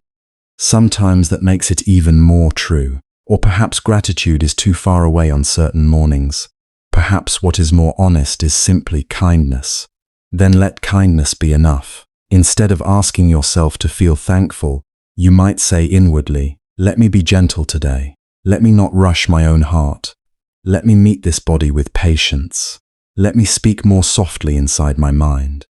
Such words are not magic spells. They do not remove sorrow or confusion, but they begin to shape the climate within which the day will unfold.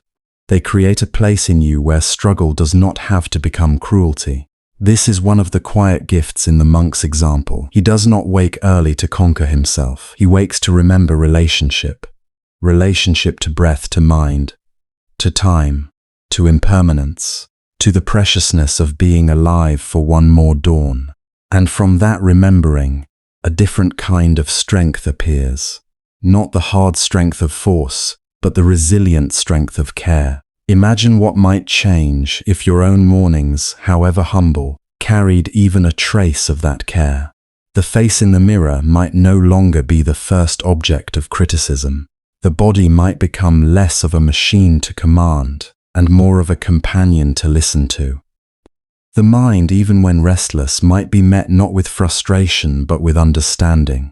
You might begin to notice that many of your sharpest moments are born not from the events themselves, but from the speed with which you meet them.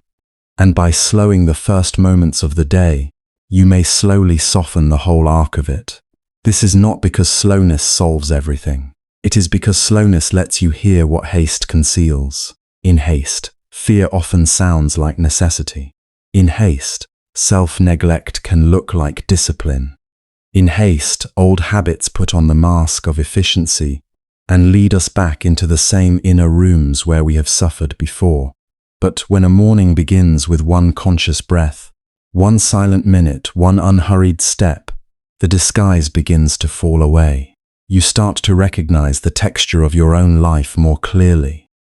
You start to see where you are gripping, where you are fleeing, where you are asking too much of a weary spirit.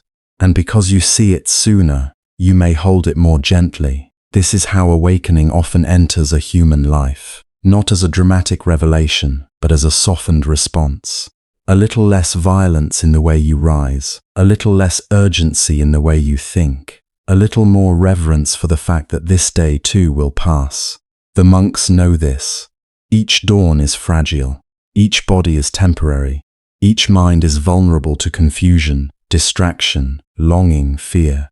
To wake before sunrise is in part to stand close to this truth before the day becomes loud enough to hide it. But you do not need to stand in a monastery courtyard to know the same tenderness. You only need, now and then, to let the beginning of the day remain a beginning, to resist filling it instantly with noise, to allow one small pocket of awareness where life can be felt directly.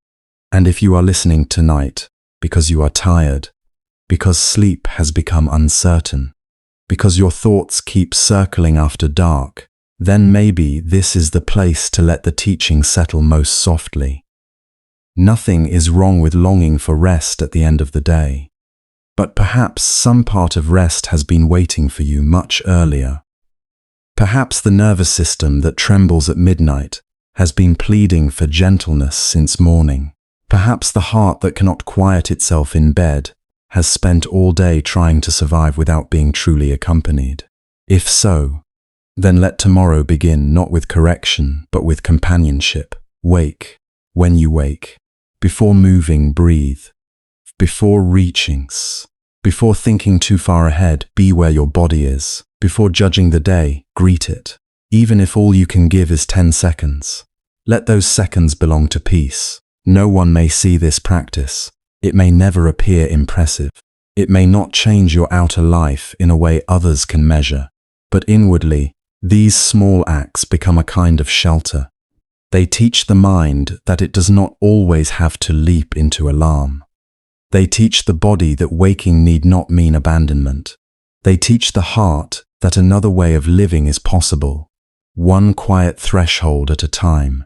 And over time, perhaps almost invisibly, your days may begin to feel less like something happening to you and more like something you are meeting.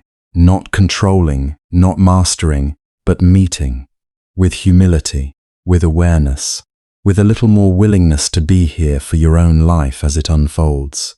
This may be the truest way to honor what the monks have shown, not by copying their outer form, but by receiving their inner gesture. Their morning says, begin with presence, begin with care, begin with the understanding that this life is brief and therefore worthy of attention. Begin as though the mind matters. Begin as though the body is not an obstacle, but a living field of wisdom. Begin as though even your weariness deserves tenderness. There is something deeply human in this. Beneath all teachings, all rituals, all early bells and disciplined hours, there is a very simple offering. Do not leave yourself alone at the doorway of the day. Accompany yourself with kindness. Meet your fleeting life with a softer hand. Let awareness arrive before demand. Let gentleness arrive before performance. Then, when night comes again, perhaps sleep will no longer feel like a battle you must win. Perhaps it will feel more like a returning, a continuation of the mercy you practiced at dawn, a deepening of the same trust. The body remembering that it has not been driven all day. The mind remembering that it has been given pauses in which to breathe. The heart remembering that it was welcomed in the morning, and so it need not be afraid of rest in the dark. This is not a guarantee. It is an invitation to bring a little dawn into your own life, whether or not you ever rise before the sun. An invitation to let the first moments of the day belong less to habit and more to awareness.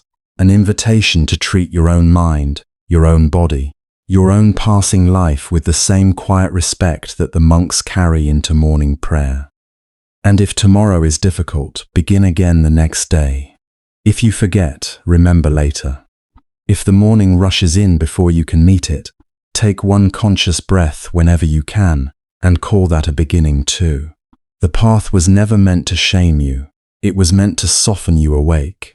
And so we return, gently, to that hour before the world fully stirs. To the dim room, the waiting sky, the hush that asks for nothing and offers everything. To the moment before the day takes shape, when the heart has one small chance to meet life without armor.